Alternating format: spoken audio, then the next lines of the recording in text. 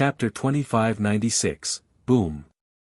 The fusion between the Vitras and the main ships resulted in a blinding radiance, akin to the awakening of a divine artifact. The world trembled from the frightening and eruptive divinity. It spread from one domain to another with no bounds in mind and alarmed others in Imperial. These warships ceased to be mere warships and turned into an artifact cast from supreme metals with a rich accumulation of might and Tao. This was only the beginning. The ships eventually assembled into a gigantic being. One ship became the head, another two became the legs and two more became the arms. This giant was of unbelievable size. All of Mingluo City became dark. In fact, the city was insignificant in comparison. Just one part of this steel giant was enough to blot out the city. The warships alone were massive and looked like floating continents. Thus, this assembly resulted in a great being, perhaps the largest creature in existence. The sun and moon floated above its head while the stars circled around. The vast oceans looked like puddles of water in comparison. It seemed to encompass the length of stone harmony itself. If it were to fall, the entire system would be smashed. People had a hard time seeing the entire giant with a single view. Only experts at a certain level could utilize their heavenly gaze for a full view. Of course, they took a deep breath after seeing its true size. What is this monster? This question popped up. This is insanity. TT can easily trample a kingdom or destroy a system when attacking from above. Another commenter shouted. We should get the hell out of here now before it's too late. Numerous experts began to fly out of Mingluo. The stronger experts chose to step into space in order to watch from safety. Everyone could see the giant's capabilities for destruction. Mingluo was only a speck of sand in comparison. Please protect us, ancestors. The natives of Mingluo began to quietly pray. They felt inferior to ants before this massive being and wouldn't be able to survive a stomp. Wu Yuzheng and Lin Yixue felt their heart hanging on a string while clenching their fists. They were hoping that Li Qiye could win and destroy this giant in the air. If this monstrosity were to fall down, it would spell the end of their weakened system. It couldn't withstand the sheer force. Even if it didn't turn to ashes right away, just having cracks and further damage made the system creeps closer towards its demise. Once this happened, the only way to escape this disaster was to leave the system. Just escaping from Mingluo wasn't enough. Their sect was far away from Mingluo, but it would be meaningless if this giant were to fall. That's why the two were praying for their home while being more nervous than anyone else. When some experts flew into space and got a better view of the giant, they became astounded. This was probably the biggest entity they have ever seen. Boom! A divine flame oozed out of this giant and blocked out everything. It accumulated behind its back and turned into a pair of wings made up of energy. Just one flap was enough to destroy numerous stars. Buzz! A divine halo appeared above its head. A sacred and oppressive pressure materialized, oppressing all of stone harmony. It didn't matter how far away they were from Mingluo, they were still subjected to this pressure and forced down on the ground, unable to get up. Is this a deity? Someone blurted. The divine halo and wings of light made the giant look like a descending god from above. It was fine for an eternal or a powerful character to possess these images. After all, these visual phenomena were normal from possessing great abilities. But now, a body made out of steel also had these characteristics. It made the scene very unbelievable. One ancestor put on a serious expression. According to the legend, this is an ancient art of immortal lineage, an archaic style of blacksmithing unavailable to Imperial. No wonder why Hidden Gold Grotto has been so imperious recently with the ambition of replacing the top 3. Boom! The giant stomped down towards Li Qiye. Its soul looked like a great continent aiming to leave a massive crater in stone harmony. Even though the soul has yet to hit the ground, a frightening shockwave instantly struck the ground. Rumble! Mountains and rivers collapsed all around Stone Harmony. The great hills were divided before crumbling in full. Ah! Screams of horror echoed across the system. The only thing people could do was being paralyzed on the ground, devoid of the courage to even look up in the air. This was an apocalypse rendering them helpless. Boom! Dust covered the sky and engulfed Wuxia. In the next second, the world became quiet while the spectators tried to make sense of things. They took a deep breath while contemplating if their sect and system could withstand this disaster. The answer was, unlikely. Wait, Fiercest stopped it. An eagle-eyed spectator saw through the dust and shouted. Everyone followed his gaze and became astounded by the spectacle. Chapter 2597, Destruction of Stone Harmony appeared imminent and Wuxia was done for, or so the crowd thought. However, time and sound came to a halt. No one dared to breathe loudly regardless of their strength after seeing this scene. They saw Wuxia easily stopping the gigantic foot with a single hand. Keep in mind, Wuxia was far smaller than its foot, let alone the entire entity. It looked like the entire sky was caving down. To paint an image, he was a mosquito trying to shoulder the sky, except 1,000,000 times or so smaller. Normally, people would find this hilarious, akin to a mantis trying to kick a carriage, a full overestimation of one's abilities. Alas, the size discrepancy didn't prevent him from stopping the stomp in such a relaxed manner. The crowd was completely shocked. Rah!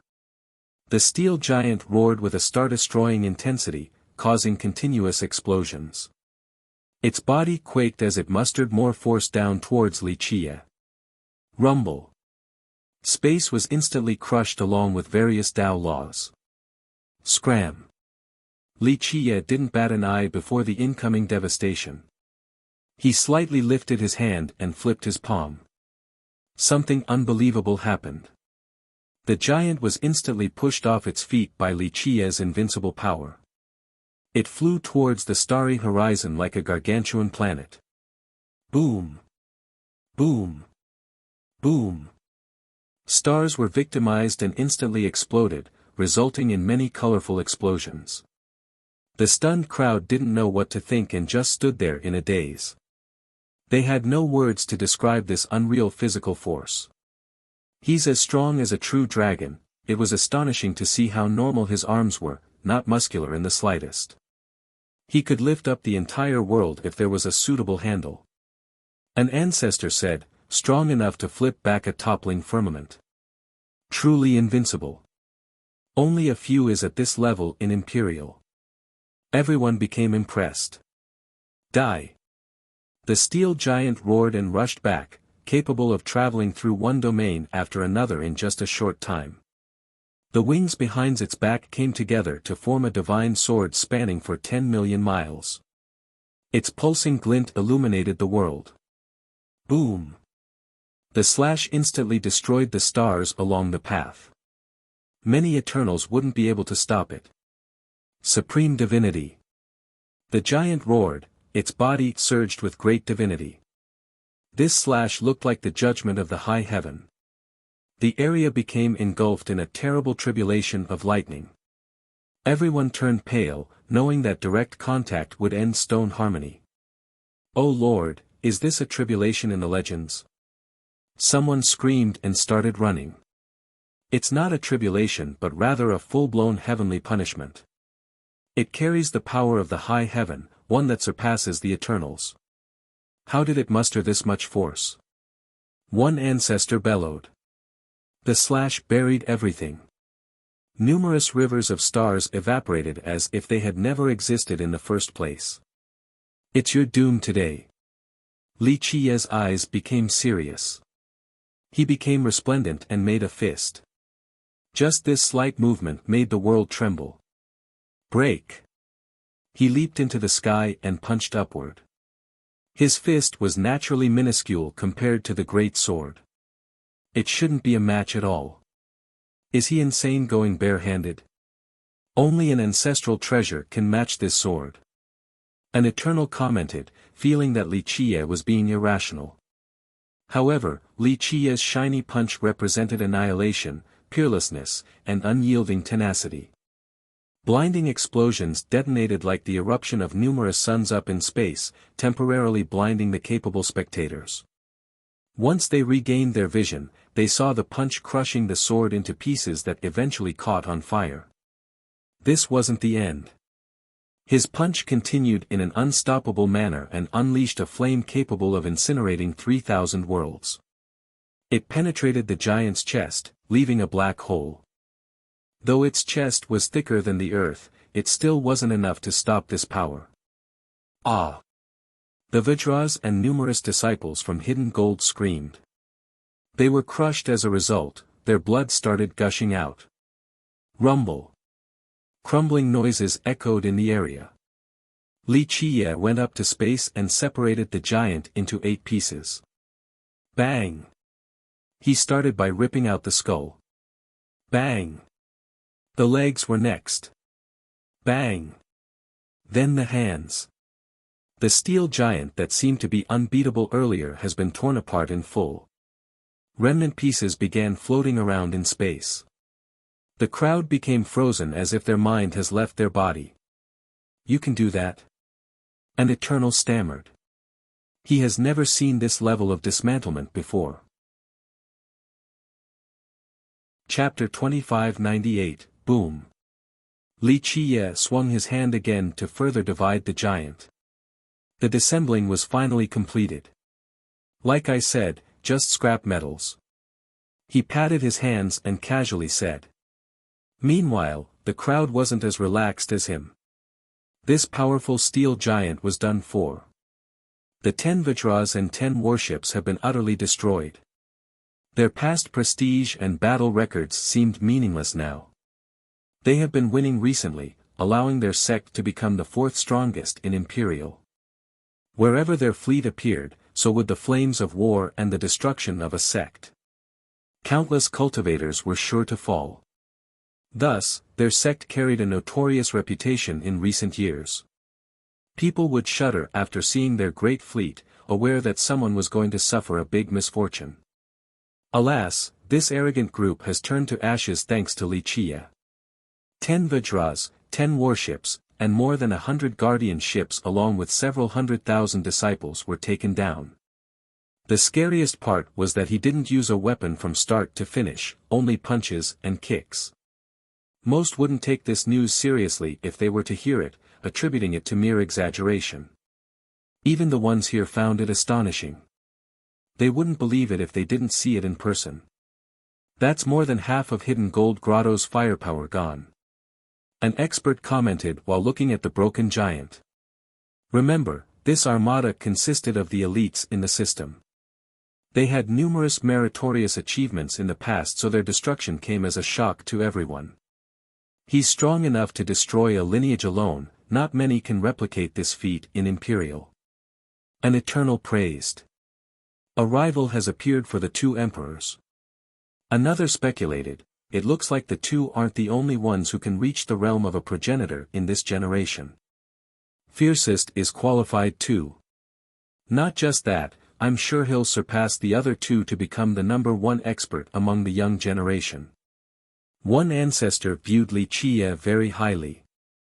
Though he was a nobody prior to this, people had a different evaluation of him after the battle just now.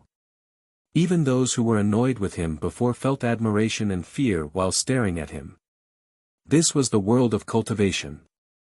As long as one was strong enough, this person could force those who have treated them with disdain in the past to lower their arrogant head. I doubt he can overwhelm Jade Break True Emperor, but it's possible for him to beat Pure Sword.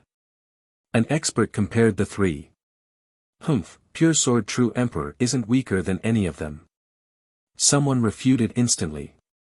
This emperor had plenty of fans and supporters as one of the top geniuses. Really now?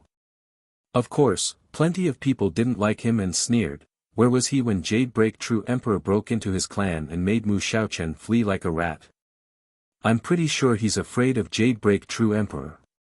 Pure Sword True Emperor was an isolated cultivation in search of the Tao. His fan defended, plus, don't forget that Jade Break True Emperor didn't break into the clan alone. The great ancestor, Guifei, was there too. I highly doubt she alone could have done so. The Mu is on the same level as the Li, they're not that easily bullied. It's just that Pure Sword True Emperor has great self-restraint and didn't bother pushing this issue. We have no idea who will actually win between the two of them. I don't know if Pure Sword True Emperor is strong or not, all I know is Mu Xiaoqian took liberties with a girl from the Li, inciting the wrath of Jade Break True Emperor. The Mu had no choice but to throw Mu Xiaoqian into prison on top of paying the Li a handsome sum. That's how they successfully appeased Jade Break True Emperor. As for Pure Sword True Emperor whom you all praise so much, he didn't even show up for his clan. Jade Break True Emperor's fan said with disdain. So it turned out that Mu Xiaoqian was quite full of himself back then due to his talents. He was adored by his seniors in the clan, so he actually went as far as messing with a female disciple from the Li. This invited the wrath of Jade Break True Emperor, so Mu Xiaoqian had to run back to his clan. The Mu naturally didn't want to hand Xiaoqian over, so Jade Break True Emperor killed her way into the clan while causing total chaos. Of course, the Mu had plenty of ancestors at the Eternals left. Unfortunately, so did the Li. Guifei from the Li came himself to support Jade Break True Emperor. This allowed her to do as she pleases and made blood flow like rivers. Anyone else would have thought about the serious consequences in potentially starting a war between two behemoths, and that this wasn't worth it over one female disciple, not a logical choice. In the end, the Mu couldn't handle her domineering act and conceded. They threw Xiaoqian into prison while paying that one female disciple a large number of treasures and artifacts.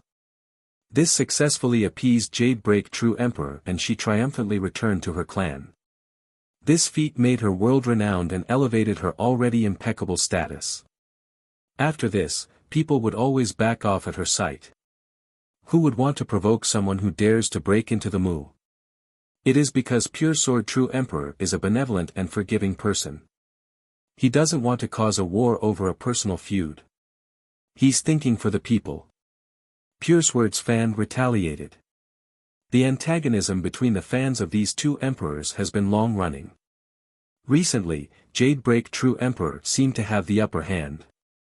Her supporters believed that Pure Sword True Emperor was no match for her invincibility.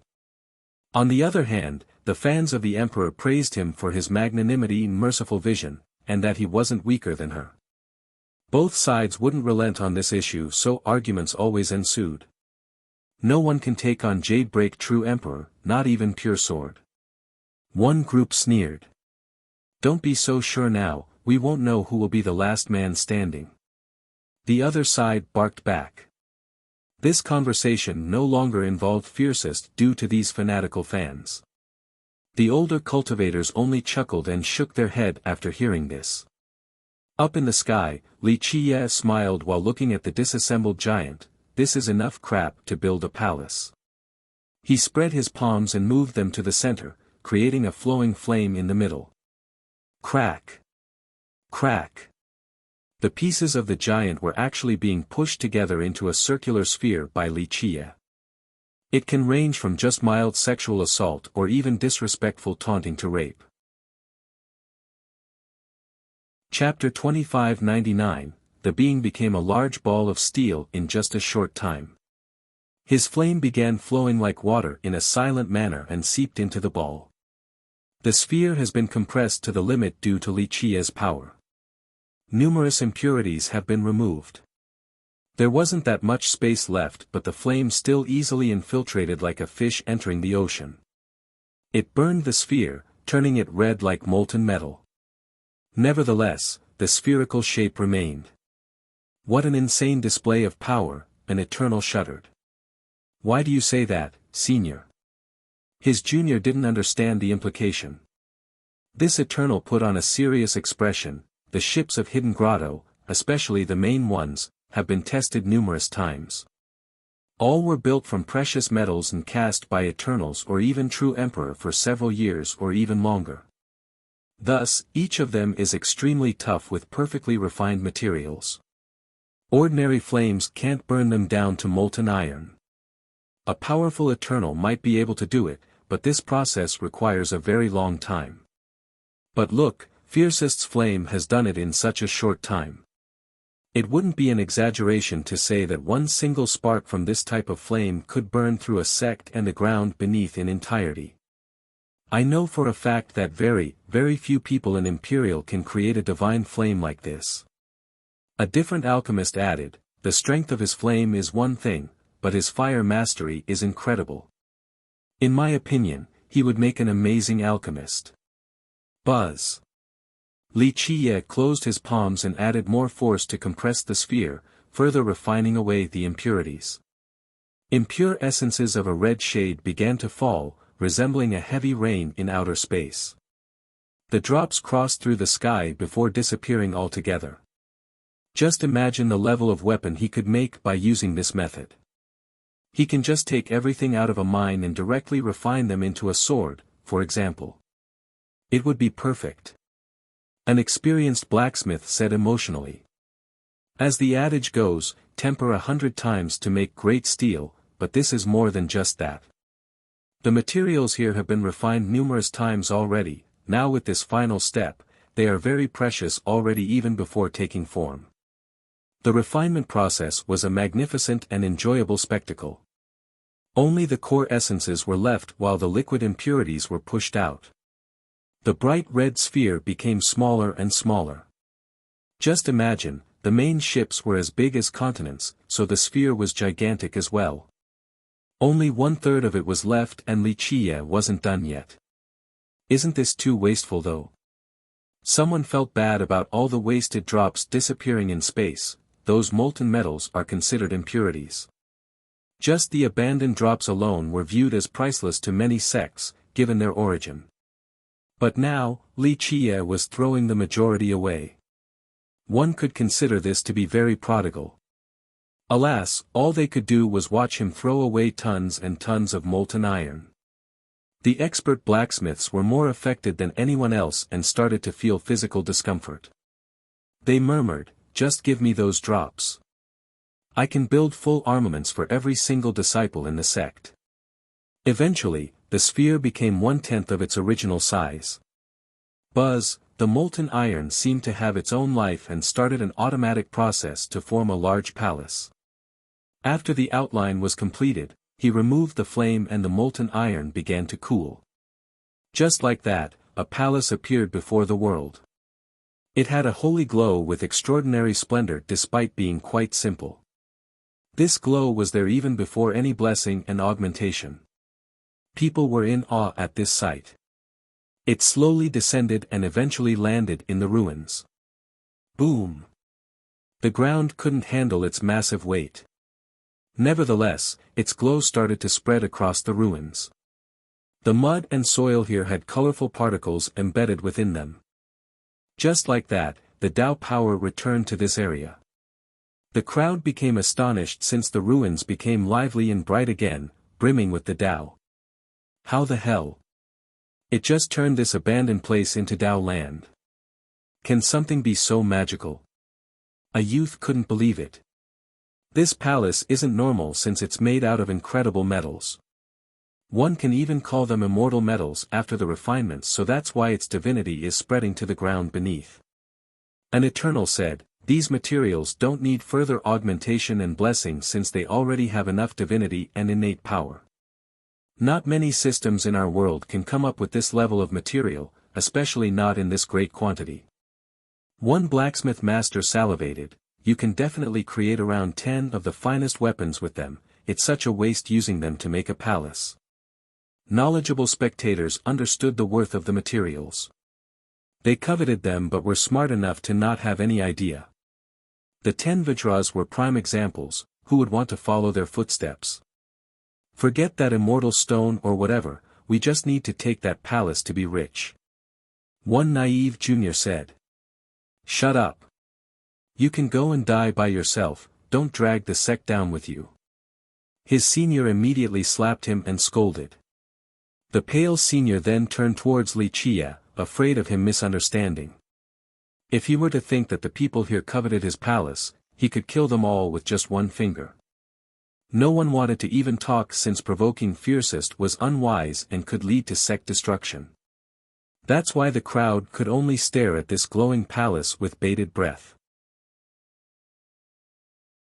Chapter 2600. The palace looked like an ancient building from the olden days.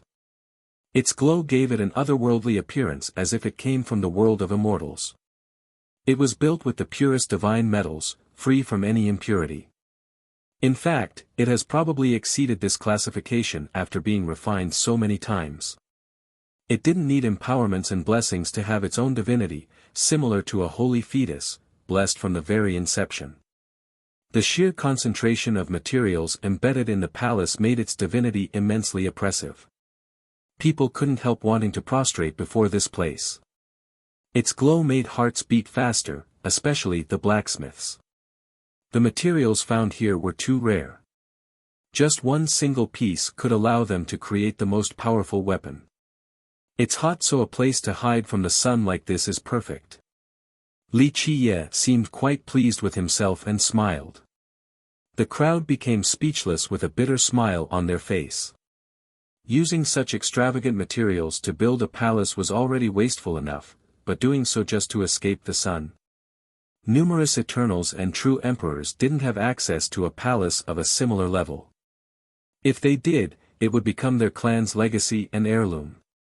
They would use it as a carriage of sorts to go everywhere.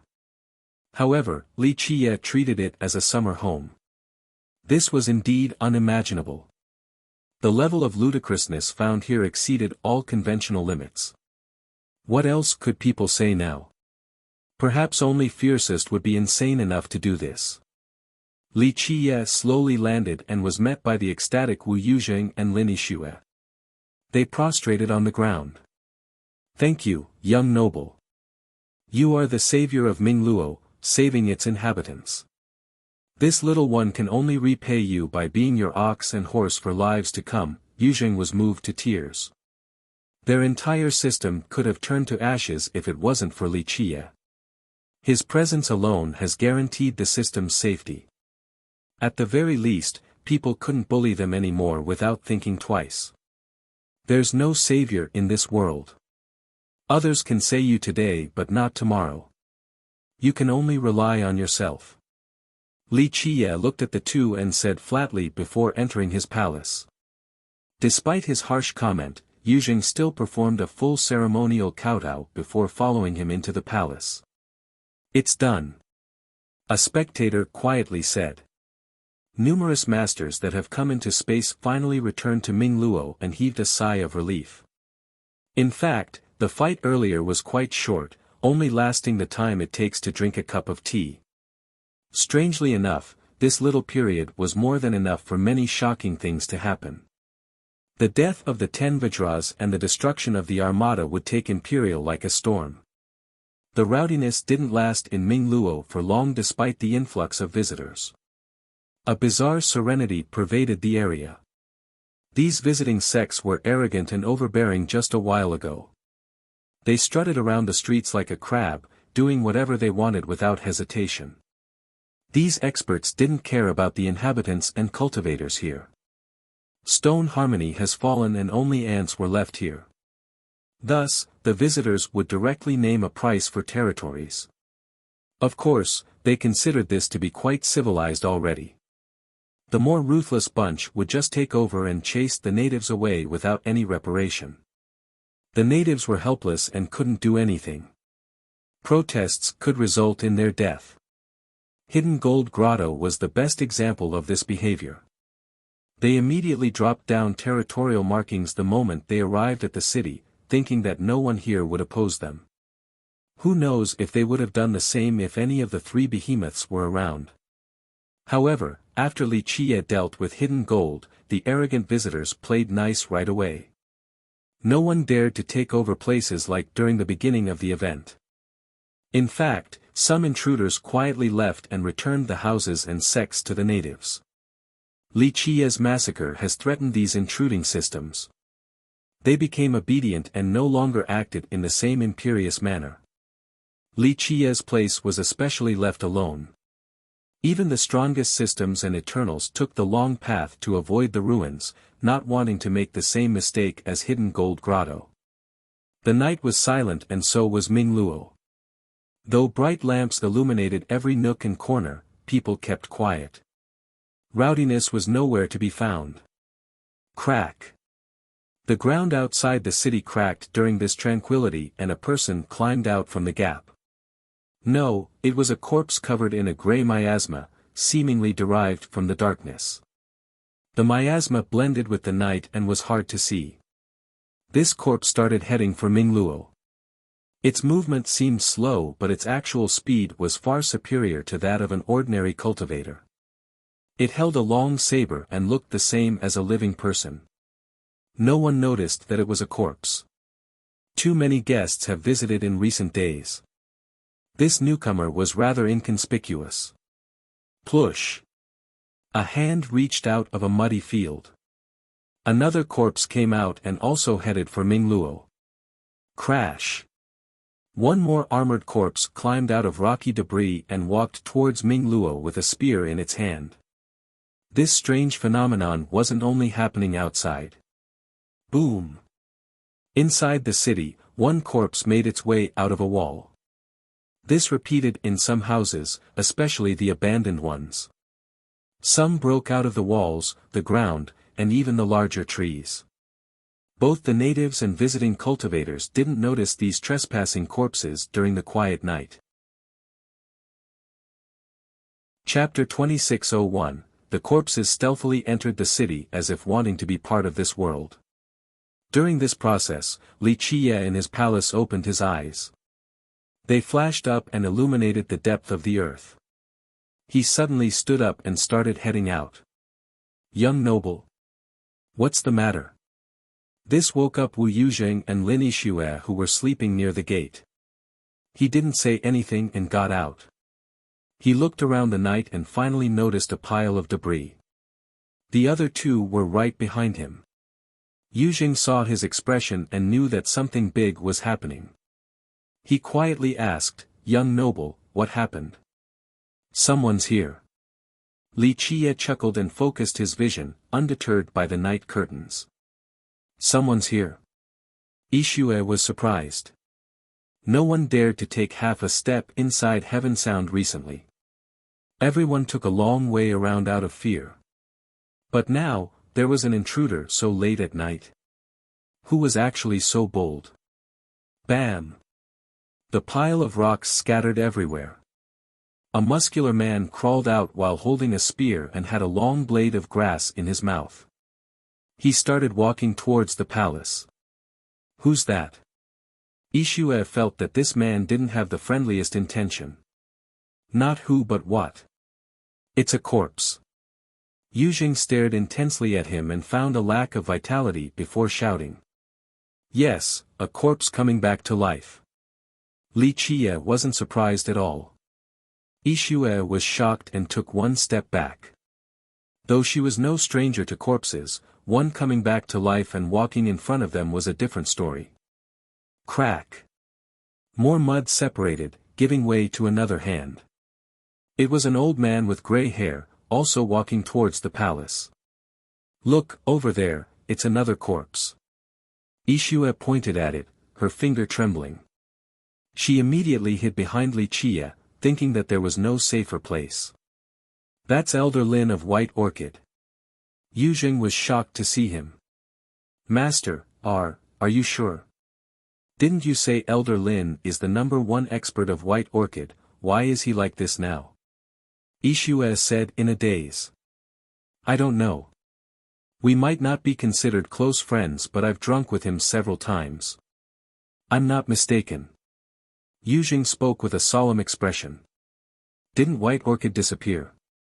Why are they appearing here now? Yixue became frightened. The scariest part was the distance between the two cities. It must be 1 million miles away or so, yet these corpses were still here. Over there, another one. Yixue shouted and pointed at a different direction and inched closer to Li Qiye, the only place she felt safe. Bam! More corpses came out further away from the ground. What the hell is going on? Why are the dead coming back to life? Are all of them coming back? Yujing turned pale and shuddered despite having seen many strange things in his life. No, just darkness is coming. Li Qiye said with a flashing glint in his eyes. What will happen when the darkness comes? Yishue leaned on him while trembling. Li Qiye said, all of you will be food. No, the entire world will be nothing but nourishment. They eat humans. She got goosebumps all over.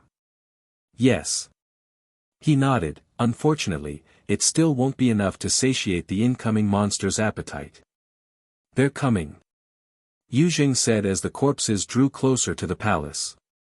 Li Qiye was as relaxed as always, resembling a master welcoming his guests. Of course, this scenario also happened all over Mingluo. Hey brother, where are you heading to when it's so late? A cultivator met a corpse on an empty street. He didn't recognize the guy and started a small talk. Pluff. A saber penetrated his chest from the back all the way to the front. He looked down and saw his own blood dripping from the blade. Another corpse had quietly snuck up behind him and pierced through his body. When he looked up again, the first corpse was standing right in front of him and leaped forward to bite his neck. The corpse in the back also bit the other side. The sound of blood being sucked and swallowed resounded. Ah! Screams happened since cultivators were ambushed by the corpses. Stop, you monster! One friend saw this happening to his companion and took out his sword, successfully decapitating the corpse. Brother who? The victim fell but was caught by his friend. Unfortunately, the guy was already dead, his whole body turned black. What the hell? His friend was shocked but he noticed some movements. The decapitated head actually started rolling towards its body and connected back to the neck. It then got up and ran. Monster, where do you think you're going? The friend immediately gave chase. However, he didn't get far before stopping because 3 corpses stood side by side in front of him. He leaped backward, wanting to run but 3 more corpses have appeared out of nowhere to block his path. Die! He roared before swinging his sword. Ah! Screams echoed across Mingluo. No one noticed the infiltration in the beginning. After mounting an assault, the corpses caught many cultivators off guard and began sucking their blood. Furious cries of battle also resounded. Many experts joined the battle in order to kill these monsters. The dead are coming back to life, watch it. Warnings also spread. Unfortunately, this wasn't enough to stop the screamings. The corpses weren't that strong but they couldn't be killed, not even after decapitation. Clank! Clank! Clank! Skirmishes occurred throughout the area. Watch out, everyone, they've infiltrated the main areas. Find them and kill them right away, be thorough. A master commanded. The city erupted with commotion. One could see corpses everywhere now on the streets and alleys. Fortunately, there were enough visiting cultivators with ample power to kill these corpses. Let's go, don't let them run away. These experts roared and gave chase to the fleeing corpses. Chapter 2602, Kill Them All. Roars of battle emanated across Mingluo. In the beginning, the corpses had the upper hand and killed many cultivators before they could react. However, after the other side regained their wits, they held strong and quickly went on the offensive. Of course, the natives alone would have been massacred. The influx of powerful cultivators from the big sects and systems allowed the living to reverse the tide. It didn't take long before the corpses were hunted down. A few didn't get to do anything before being completely surrounded on all sides. Strangely enough, even decapitation wasn't enough to kill them. The body would try to find its missing head. Seeing this scene left the spectators in horror, albeit on a brief moment. These battle-hardened cultivators instantly chopped them to pieces.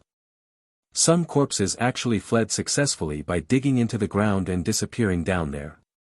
The pursuers couldn't do anything about it. Where did these creatures come from? This question popped up. No one could give a good answer since they appeared all of a sudden overnight.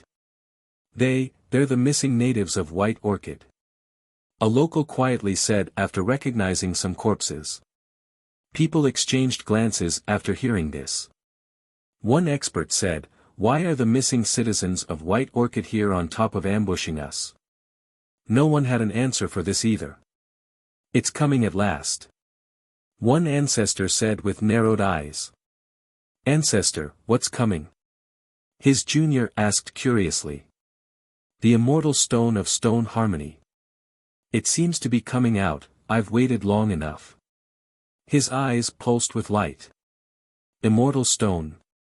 Ancestor, is it really amazing and precious? The junior was stirred. The young ones followed their seniors here and actually didn't know the reason. Only a few of them heard about the immortal stone by chance. It's a stone with no written records. The ancestor solemnly explained, according to the rumors, the founder of Stone Harmony found this stone, allowing him to prove his grand Tao and become a progenitor. Later on, it was buried deep in the system and contained endless power relating to eternal life. He paused for a bit and looked at his junior. Because of this, other progenitors have come in search for it after the decline of the system, but they couldn't find anything. However, the fact that it can still stay in Imperial instead of falling down to Myriad shows that the stone is still around here. People think that due to recent events, this stone is about to emerge, so that's why these various powers are here. Otherwise, what's the point of traveling so far just to visit this godforsaken area? It's that amazing and has mysteries about immortality. The juniors nearby became emotional. Even if it doesn't have anything to do with immortality, it should still be plenty incredible since it can provide enough power for the system to stay around. It might be comparable to a Tao source in terms of power replenishment. The ancestor elaborated. Right, so possessing this stone is akin to possessing a Tao source. One junior became excited. Anyone would love to possess the power of a Tao source, regardless of who they are. In fact, this group wasn't the only one with this realization. Other ancestors saw this scene and became excited. They made careful preparation for the stone to come out. "Are you sure about this?" one ancestor asked his peer. After all, they came specifically for this stone. If it didn't show up, then everyone would have wasted their time. Remember, even progenitors have failed to find anything in the past. Don't you see the corpses? Why did they come back to life? The most logical answer is the stone fueling them power. His peer said with conviction. So the rumor about its immortality effect is true. The ancestor took a deep breath while his eyes flashed with excitement. This was the same scenario seen everywhere, old ancestors with withering vitality desperate to find something that can prolong their life. They would pay any price for it. The appearance of these corpses became solid evidence for the effects of the immortal stone. Back in Heaven Sound ruins, corpses were crawling out of the ground and heading for the palace. They instantly surrounded Li Qia's group. What should we do? The frightened Yixue didn't know what to do because of her inexperience, so she quietly asked Li Qia. He chuckled and raised his finger, shooting out refined flames towards the corpses. Poof! The corpses didn't even have the chance to squirm before turning into ashes scattering into the winds. Yujing shuddered after seeing this. The same fate would happen to him if these flames were to touch him at all. Li Qia purposely left one corpse alive. Before it could lunge at him, he spread out his palm to immobilize it. He grabbed and brought it back into the palace. The other two were afraid of more corpses showing up, so they got back in and tightly shut the door. "Young noble, why are you catching it?" Yujing asked. "For a better look." Li Qia's eyes illuminated the corpse. "What's there to look at, it's a corpse," Yixue muttered to herself before backing off. Li Qia began moving his fingers, not wasting a single movement. The skin of the corpse started peeling, inch by inch. To be more exact, this was a flaying process. The two were creeped out and quickly turned their head away. It didn't take long before the corpse was fully peeled from top to bottom. Only a dried mess was below, devoid of life. It's really dead. There was a lack of life and vitality. The flesh and muscle became as dried as wood. However, it still maintained its initial appearance without collapsing. Something must have drained all of its life force in the blink of an eye. This was a very bizarre occurrence. Chapter 2603, What Happened Here? Yujing was surprised to see the state of this corpse versus a regular body. White orchid being devoured in one night was already strange and shocking enough. But now, the appearance of these missing locals appearing so far away on top of their current state. Yujing had no idea what was going on. Devourment. They're only puppets now. Li Qiye said without any surprise. Puppets? Yujing was startled at the start, but after thinking about it, this made perfect sense. Why did the corpses come back to kill people? Perhaps a terrible mastermind was behind all of this. Is this the work of darkness? He asked. Li Qiye didn't answer. He flicked his finger and began dividing the flayed corpse. The individual muscles, tendons, and veins of the corpse were perfectly taken out. Next came the internal organs. No damage happened during the removal process. Ugh, Ishue became curious enough to take a look only to start being nauseous and needed to run out. Li Qiye didn't mind. His gaze was focused on the corpse, darting back and forth. Eventually, the pieces came back together in a flawless manner. The unraveling and reassembling process didn't leave a single cut. It wouldn't be an exaggeration to say that not even a single strand of hair was missing, with the exception of one thing taken out by Li Qiye. He took a careful look and Yujing did the same. It was a tiny stone, only around the length of a pinky, flat and black with a faint luster. Why was this thing inside the corpse? Young noble, what is it? Yujing asked. A seed. Li Qiye responded. A seed? Yujing was momentarily stunned before speaking again. For what? This was the first time he has seen or heard something this strange. A fruit-bearing seed. Li Qiye said. Yujing had no response. Li Qiye continued staring at the tiny stone as if it hid an amazing secret. Time to go to the source. His eyes coldly pierced through the ages. He raised both hands and a maelstrom appeared before them. It was only around the size of a washbasin. Numerous Tao laws circulated in the maelstrom with increasing speed, seemingly wanting to disassemble everything. All mysteries would slowly unravel while inside this Tao maelstrom. Yujing became dizzy while looking at it. He felt himself being sucked in and that his very being was slowly disintegrating along with the Tao he has cultivated. For example, his chosen grand Tao, merit laws, and various techniques. They were being separated entirely. In other words, the moment he entered this maelstrom, he no longer had any secret to speak of. His whole cultivation experience appeared before Li Qiye. The frightened man became afraid and instantly retreated to the side, averting his gaze. Li Qiye threw the tiny stone into the maelstrom. Splash! It carried a massive power and created a tsunami of Tao.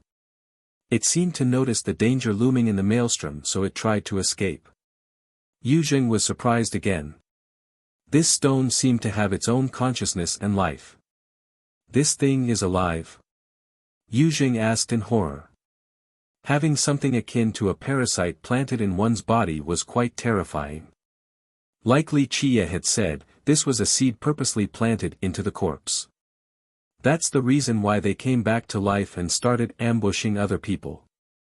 The seeds were the source of it all while the corpses were mere bags of skin, just puppets. Unfortunately, it couldn't escape from Li Qiye's absolute suppression and the maelstrom and succumb to being separated. ZZZ. It made a groan-like sound during the slow disintegration process.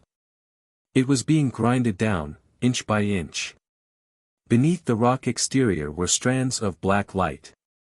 They also became prey to the maelstrom. Darkness has revealed its true form. This tiny law was virtually imperceptible to the naked eye. Black in full and immensely profound on top of possessing an evil aura.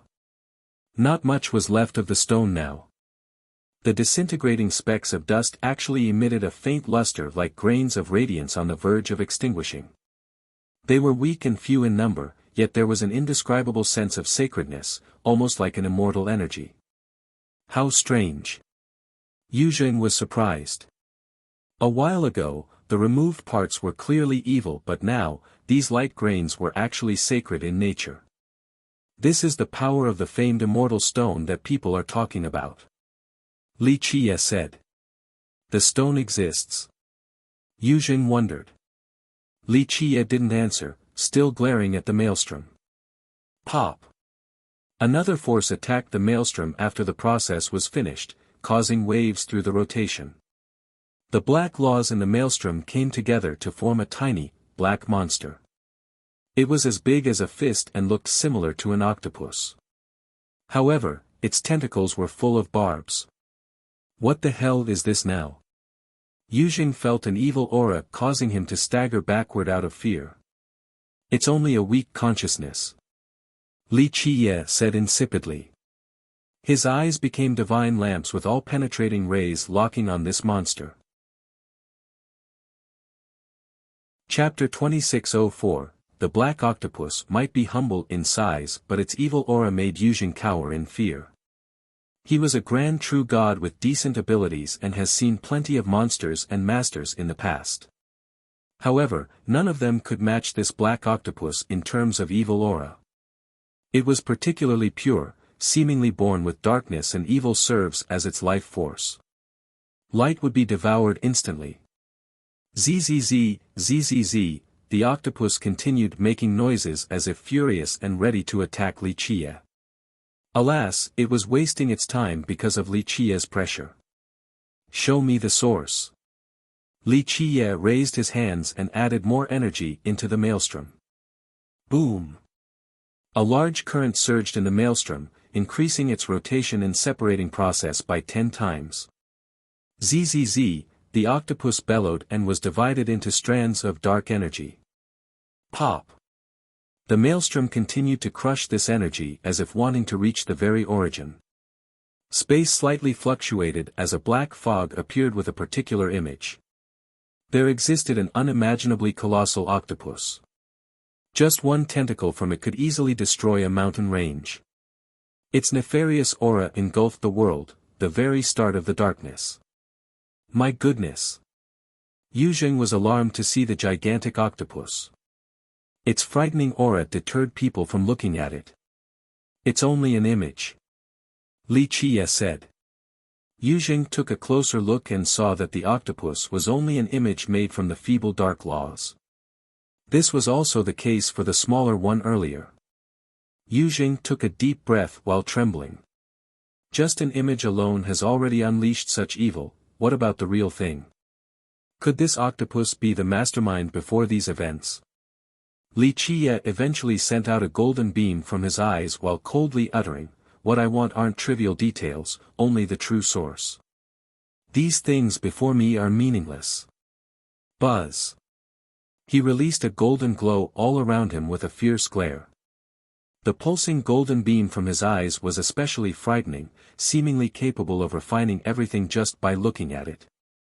Yuzheng no longer dared to look even though Li Qie wasn't exerting any pressure on him. The guy was assuming a terrible state. Looking straight at Li Qie's eyes would render him to nothingness. The maelstrom suddenly solidified and sealed the image of the large octopus. Bam! The great beast struggled because it realized Li Qie's aggressive intention. Alas, it was too late. The maelstrom has completely sealed it. Struggling was futile, a waste of strength. Li Qie raised his finger and exuded strands of light. Tiny golden laws began to swim and coil around each other at the tip. He then touched the octopus head. The contact issued a small hum as he imprinted an indelible seal on its head. In this blink of an eye, he was able to lock the source. Using any method to hide or escape was impossible. With the help of the seal, he could chase it back to its source, and to all of its ancestors, if he wanted to. The hair-like golden laws on his fingertips then drilled into the dark octopus mind without leaving any wound. They coiled around each other inside, a process that led to more golden laws being born. It didn't take long before the creature's head started glowing yellow. The laws continued to multiply and spread inside. Zzz, zzz, the creature could sense the danger and struggle harder. Unfortunately, the result was still the same. Yuzheng looked back and saw the golden laws interweaving inside the octopus head. He felt cold sweat running down his spine. He could see that Li Qiye wanted to control the creature's will and take its memories in order to find useful information about its source. He has only heard of this method in the past.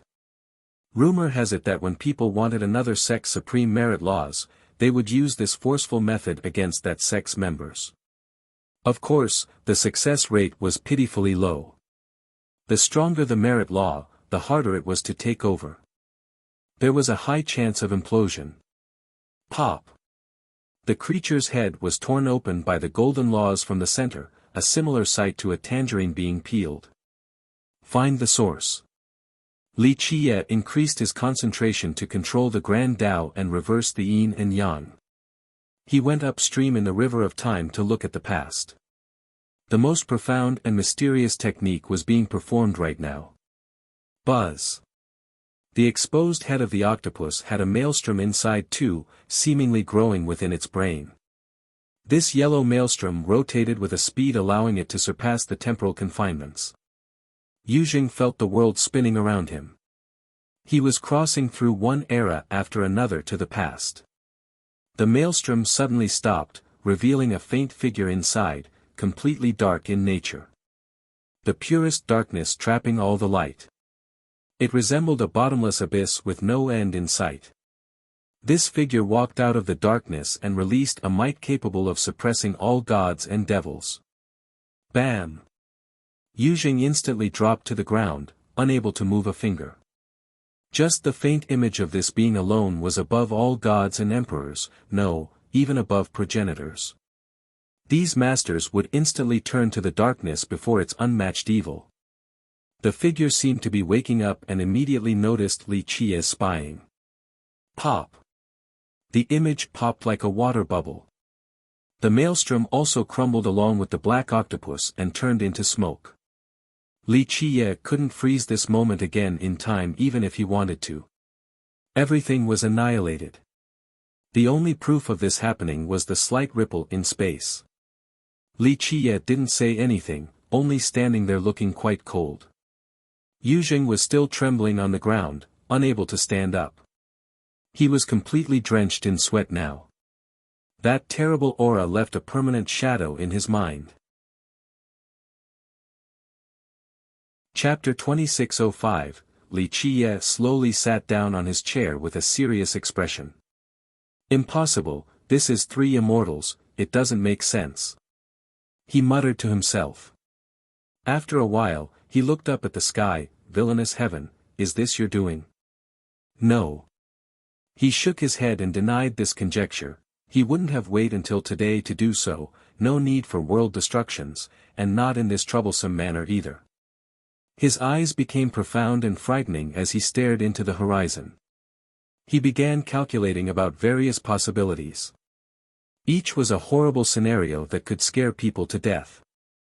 He eventually came up with the most likely scenario and sat there in silence. It doesn't matter the reason and possibility. If it is actually happening, eternal damnation is coming. 3 immortals, 9 worlds, 13 continents, none will be able to escape. He sighed at this point. Yuzheng didn't know what was going on, but given Li Qiye's mood, something big must have happened. The sky was falling down. Just think about it, Li Qiye had no problem destroying the 10 Vajras and an entire fleet. He challenged the Mu in a nonchalant manner, clearly viewing them like ants. But now, this was the first time he wore such a serious expression. It made Yujing fear for the worst. Yujing eventually regained enough strength to get up. He came before Li Qie and quietly asked, "Young noble, is there something wrong?" He was fully aware of his inability to help, but he wanted to show his concern anyway. "What will you do if the world is heading for destruction?" Li Qie looked at Yujing and said. "The world destroyed?" Yujing couldn't react right away. "What do you mean?" Li Qie continued staring without answering. Yujing maintained his composure and scratched his head, not overthinking it. "If the world is really being destroyed, then I suppose I'll be eating a good meal with my family and fellow sect members. At the very least, we won't become hungry ghosts. Participating in a feast like that before death is a luxury of sorts." He smiled wryly and awkwardly rubbed his palms together. "I'm just a little character with no grand ambition, please don't laugh, young noble." "No, it's a good state of mind." Li Qie said, "You have people to eat together and to say a final goodbye, that's happiness." "What about you, young noble?" he asked. Li Qie averted his gaze towards the horizon and eventually answered, "Fight." "Fight." Yujing didn't quite understand. "When all is said and done, fight to the very end." Li Qie spoke in a simple manner, yet it showed his unyielding determination. Fight to the very end. Yujing could sense this determination. "Young noble, you are a savior, a great man. We can only look up at you." Yujing deeply bowed and showed his respect. To which Li Qie responded, "You think too highly of me." Yujing coughed and said, "Well, then, what are you fighting to the very end for, young noble?" "I need to bare my teeth even if it means eternal damnation." Li Qie said, "I don't care what kind of existence it is, all I want to do is to topple and kill them, that's all. Your firm Tao heart is beyond us." Yujing emotionally said, appreciating the domineering declaration. Li Qie had a contemplative gaze and didn't reply. "Young noble." Yujing continued while staring at Li Qie, "Before the great battle, have you thought about saying goodbye to people, such as your friends and followers?" This made Li Qie think. Would he actually do something like that? Those who love him, those he loves, those with absolute and undying loyalty towards him. There have been too many partings with them since the start of his journey. It wasn't that he had forgotten about these sad memories, he just didn't wish to remember them. They have been buried in the deepest crevice of his mind. After a long time, he stopped gazing and said, "As long as I'm around, the light of dawn will still be there. My battle will sweep through the ages and I shall return triumphantly, so there is no need to say goodbye. Save that for another day." Now, this domineering statement revealed his absolute confidence as well. Yujing stood there in a daze, just trying to imagine the scene of this great conquest. The sudden appearance of corpses took Ming Luo like a storm. Something else added to this on the second day. There are black stones in the corpses with incredible effects. A piece of shocking news spread quickly everywhere.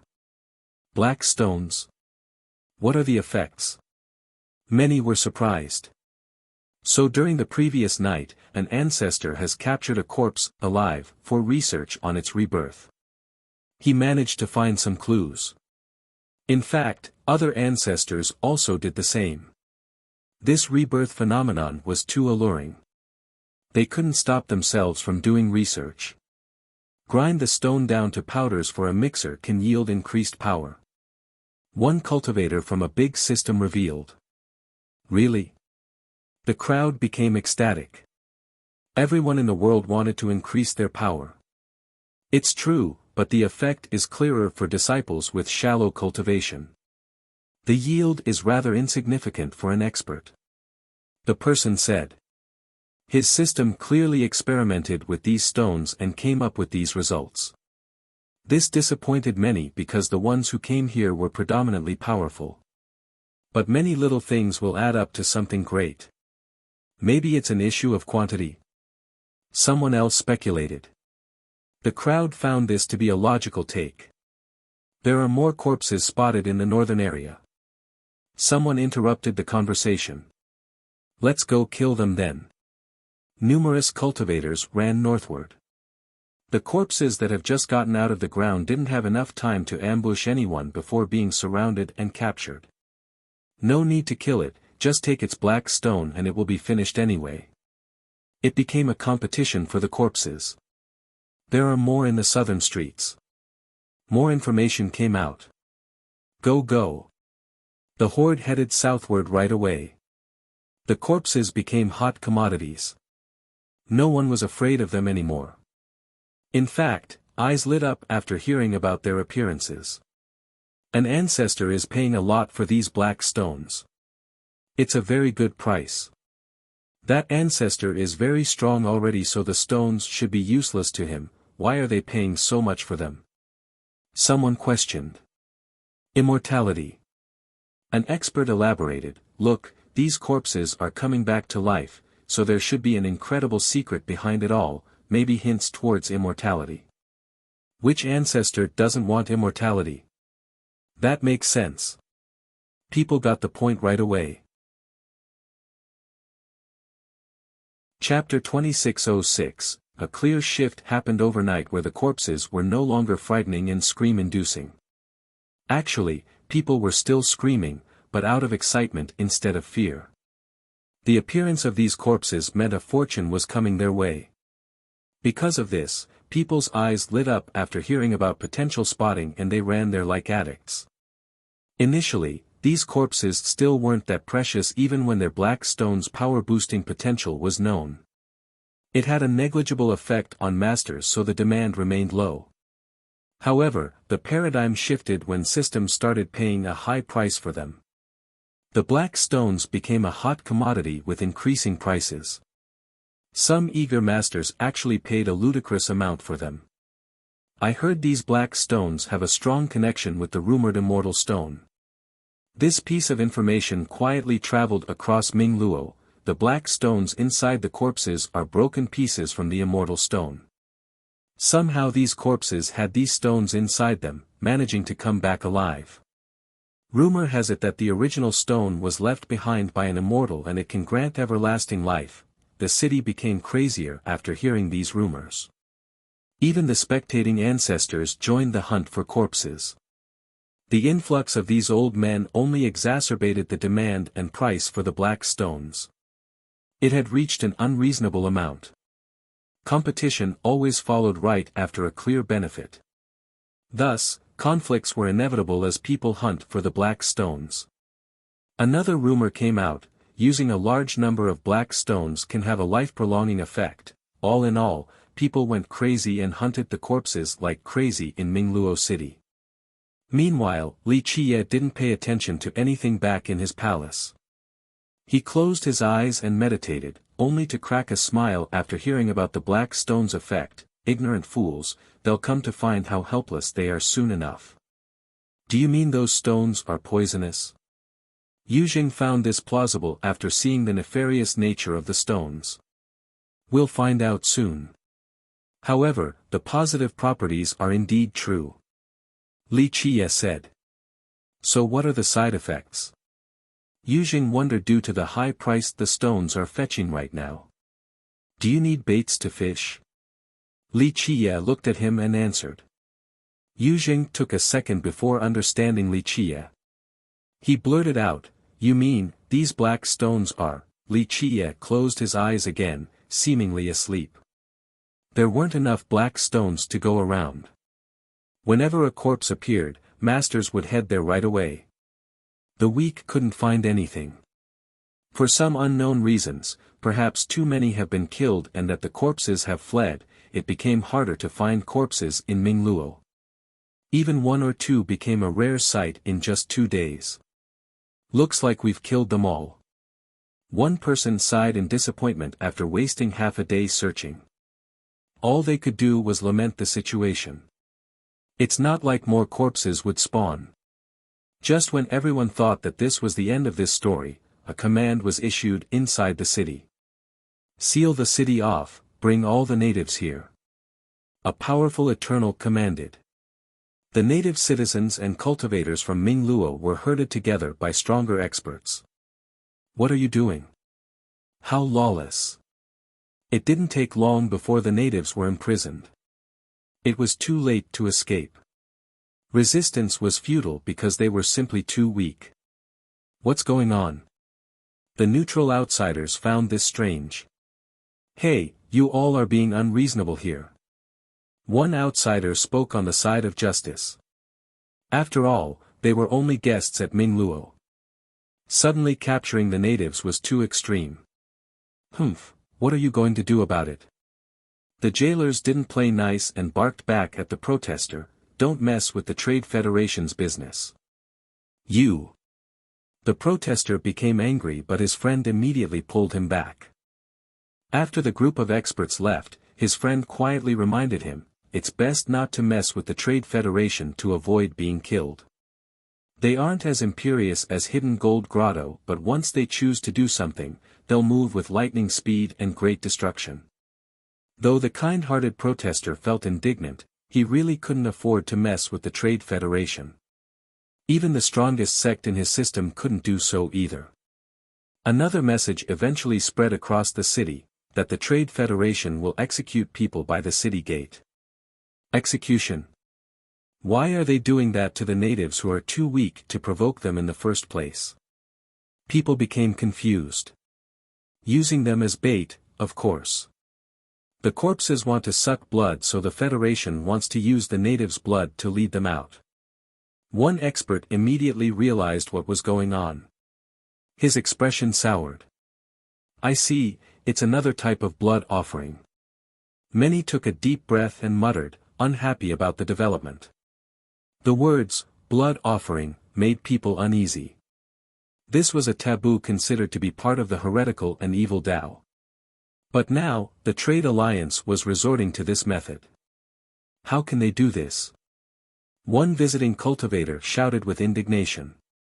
Benefits move the heart. An ancestor shook his head, this might be an order from the higher-ups in the Federation. Ordinary members can't give this command. Remember, Venerable Deer Merchant is very old now, Few and Imperial is as old as him, so he doesn't have long to live. If these black stones can really prolong life, then the Federation won't mind. Venerable Deer Merchant was the leader of the Trade Federation. They'll invite the fury of the crowd by doing this taboo act. One expert said. That's why they're using the natives of Mingluo. An ancestor replied, this entire system doesn't even have a single ascender, so how are they going to oppose the Federation? Outsiders won't want to step up for their sake either. That's true. Many smiled wryly at the sad circumstance. No one in this declining system could help the natives here. The system had no allies to speak of either. Who would stand up for them? The Trade Federation wouldn't dare to do this against a powerful system, but Stone Harmony was only a fish on the chopping board. Chapter 2607, I do agree that the Trade Federation is out of line for doing this. One ancestor stated his disapproval. What can we do when they're so strong? A different ancestor said, Hidden Gold Grotto might act all that, but it isn't necessarily as powerful as the Federation. The geezers in that alliance have a dozen systems or so behind them. That's true, they would be ruling right now if it wasn't for the three behemoths. The first ancestor sighed and admitted the Federation's power. This Federation was considered the biggest alliance in imperial lineage. Funnily enough, their slogan and creed during their foundation focused on justice and fairness. Their goal was to avoid total hegemony by the three behemoths. That's why some old Eternals agreed to form this alliance. The leader and facilitator was the oldest and strongest Eternal, Venerable Deer Merchant. Later on, more Eternals joined the mix. Outside of their leader, there were 5 deputy leaders as well with the title of Heavenly Merchant. They were quite mighty and famous, far stronger than the 10 Vajras of Hidden Gold Grotto, at least in a one-on-one scenario. This alliance lacked institutional consolidation and the members only joined on a personal level. However, behind them were their respective systems. Thus, the actual power of the Federation was quite considerable. Provoking any member was the same as messing with a beehive. Though Hidden Gold Grotto seemed to be on a meteoric rise recently judging by their attitude, it might not actually be stronger than the Federation. After all, the grotto only represented one system while the Federation had a dozen. They were outmatched in terms of military strength and resources.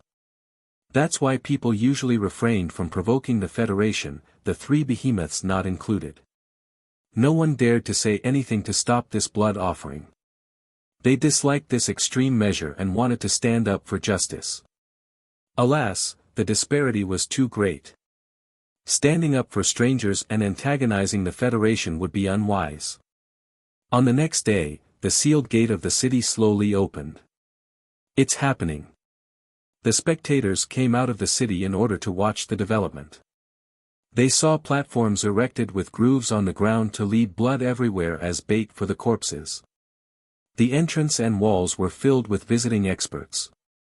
They saw the Federation pushing a few dozen natives, both mortals and cultivators alike. They were bound and couldn't move at all. The Federation's experts took them on top of the platforms with executioners at the ready. What happened to not involving the commoners? One master shook his head with displeasure. No law in the cultivation world prevented one from bullying ordinary people. However, this was an unspoken agreement for the most part. Killing one or two commoners was nothing. On the other hand, blood offering on a bigger scale was a big deal. Wars between sects and systems were cultivators' business. They rarely targeted the territories of ordinary people. Even during a massacre, the winner would only kill the disciples of their enemy. They wouldn't bother with the mortals. Even fewer people dragged them into the flames of war. After all, they lived in two different worlds. Mortals had nothing to do with the conflicts between cultivators. Thus, they were usually spared. Not involving the commoners became an unspoken law of the cultivation world, a rule broken by the Trade Federation today. Many felt that this act would ruin the reputation of other cultivators. Finally, one older ancestor couldn't stand this any longer. He stepped out and uttered coldly, "What are you doing? Throwing away the reputation of cultivators. Don't make the mistake of interfering with our Federation's business." A disciple responded in an aggressive manner. Even the Federation can't do whatever it wants. The ancestor waved his hand and blew this disciple flying. Yes, he's right. The spectators agreed with this old ancestor. Cloud Crane Ancestor is right. Even the Federation can't do this. Another expert added. This particular ancestor was both powerful and renowned, a big shot in imperial lineage. Brother Cloud Crane, please calm down. An old voice resounded. The disciples of the Federation carried a palanquin over with an ancestor inside. He wore a green robe, brimming with life energy. Green-robed heavenly merchant, one of the 5 deputy leaders. Someone recognized him. People made way for the palanquin with a scared expression on their face. The 5 deputy leaders were even more influential than the 10 Vitras. They were invincible ancestors during their generation with ample resources and backing. Venerable Deer Merchant was the strongest in the Federation, then these 5 deputy leaders. Cloud Crane Ancestor's expression darkened after seeing this old man. He said, "Green-robed heavenly merchant, you, a world-renowned master, should know that using commoners for a blood offering is crossing the line." The crowd became quiet after this merchant showed up. The supporters no longer voiced their disagreement because this ancestor was very strong. "Brother Cloud Crane, you are overstating the gravity of the issue." The merchant disagreed. "As you can see, Stone Harmony is heading towards destruction, they won't be able to escape death anyway. We're only speeding it up so that they can painlessly leave this world." "Bullshit."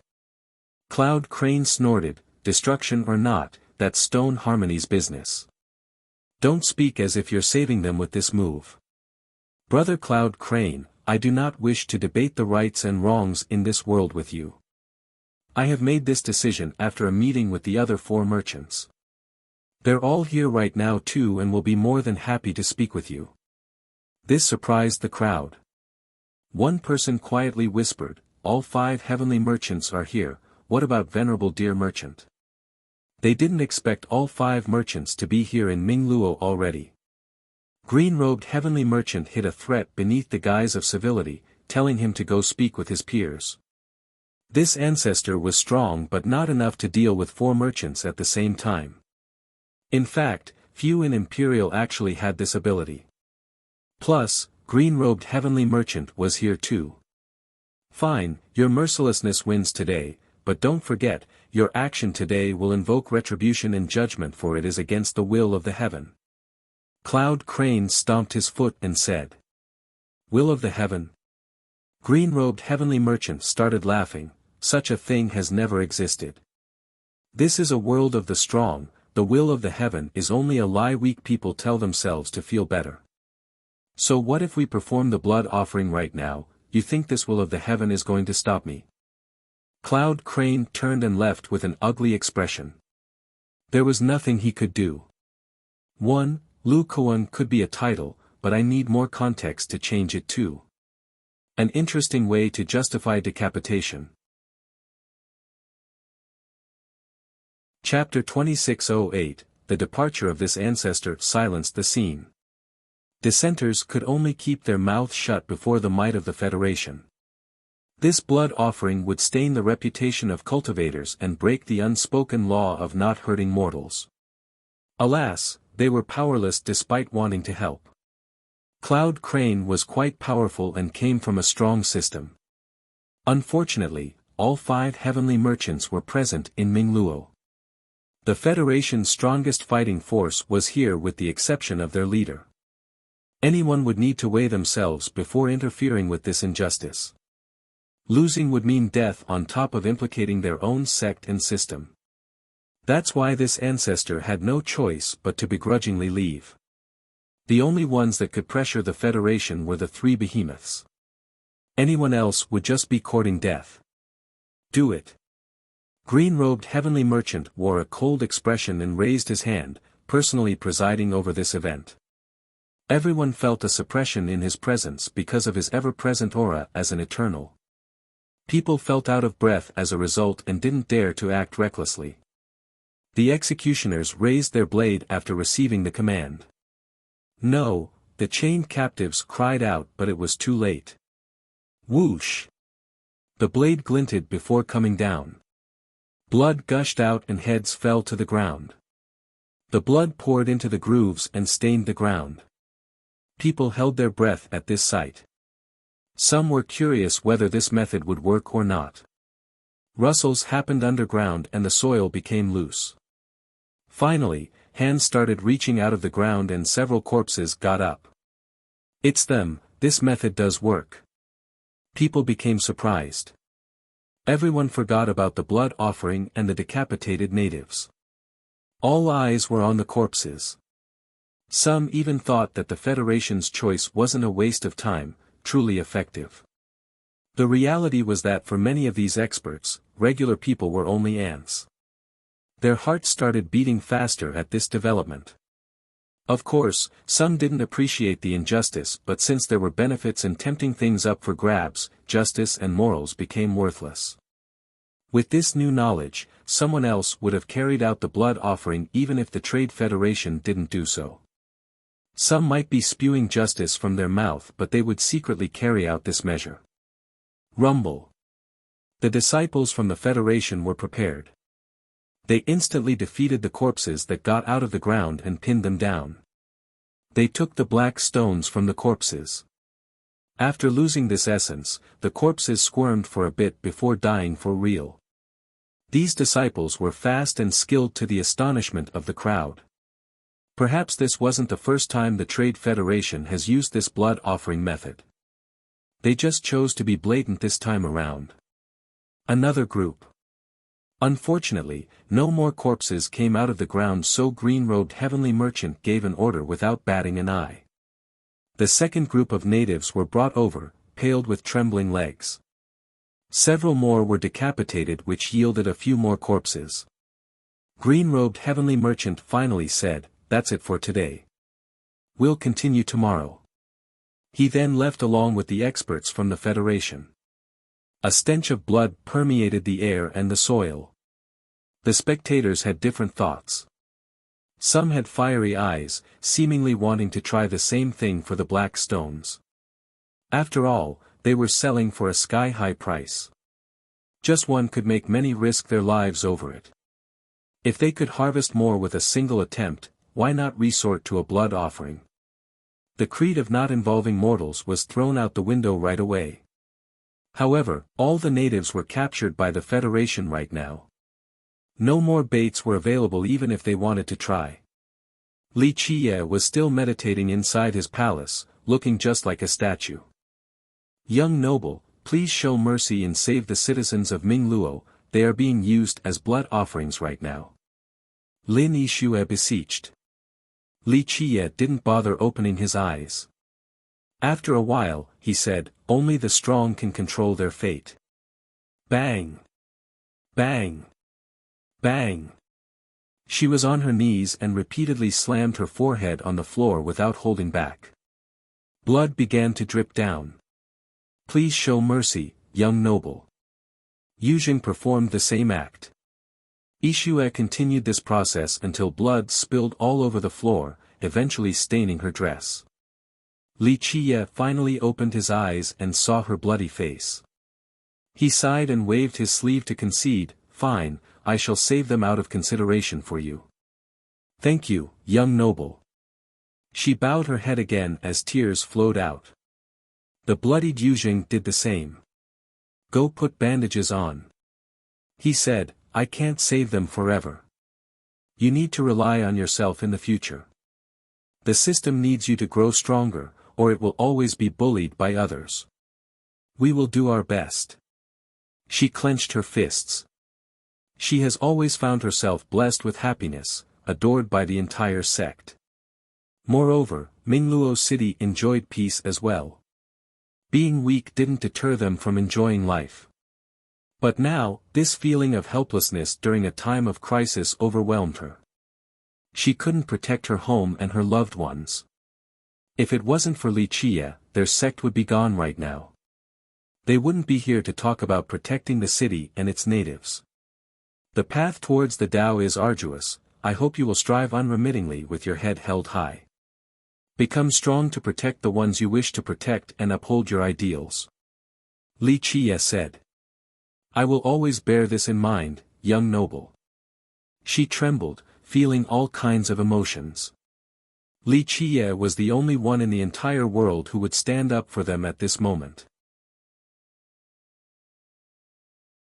Chapter 2609, The Trade Federation resumed the blood offering activities on the second day. Green-robed heavenly merchant presided over the event while numerous experts brought the natives over.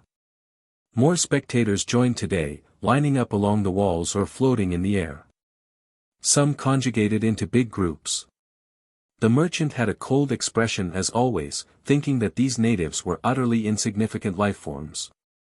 His presence served as deterrence against the potential defenders of justice as well as greedy thieves due to the high price of the black stones.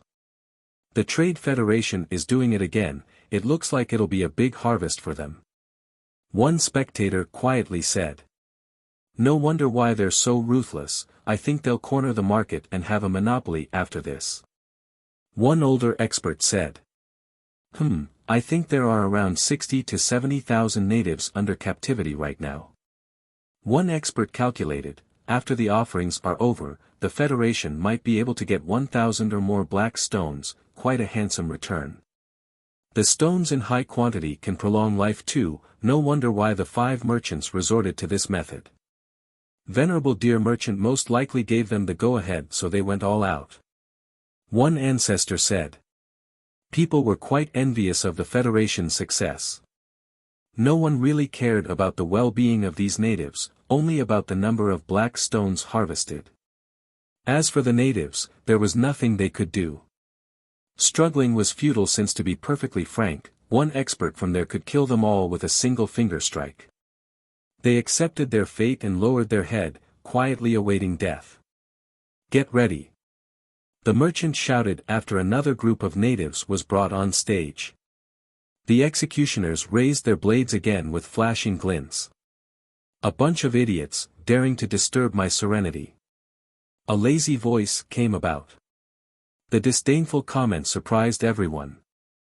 They all looked over and saw an ordinary man walking over with a slow and lazy pace, yawning and stretching as well. Lin Yixue and Wu Yuzheng were right behind him.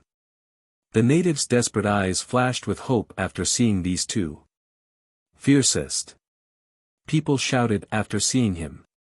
A path immediately opened outside the gate. People were fast and orderly in making way for him. The strong ruled this world and commanded respect. 2 days prior, Fiercest has made his name by taking care of Hidden Gold's armada and 10 Vitras. Everyone knew that not only was he strong, his personality resembled his title. This was a brutal man with a penchant for massacres. The crowd looked at him before turning towards the merchant, aware that the former's appearance could be ominous. Moreover, the two behind him were natives of Mingluo. "Sir, may I inquire for the reasoning behind your presence?" The merchant stood up and cupped his fist. He was being very polite. Back when the powerful ancestor criticized him, he still sat in his palanquin. Though he called the guy brother, he didn't truly mean it. But this was no longer the case right now. He called Li Chia sir in a respectful manner. People could understand this. The 5 merchants were more prestigious and powerful than the 10 Vitras. The 5 of them could probably defeat the 10 Vitras in battle as well. However, Fiercest's actual power was insane. He destroyed that armada without any difficulty. Green-robed heavenly merchant couldn't put up an act before someone like this. It was best not to offend him. Li Chia yawned, seemingly annoyed that someone has woken him up. He waved his sleeve and said, "You have no business here. Get lost now." Li Chia wasn't only addressing the merchant but also the rest of the crowd. "My apology, this foolish one doesn't understand you, sir. Please elaborate." The merchant wasn't on the same level as Lucidity King or Guifei, but he was still one of the top Eternals in Imperial. This respectful act of his was quite rare already. Few deserved this treatment from him, maybe Lucidity King and Guifei. Li Chia repeated, "Scram now, all outsiders. The natives may stay in the city.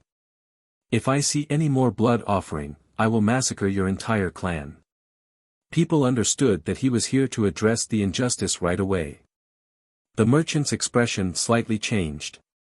This was the first time someone told him to scram. "So you are here about this matter, sir?" The merchant glanced at the two behind Li Chia. "How about this, we'll immediately release anyone related to you, idiot." Li Chia interrupted him, "I could have spared all of you with a punishment earlier, but now, your foolishness really warrants death." The merchant's smile froze. He coldly responded, "Sir, you must antagonize our trade federation." He was implying that by messing with him, Li Chia risked dealing with his backers as well. Just a bunch of dog shits. Li Chia waved his hand, "From today henceforth, I am taking over Mingluo City. Outsiders must leave. Those who disobey my rules will be shown no mercy." People took a deep breath after this. They knew he wasn't joking and could actually back his words with actions. The merchant naturally didn't like being called dog shit. His federation has never been shown such contempt before in Imperial. "Sir, you need to rethink this. We are the largest alliance in Imperial with numerous Eternals and more than 100 systems. No one dares to oppose us. Do you think it is worth it to become our enemy over a few lowly natives?" The merchant might be slightly exaggerating, but it wasn't far from the truth. Many experts nodded in agreement. Opposing a monster like the Federation for the sake of these strangers was very unwise. Chapter 26:10, U. Green-robed heavenly merchant's expression became ugly. After all, no one could handle such disrespect in public, certainly not an alliance as prestigious as theirs. Being friends with us will yield many advantages while the opposite is nothing but disastrous. It's not worth it doing this over some ants. The merchant put on an aggressive face since he was no coward. They have never been afraid of anyone outside of the three behemoths and would kill those who dare to antagonize them. Thus, the merchant no longer put on a courteous act. Your bunch are ants in my eyes. Li Qie chuckled and raised his hand to touch the air. Pop! Pop! Pop! The disciples from the Federation instantly turned into bloody mists without the chance to resist or scream. You! The merchant became aghast. Li Qie suddenly disappeared to the merchant's dismay. He instinctively raised his hands to summon a great shield pulsing with divinity. It was an artifact of the eternal level and possessed amazing defensive capabilities. Li Qie responded with a knee strike. Boom! The shield instantly crumbled and the merchant was blown flying while vomiting blood. He slammed into the city wall and left a big hole behind. All of this happened in the blink of an eye, so people only saw the merchant being buried by debris. Everyone seemed to be struck by lightning. This wasn't the first time they saw Li Qie in action, but they were still shaken all the same. They didn't know how to describe Li Qie, for he was too domineering and direct. Li Qie didn't need profound techniques and invincible merit laws. His movements were as simple as can be, just violent punches and kicks that could be used by a 3-year-old. However, these moves still defeated Eternals all the same, rendering them helpless in a shocking manner. As quiet as a virgin yet as swift as a rabbit with sheer destruction in each move, people thought back and forth, and this was the only right way to describe Li Qie. Bam! The merchant got out of the pile of rocks and looked quite tattered. That strike earlier from Li Qie almost ended his life. Blood was everywhere while his expression paled. See, you are no different from them under my foot, just another ant. Li Qie posed coolly while speaking. Wu Yuzheng and Lin Yixue took advantage of this rare opportunity and jumped on stage to save the captives. You! The merchant's face was as green as his robe right now. The words were humiliating and hard to hear, but he couldn't muster up a strong response. The strike shattered his confidence in a brutal manner, just like Li Qie's words. He was furious, but the cruel reality of powerlessness made him calm down. He was imperious in the past, and although his generation has passed, everyone in Imperial still treated him with respect. Alas, Li Qie could actually crush him like an ant. This wasn't a good feeling. The more frustrating thing was that he actually started to think of himself as an ant inside right now, a stark contrast to his prior confidence and arrogance. He wasn't the only one feeling sad here. A few experts also felt a deep humiliation, lowering their self-esteem. They viewed regular people as ants before, but Li Qie said that there was no difference between them and the natives in his eyes. Unfortunately, there was nothing they could do before Li Qie's absolute power. All of you are ants too. Li Qie confirmed their thinking as he shifted his gaze towards the crowd. Thinking that you're nobler than regular people and treating them in this manner. Li Qie continued, I just need to stomp my foot down and all of you will be dead, there isn't one damn thing you can do to stop me. Some spectators angrily glared at him with indignation. They stared at the helpless captives on the platform who had no control over their own fate. No one would care about their well-being. They were the same as these weaklings. I see, such a grand declaration. The merchant laughed from being too angry. This was actually going the way he wanted because Li Qie had offended the crowd. Ignorant junior, you dare to look down on the world? Do you think you can take on everyone? You overestimate yourself. He sneered. Li Qie chuckled in response while maintaining his stance, you think I give a damn about the rest of the world? In your eyes, 101 million mortals are the same. That's the same way for me, all of you and the rest of the world are still only ants. I can render everything to ashes with a single whim. This domineering statement suffocated the angry crowd. A few wise masters actually thought that Li Qiye was telling the truth. One ancestor took a deep breath and said while shuddering, maybe he's the real terror here. For example, Jade Break and Pure Sword True Emperor are powerful, but people still have a good gauge of their depths and strength. But this fiercest, no one can speculate his height, perhaps it is far above us all. Chapter 26:11, Such Ridiculousness. The merchant kept on laughing since he didn't know how to react. Though he was willing to see Li Qiye antagonize the entire world, he still didn't like the current humiliating treatment, so he shouted, "Our trade federation swears to not exist together with you, we will destroy you for Imperial's sake, so that it can enjoy a clear sky." A few experts here almost burst out in laughter but managed to stop themselves.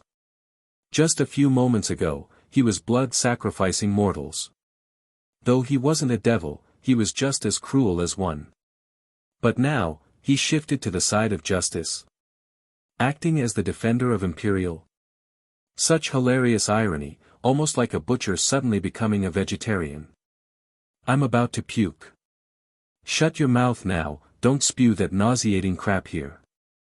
Li Qiye waved his hand and interrupted the merchant. Some of the crowd gave the merchant the side-eye. Though they were still annoyed at Li Qiye, the merchant's comment just now wasn't pleasant at all. If he considered himself to be a hero, then everyone else was practically saints. The merchant quivered with anger. If it was anyone else, he would have already slapped the guy's face off then crush him to death. Unfortunately, Li Qiye was far superior to him. Very well, I shall destroy your trash federation now. Li Qiye casually said as if he could destroy the famous alliance with a hand wave. Such shameless boasting. No one in the present day dares to make this claim. A roar came about since green-robed heavenly merchant was too angry to respond. Boom!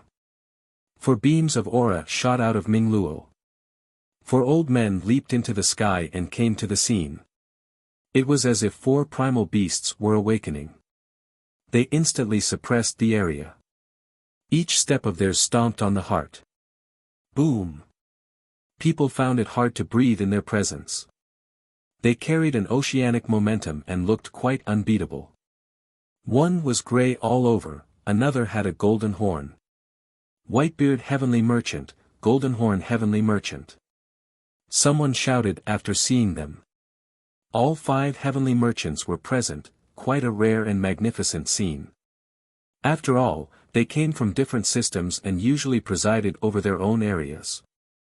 They rarely gathered in the same place. This was enough to represent the Trade Federation's stance on this matter. This was the Federation's strongest Eternals outside of Venerable Deer Merchant. One would need to think twice before fighting them. One person quietly said, no one can take the 5 of them on with the exception of Lucidity King, Guifei, and maybe Venerable Deer Merchant himself. These were the toughest Eternals during their respective days. Though they weren't born in the same generation, their power was quite similar. Yes, I heard they have fought against Venerable Deer Merchant before. Though no one knew the outcome of the fight, people believe that only those like Lucidity King and the Merchant can take them down. That's another reason why the 5 merchants are so loyal towards Venerable Deer Merchant. One ancestor said. The Deer Merchant is special indeed.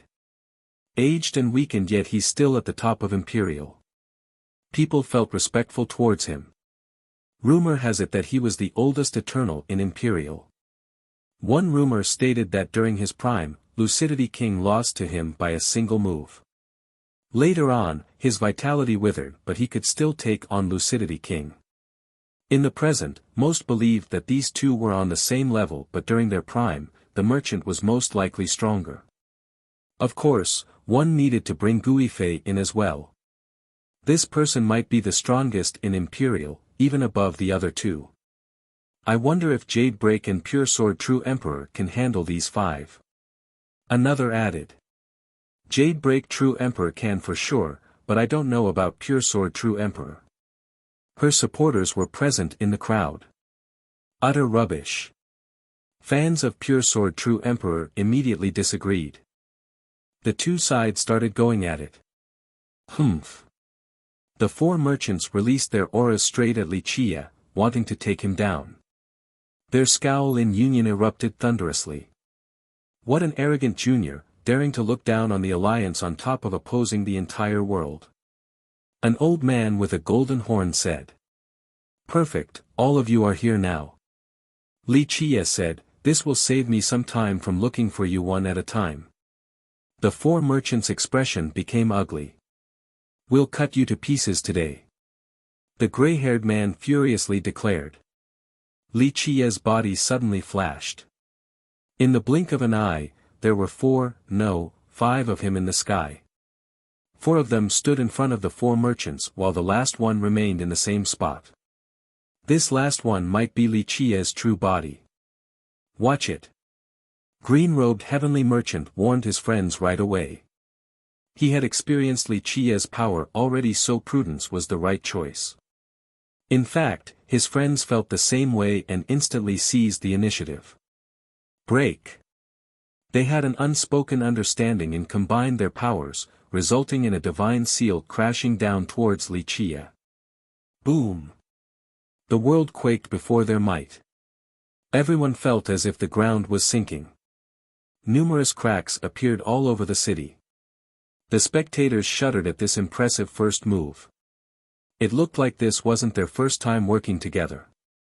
They had methods for taking down someone individually stronger than them. Completely useless. This divine seal shattered from a single slap. Everyone saw the 4 being swatted away while vomiting blood. Next, they loudly slammed into the ground and created 4 huge pits with cracks emanating from them. Li Chia seemed able to deal with any technique. Even the 4 merchants lost to a single slap. Only one Li Chia was standing in the sky, as relaxed and leisure as always.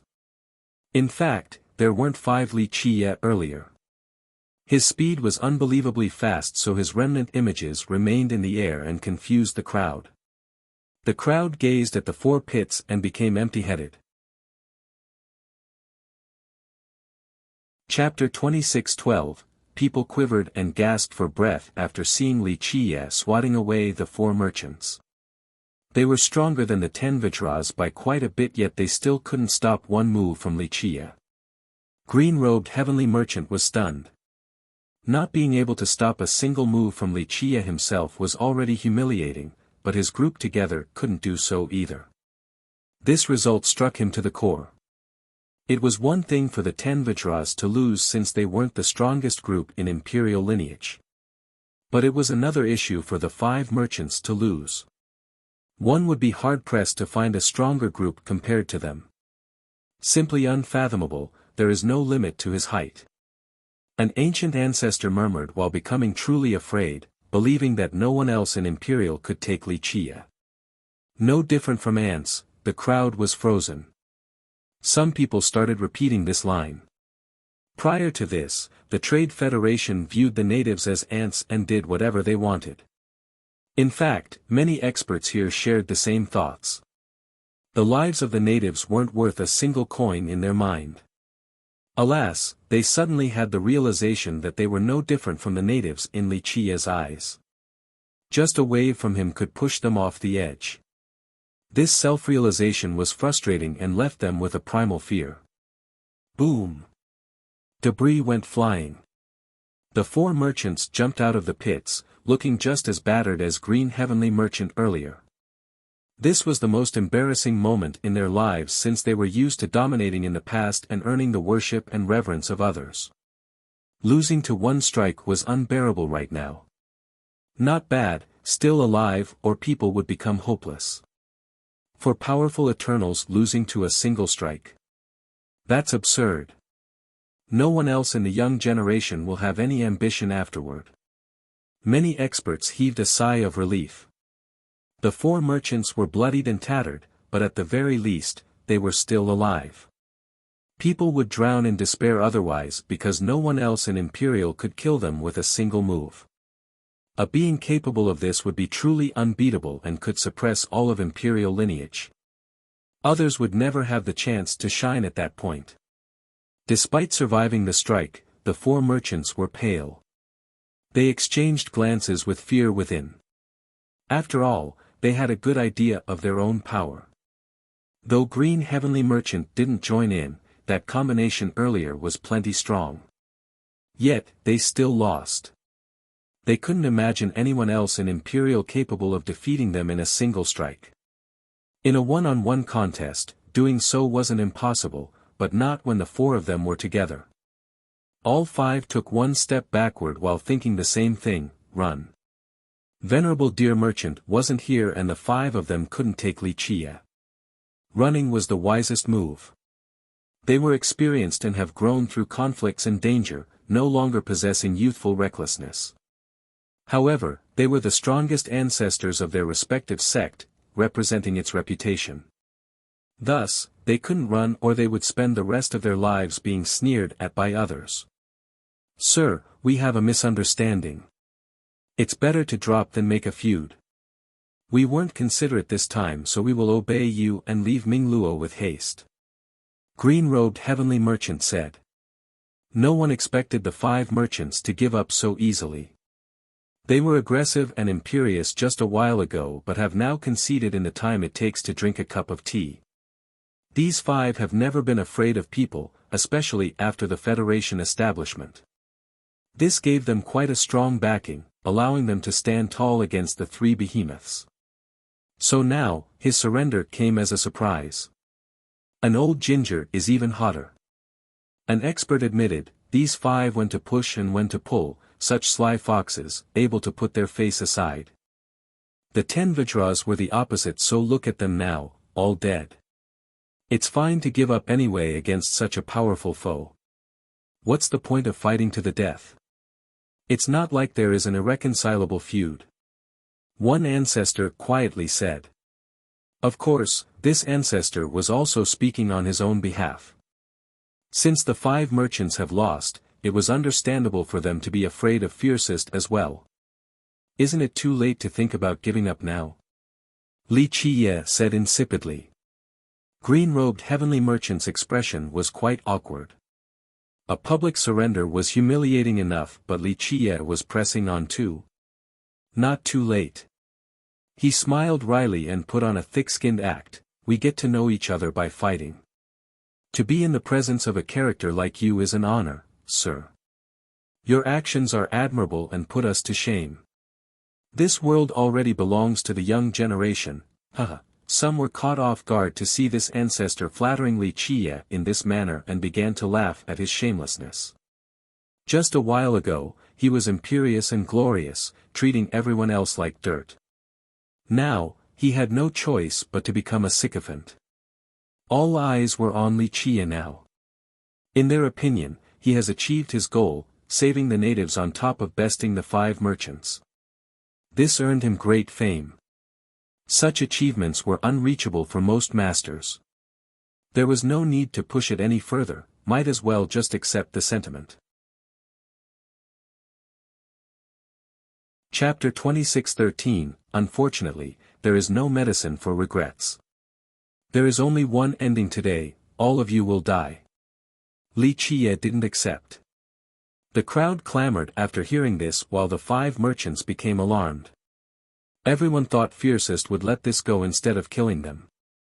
Who would have thought that he would give up on a free debt and chose to do it the extreme way? That's domineering. One expert gave Wuxia a thumbs up. Justice seekers rarely went so far, so many issues were usually smoothed out. He's too unreasonable. Why go so far instead of leaving some room for the future? A few disagreed. They felt that the merchants have given up and this should be the end of it. It's not like Fiercest was losing anything by letting them go.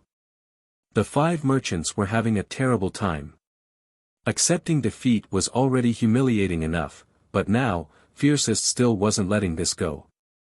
This was a ruthless slap to their face when they were already bowing their head. Junior, you are pushing us too far. Goldenhorn Heavenly Merchant couldn't help but shout. They knew they couldn't beat him, but this bullying act was intolerable. Li Kai chuckled in response, "Did you think you were going too far when performing the blood sacrifices?" The 5 merchants had no response, only able to cast a glance at each other. "Sir, please don't be angry." Whitebeard Heavenly Merchant cupped his fist, "Our federation has no existing feud with you. Drop the issue today and we'll be more than happy to have a friend like you and will assist you in the future.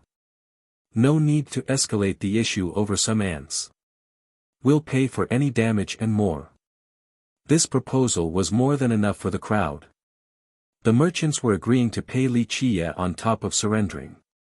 Remember, they were the strongest alliance right now in Imperial. Only the 3 behemoths could top them. Whitebeard Heavenly Merchant has made a public statement about helping Li Qie in the future, so he must do so later on. Numerous people wanted this promise from them since they were strong backers. One could even get virtually unlimited resources. This condition was similar to a free pie falling from the sky. No one could say no to this favorable condition. He'll say yes, only a fool would refuse such benefits over some ants. One spectator said. This was indeed the truth. How many people would refuse over some weak strangers? Only a fool. Wu Yuzheng and Lin Yixue became nervous, aware of how tempting this offer was. Yuzheng had lived long enough to know that even lifelong enemies could make up when there was ample benefit. He wouldn't blame Li Qie for accepting this truce either. Plus, he had already saved the natives. Li Qie had no mission to avenge the fallen natives, so why should he escalate the issue with the Trade Federation? He himself would pick this offer. Li Qie said, "Ants. As I have said before, you all are no different than them in my eyes. I'm not killing you for vengeance, only because you're an eyesore." The crowd became stunned while exchanging glances. Is he mad or foolish? Why would he do this? Someone said. Even a fool would know to accept the favorable offer when presented in this manner. That's why he's fiercest. An ancestor sentimentally said. It's insane, no one else can match him in this. Another sighed in response. Refusing this offer from the merchant required great power and resolution. Yixue started crying after hearing Li Qie's response. She suddenly thought that he was the most incredible man she has ever seen. The 5 merchants didn't know what to do. Green-robed Heavenly Merchant's surrender was quite good already, but Whitebeard Heavenly Merchant's offer was even better. They were confident that no one could refuse their offer. Was the guy foolish or insane? Sir, what do you want then? As long as you are willing to drop this, just tell us what you want and we will do our best. Whitebeard Heavenly Merchant spoke with a serious tone. All they wanted to do was leave this place alive right now. Thus, they needed to satisfy him since escaping was impossible. I just want your heads and I'll drop the matter with your trade federation, not destroying it. Li Qie said in a casual manner to the astonishment of the crowd. Do you think our federation can't stop you? Goldenhorn Heavenly Merchant shouted once more. Alright, no more wasting breath. Go together, this is your last chance. If you can survive, then you get to stay alive. If not, then blame yourselves for being weak. Li Qie waved his sleeve. The crowd smiled wryly. This might be the most insane person they have ever met, wanting to kill the 5 merchants over what amounts to basically nothing. The 5 merchants were furious, but it was hard to show this anger when they were clearly weaker. They knew that a combination strike at full force still wasn't enough to kill Li Qie. But now, fleeing meant a quicker death. At their level, losing their battle intent would make them even more susceptible to someone stronger. Fine, let's do it the hard way then. We'll go down together. Green-robed Heavenly Merchant no longer gave a damn. I'll be perfectly fine, don't think so highly of yourself. Li Qie chuckled at the comment. The 5 merchants seethed with rage. It seemed that this man would always hold them in contempt. Chapter 26:14, Junior, have it your way. The 5 merchants made up their mind and started floating higher. They made a circle, seemingly creating a large confinement around Wuxia. They had no choice but to go all out just once, leaving it all to fate. Accepting defeat didn't work. Negotiating didn't either. What more could they do? Getting on their knees and prostrating was too much for them to handle. People of their level required face and prestige. Even if complete subservience could save them, they would still choose against it. Plus, they have experienced enough things in their lives. Dying here wouldn't leave them with many regrets. Buzz. This circular formation from them seemed to be cutting the nearby spatial zone apart into a separate dimension. The area continuously rippled like water as they become ethereal, seemingly melting with space. Creak. A great gate began to open in this separate dimension. There seemed to be a hidden world in the sky. The ancient gate slowly opened to reveal an entirely new kingdom before the crowd. Rumble. Loud blasts resounded as a majestic power rushed out, akin to an endless primordial flood. Everyone's eyes brightened due to a gradually rising sun. It was more blinding than anything and made people close their eyes. The kingdom behind the gate was full of divinity and brilliance, making observing quite difficult. What is that? Someone barely saw the kingdom in the sky through the blinding light. Multiple great figures emerged in this kingdom. They were as big as mountains, so others had no choice but to look up at them. They resembled stone statues, yet not due to their divinity, and gave everyone the feeling of possessing actual flesh. Look, aren't those 5 figures at the front the 5 merchants? Someone observed carefully and shouted. These figures lined up in a triangular formation, fewer in the front and more in the back. The person at the very front was an old man with gray hair holding a walking stick made from deer antlers. Behind him were 5 figures, the 5 merchants. Further to the back were numerous experts lining up, all at the eternal level. In other words, anyone below this realm wasn't qualified to be standing here. It's the entire Trade Federation. Look, that's Venerable Deer Merchant at the front. Another yelled after getting a good look. They're all here in person. That's unreal, a dozen of Eternals or so, who will be able to stop them? A young cultivator didn't fully grasp the situation. The Federation consisted of many reclusive ancestors. Their appearance together could even cause the 3 behemoths to feel dread. Of course, it wasn't easy for all of them to gather in the same place since these Eternals were all over Imperial lineage. No, the real bodies of the 5 Eternals are still over there, I believe those are just Tao images.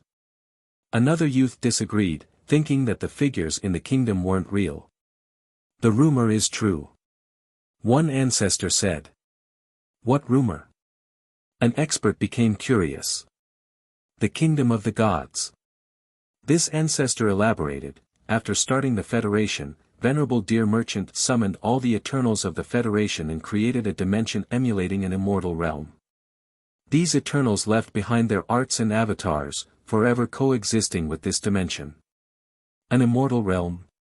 Is this true? The crowd became startled. It's one possibility. This ancestor said, Venerable Deer Merchant might have visited immortal lineage before on top of reaching the everlasting world there. Of course, this is all hearsay, but apparently, this gave him enough insight to create this kingdom. The everlasting world? No one has been there before, it simply doesn't exist. Skepticism arose. This is only a speculation, who knows if it is true or not. The ancestor replied, same with the Deer Merchant's trip to immortal lineage. No way, because why would he come back, not to mention the difficulties in returning. The stronger the person, the harder it is. Another expert added. However, he is indeed qualified to go there, given his powers. He just chose against doing so. One more joined in. The 5 merchants flew into the kingdom and fused with their figures. Boom! The kingdom quaked from the fusion and became even more resplendent. The aura of Eternals poured out in a boundless manner and drowned the area. A more frightening matter occurred. All of the Eternals inside this kingdom, whether it be Venerable Deer Merchant or anyone else, opened their eyes in this split second. The entire kingdom has awakened. A while ago, it resembled a slumbering giant but no more. This explosive eruption could crush the firmaments. This is the real might of the Federation. This kingdom can be opened anywhere by its members. Once fused with their own figures, it'll wake up the kingdom. The more fusions, the more power. This ancestor said. Since these Eternals have left behind various powers here, all of them being summoned together will result in something devastating. It's definitely on the same level as the foundation of a system. Another expert became startled. This is what makes the Federation formidable. The ancestor nodded. Junior, do you dare to come in here? Green-robed heavenly merchant challenged. The 5 merchants have regained a sliver of confidence after waking up their kingdom. The crowd glanced at Wuxia. He would be walking into the tiger's den by doing so. Why not? Wuxia smiled and flew straight into the kingdom. Chapter 26:15, Boom. The figures exuded powerful forces to deal with the intruder. They instantly surrounded Wuxia while forming a great formation. All had a shining glow of an eternal, especially the 5 merchants. Their radiance was brighter than the others as if they were sanctified, seemingly made of gold. Buzz. Pillars of light from above descended on the figures inside the kingdom. With this infusion of power, it seemed that these beings were actually here in person. Kill. These figures began to rotate in a circle with increasing speed until they became mere shadows. This torrential movement caused non-stop explosions. Weapons and treasures, incredible laws and techniques, all of these aimed for Wuxia at the same time. The 5 merchants and the rest disappeared and turned into a god with countless hands. Each hand had a different treasure and used a different technique with great profundity. Wuxia fell into this trap. All of his weak points became targets while his movements were sealed. Moreover, it wasn't a random attack either. Each hand was perfectly coordinated and left no openings. It sealed all of his escape paths while aiming for the fatal meridians. This was an ultimate blow resembling a tornado surrounding Wuxia. The spectators gasped in horror. No one could stop this barrage. Even ancestors would turn to ashes. All angles and coordinates are under siege. If Fiercest makes a move, he'll expose himself even more and the torrential forces will take advantage of this situation, turning him into a sieve. He needs to stay still. One ancestor knew that he couldn't stop this move. Buzz. Wuxia remained motionless. A golden glow emerged around him. Boom. Boom. Boom. The hands didn't wait and struck him at the same time. The entire dimension started trembling chaotically. The unbelievable happened. All the moves and weapons connected but Wuxia remained unharmed. The sharp swords, heavy axes, and domineering punches, everything failed to harm his seemingly cast-from-gold body. It was akin to 1,000 eggs being thrown at a man adorned in full iron plates. Wuxia didn't vomit blood, his chest wasn't penetrated. He stood there, relaxed. Not even a strand of hair went missing. Moreover, the onslaught didn't manage to move him by an inch. How can this be? The crowd became slack-jawed at his display of might again. Is this the mythical indestructible diamond form? Some couldn't believe their own eyes. Indestructible diamond form was a well-known belief yet impossible to obtain. Even the toughest beings could be hurt when meeting a stronger foe. But now, Wuxia was truly displaying this notion against the onslaught. My turn. He smiled and moved his palms together, gathering a blinding light. There seemed to be 1,000,000 suns within his palms, culminating into the most dazzling brilliance. Boom! The suns exploded at the same time and emitted a destructive shockwave. Rumble! Cracks began to appear in this kingdom of the gods from the impact. When people could see the inside of the kingdom, they saw figures being turned to scattering specks of dust. The 5 merchants were blown flying with blood gushing everywhere. The shockwave nearly turned them into bloody mists. That's insane. The crowd trembled with fear. That move can easily destroy a sect, or even pierce through an entire system. One ancestor turned pale. Ants have no great moves to speak of. Your attempt was futile. Li Qiye patted the dust off his robe in a casual manner. The merchants had nothing but fear and shock on their face. They didn't expect to lose so fast in their independent dimension, and in such an utter manner as well. Damn it all! They roared and started risking their lives. Buzz! A mirror appeared inside the kingdom. It looked like the surface of a lake, only filled with blood instead of water. Lost souls hovered around this mirror and wouldn't dissipate. Thus, the mirror carried immense grudge and hatred, enough to tear the world apart. What is that?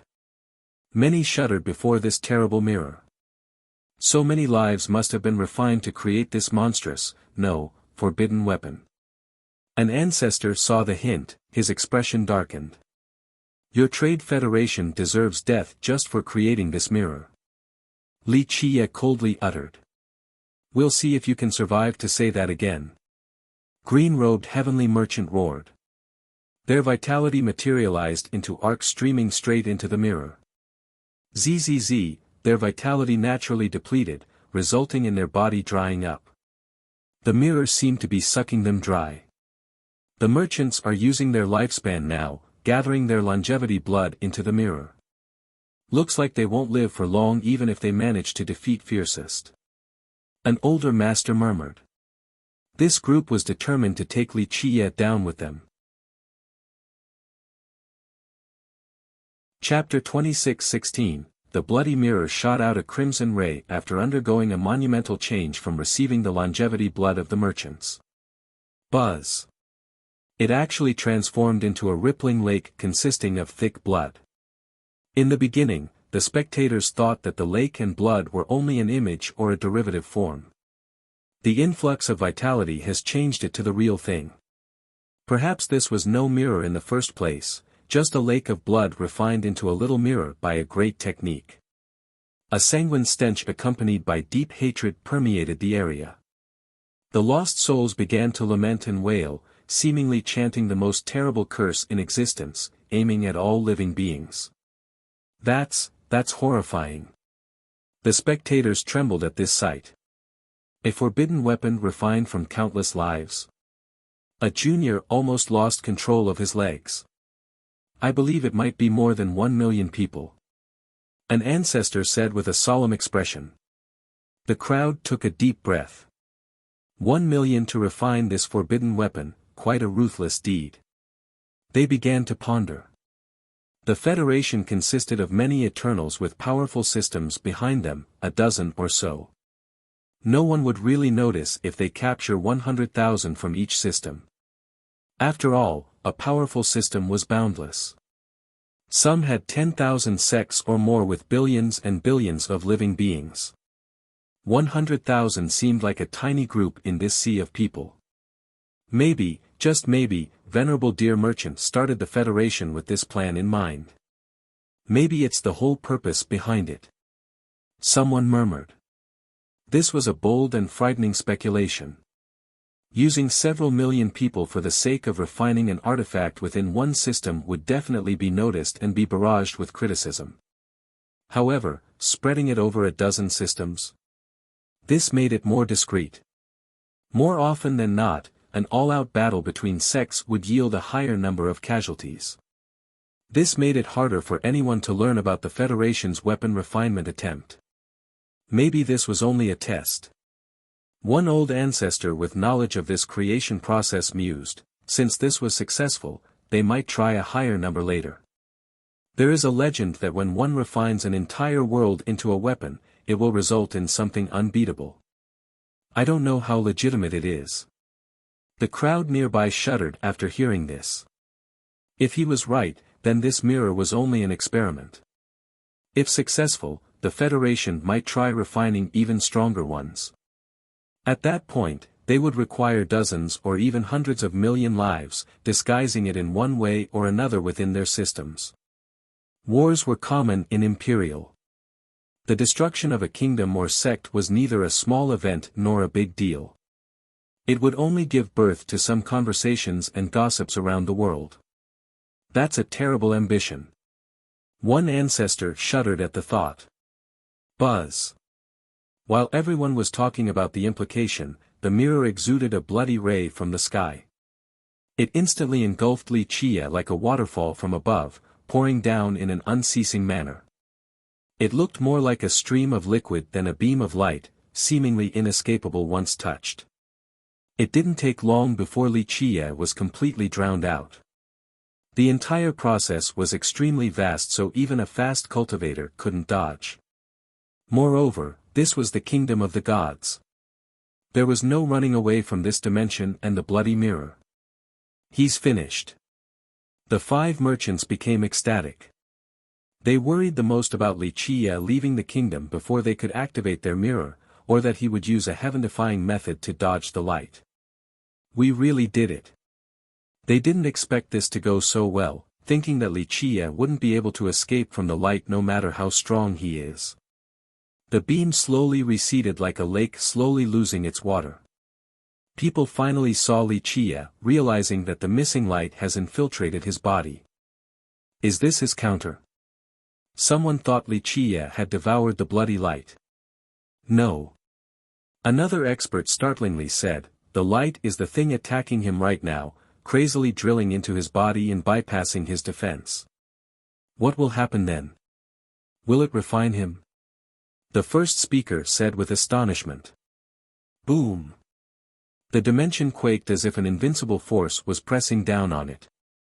The space inside this dimension suddenly shrank at a rapid pace with Li Chia at the center, seemingly wanting to crush him. Moreover, the area was exuding increasing pressure on him too, invisible yet all-encompassing. Clank! Metallic ringing happened inside him from the bloody light that got in earlier. They turned into laws wanting to seal him. Every fiber of his being was being affected. The laws then started shrinking as well and wouldn't stop until there was nothing left. Buzz! A bizarre scene occurred. Everyone saw Li Chia continuously shrinking, several 10,000 times smaller than before. Chapter 26:17. Finally, he became the size of an ant to the astonishment of the crowd. In the beginning, they thought this mirror would release a destructive strike or a brutal method, perhaps even a curse. Who would have thought that this ray would shrink him down to the size of an ant? People glanced at each other, thinking that this mirror was too bizarre.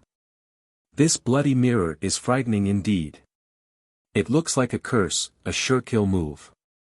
One expert commented with trepidation. It's not just a curse but more like a seal. It wants to lock Li Chia's Tao. Only by doing so would it be able to turn him into an ant. One ancestor slowly said. Not just that. A gray-hair ancestor added with a serious stare, it looks like Lu Kuang's experiment is a success. They will want to create an even more powerful forbidden weapon in the future. Don't forget, they have plenty of systems to work with, an endless supply of materials. The crowd was horrified since he was obviously referring to people when he said supply. The higher the number, the more powerful the weapon would become. The 5 merchants rejoiced at the successful attack. Goldenhorn Heavenly Merchant laughed happily and praised, Brother Lu sure is amazing, he's the only one who can come up with this idea. Yes, his vision is peerless. Whitebeard Heavenly Merchant added. We have nothing to fear now with this weapon. A different one laughed arrogantly. They glanced at each other and started celebrating.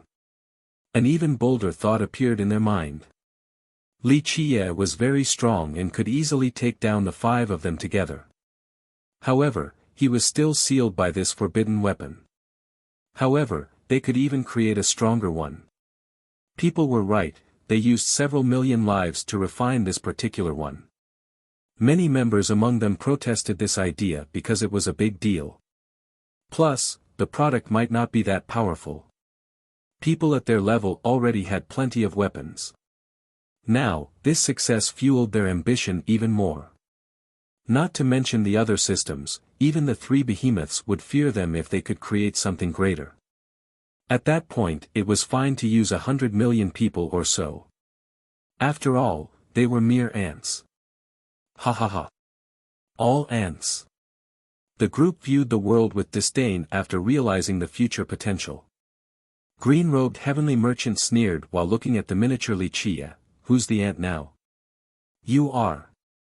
That's what you get for opposing us. Kill him now, just an ant, can't reach the apex. Goldenhorn chuckled. The five of them became relaxed and no longer cared for public opinion. This made it clear to the crowd that they were planning for something more sinister. It's over for Fiercest. He made fun of them earlier but now, he actually shrank down to the size of an ant.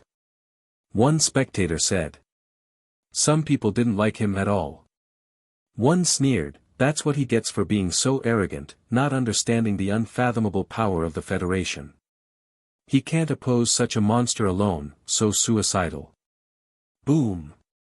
A giant foot came down for Wuxia inside the separate dimension. It heavily slammed on the ground. No! Lin Yishua screamed.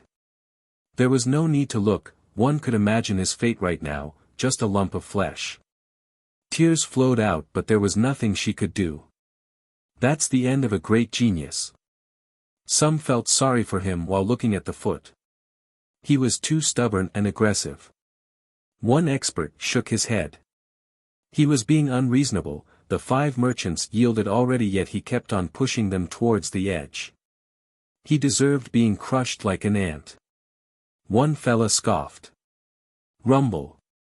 A series of explosions interrupted the crowd. The kingdom was quaking, subjected to great pressure. What's going on? The five merchants were startled since this power didn't come from them. Oh. Another development. The spectators were surprised. Boom. The giant foot was lifted to the air, revealing Wuxia beneath. He grew back to his original size in the blink of an eye, but it didn't stop there. Rumble. He quickly turned into a giant. In the beginning, he was the size of a hill. Next, the size of a mountain range, then his head was right below the firmament, his feet ravaged the earth. A bloody light appeared around him, the one from the mirror earlier. They served as Tao laws pulling on his body, causing it to grow larger. He eventually reached the size where one strand of his hair could fall down and crush a mountain range. The dimensional kingdom couldn't contain him any longer and started cracking. Remember, this huge space was virtually an independent world. Alas, Wuxia still overfilled it. Everything inside was being crushed, including the bloody mirror. Run! The five merchants ran with all of their might. A reversal is always entertaining. Wuxia spoke. His voice was 10,000 times more sonorous than thunder, causing the world to tremble. He reached forward, aiming for the fleeing merchants. Empowered by fear and desperation, the group was quite fast and made it many million miles away. Chapter 26:18, One must be impressed by the merchants' escaping speed. They instantly crossed through the realm and nearly left Stone Harmony system in the blink of an eye. However, this still wasn't enough to escape the scope of the Great Palm. It seemed futile to even try since this palm was larger than the world. Thus, as long as one was still within the confinement of the world, escaping was impossible. Once the palm grasped them, they were transferred into a different realm. They looked up at the sky and couldn't leap out. This dimension of the palm was unimaginably vast, probably 10 times larger than Stone Harmony. The five became extremely tiny and insignificant, akin to specks of dust. Ants. Wuxia's voice frightened the world regardless of how strong the listeners were. So many were forced to the ground by his thunderous voice and couldn't get back up. No. The 5 merchants bellowed after being trapped. Despair overwhelmed them. They have never considered themselves to be insignificant before. Remember, they might not be the top Eternals, but they were strong enough. At their level, they could decide life and death for other people. Now, Li Qiye could decide their fate and they were powerless to stop him. I refuse to accept this. Goldenhorn Heavenly Merchant screamed, his voice filled with unwillingness and anger. It was too late. When Li Qiye's palm began to close, the world beneath compressed and crumbled. All of its power pushed on the 5 merchants, rendering them helpless. Pop! All 5 turned into bloody mists that scattered to the wind. They were trivial compared to this great world. The spectators shuddered in response. Not many would claim to be stronger than the 5 merchants. Of course, some of these ancient ancestors could be stronger, but not by much.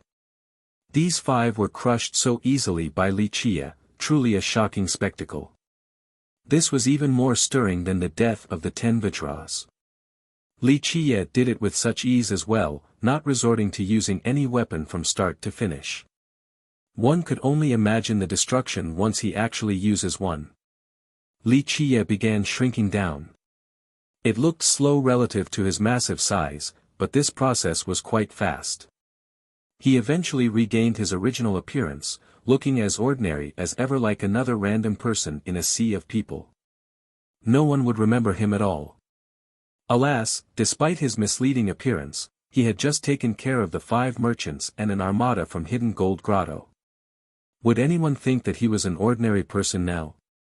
They looked at his common face, thinking that it was more horrifying than the grimace of a furious god. In fact, just one glare of him right now could scare a true god to death. The bloody rays around him began to burn and turn to ashes and bright particles. They belonged to the blood mirror, so they were created from the vengeful blood of the sacrificed. The attempt was to seal Li Qiye's grand Tao, performing something akin to a curse to shrink him down to a tiny ant. In reality, this type of blood couldn't seal his grand Tao. He chose to block his own grand Tao on a whim, wanting to reverse the particular seal. That's why when he reserved it, he became incomparably large and shattered the entire kingdom. Bright particles appeared, seemingly floating up from the depths of hell and heading for heaven. At this particular juncture, the spectators could see faces in the particles with a smile of liberation, going from hell to heaven. It was true satisfaction and salvation to leave the darkest despair. Though there is no heaven in this world, I will still send you on your way. Li Qiye said. These particles were clearly the sacrificed ones trapped in the bloody mirror.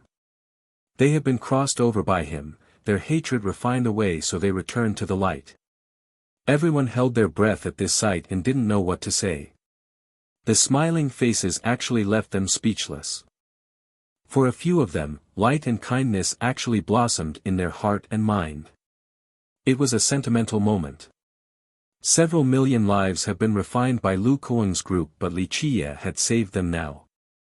Young noble. Lin Yixue couldn't help but cry, wetting her dress with tears. Li Qiye was a supreme existence in her eyes right now, the savior and protector of the world. After the particles dispersed, he turned towards the crowd and declared, "From today onward, all outsiders must leave Mingluo. Take one step inside and it'll be your demise." No one could question his declaration. That's too overbearing. Mingluo isn't your home," one expert was bold enough to show some dissatisfaction. Pluff. Li Qiye pointed at him, turning him into a bloody mist. Everyone quickly moved away from where he was pointing while turning pale. "Yes, I am overbearing, a true tyrant. I don't care for logic and reason since my words trump all. All you need to do is obey, there is no room for negotiation." Li Qiye didn't bat an eye after that move. The crowd shuddered after hearing this. "Let's leave." No one dared to refuse him now. Chapter 26:19, Keep on, don't stop moving. Seniors yelled at their juniors during the exodus from Mingluo City. Since Li Qiye was watching with a cold stare, even the strongest among the crowd didn't dare to disobey him. Some ancient ancestors were stronger than the 5 merchants, but they still obediently complied. Li Qiye seemed to be unstoppable after his 2 recent battles. Everyone understood how accurate his title was. Once provoked, he would send anyone to their death regardless of their status and backing. Just his presence alone deterred and intimidated the crowd. Not one single soul tried to hide in Mingluo during the commotion. Even if they weren't afraid of death, they didn't want to drag their sex down with them, since fiercest would probably destroy everything to make a point. It didn't take long before the visitors were gone from the city. In fact, some even moved quite far away from the walls before making camps. Okay, as you please now. Don't leave the city. Li Qiye clapped his hands and said before leaving. Thank you, Your Majesty, may you live forever. The natives got on their knees and started showing him respect. They considered him to be the savior and king of Mingluo right now, since their head would be rolling on the ground right now if it wasn't for him. They wouldn't stop showing their gratitude and continued bowing their head. May His Majesty lives forever. This chant echoed across the area. Li Qiye stopped and looked at the kneeling crowd. He said, that sounds unpleasant. You all may call me a young noble instead. Young noble, may you be forever matchless. Lin Yixue shouted. Young noble, may you be forever matchless. The crowd chanted sonorously in unison. This particular legend and phrase would pass on for generations in this city. The area became quiet after all the outsiders have left. Nevertheless, they still stared at the bright city. The gates were closed and it was defenseless, yet no one dared to take a step inside or attempt to sneak in. Li Qiye's declaration became the strongest line of defense. The city has turned into a forbidden ground. Only suicidal people would try to enter. We need to back off whenever and wherever we see fiercest from now on.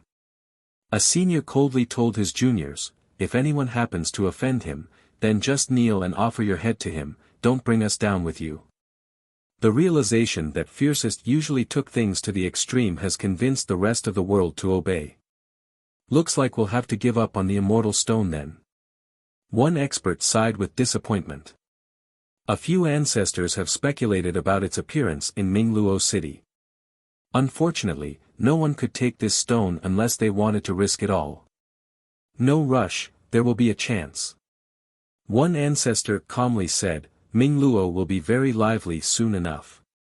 Venerable Deer Merchant and the 4 esteemed monarchs won't let this go.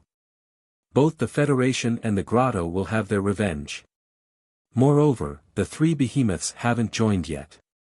The Mu, the Li, and especially someone like Jade Break True Emperor aren't that easy to negotiate with. When the 3 of them come, that's when the true storm will happen.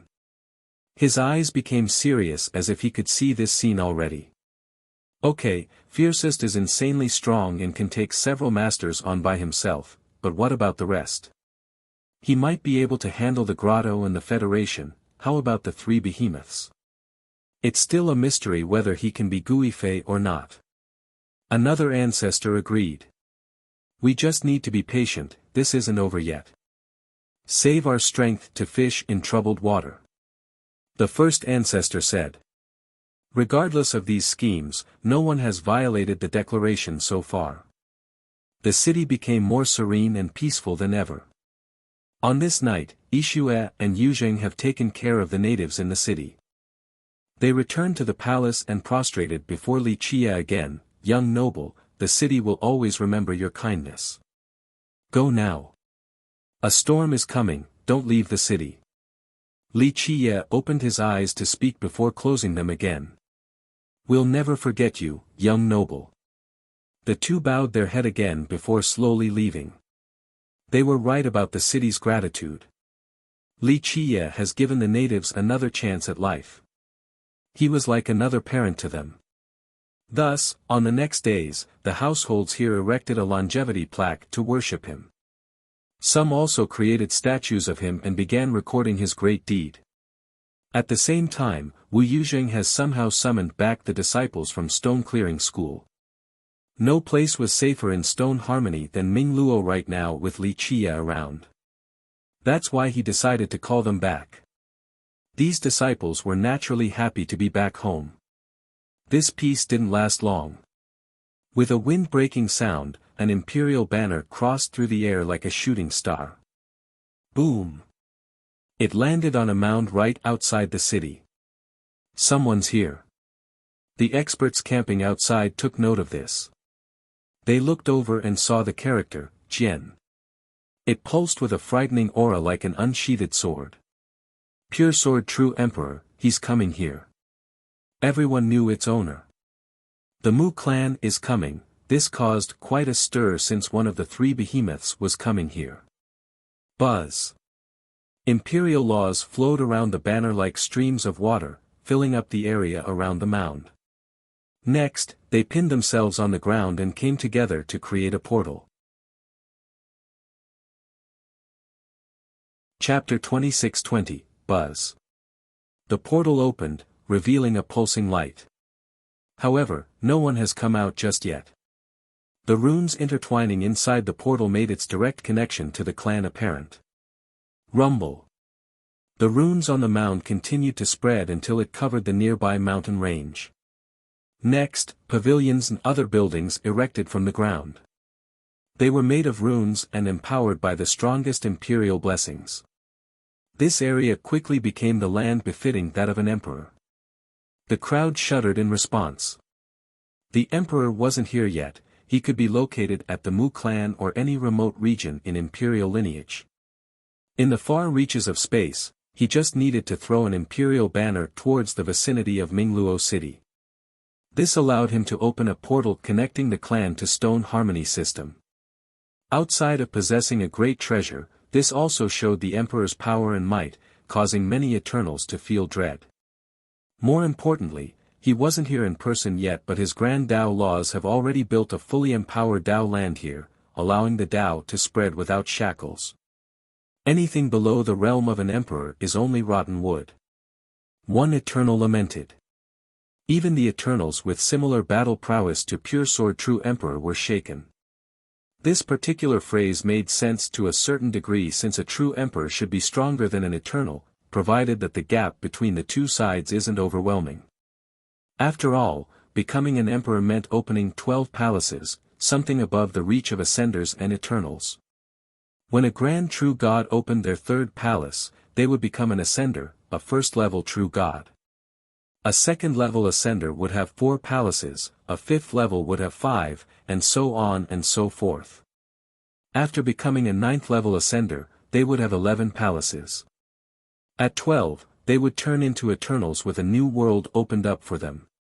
Though they were called Eternals, this didn't imply immortality or supremacy, hence the phrase above. True emperors simply had access to greater techniques and new Grand Dao unavailable to Eternals. This resulted in better future potential and overall power. An Eternal had 12 palaces just like a true emperor, but there existed a fundamental difference. Emperors' palaces were lit up, allowing for a better concentration of true energy and Grand Dao. The admiring spectators were envious of the creation ability of this emperor. Looks like Pure Sword True Emperor has 5 palaces now. One person speculated based on the Grand Dao aura permeating the Dao land. Right, the 5th one should be lit up now. I heard he was a 4-palace emperor already before entering his most recent isolated cultivation. One old expert said. That's when they have access to perpetual weapons. An Eternal sighed with envy. From pondering immortality stems the creation of true weapons. An even stronger Eternal said, we need to be at the Amaranthan level to create them. Not all Amaranthan Eternals can do so, many need to be at the epic level first before crafting something like this. The success rate can be low too. An ancient Eternal added. So after lighting up 4 palaces, emperors became qualified to ponder the mysteries of eternal life. With that, they could start crafting perpetual weapons. Of course, a long and arduous path lay ahead of them. That's normal. Talented men can become Eternals but still don't have perpetual weapons. One more Eternal said with a tinge of regret. Not all Eternals were equal. They were graded on a temporal scale. Example, a regular Eternal could go back by 1 generation in the river of time. If they could go back by 100 generations, they would become a Centurial Eternal. Thus, the levels were from lowest to highest: 1 generation Eternal, Centurial Eternal, Millennium Eternal, Myriad Eternal, Ceaseless Eternal, Amaranthan Eternal, and Epic Eternal. Well, anything below the realm of an emperor is only rotten wood. This phrase is only for us. For the emperors, they might be looking up to the progenitors instead. Another commented. True, there are levels for progenitors too, the Grand Tao is so long. One more smiled wryly. For people all over the world, becoming an Eternal was already incredible enough. However, after actually getting to this level, they realized that there was still a long way to go. The Tao requires longevity. We need to become an everlasting before we can talk about truly being eternal. An old Eternal in the bunch slowly said. Everlasting indeed. The rest murmured. Becoming an everlasting is the pursuit of many Eternals, their lifelong goal. Say, an emperor's goal was to become a progenitor. An everlasting was an equivalent to a progenitor. That's probably when we'll be qualified to talk about perpetual weapons and the rumored world of immortality. One Eternal said. Some believe that an everlasting could potentially take down a progenitor. This gave Eternals hope in catching up to the progenitors. Of course, this topic wasn't easy either for them. Becoming an everlasting required incredible talents. All the previous everlastings in history were amazing geniuses. The juniors nearby were in awe of this conversation as well. They thought that their ancestor was already powerful and famous enough in Imperial. This was their first time hearing about the various levels in this realm. Plus, above the realm of Eternals was everlasting. It was a throne up in the clouds, impossible to reach. They finally understood why people said the Grand Tao was long and arduous. In their mind, becoming an Eternal was an impossible test already. But for Eternals, becoming an everlasting was the real achievement. Maybe there were differences among everlastings too.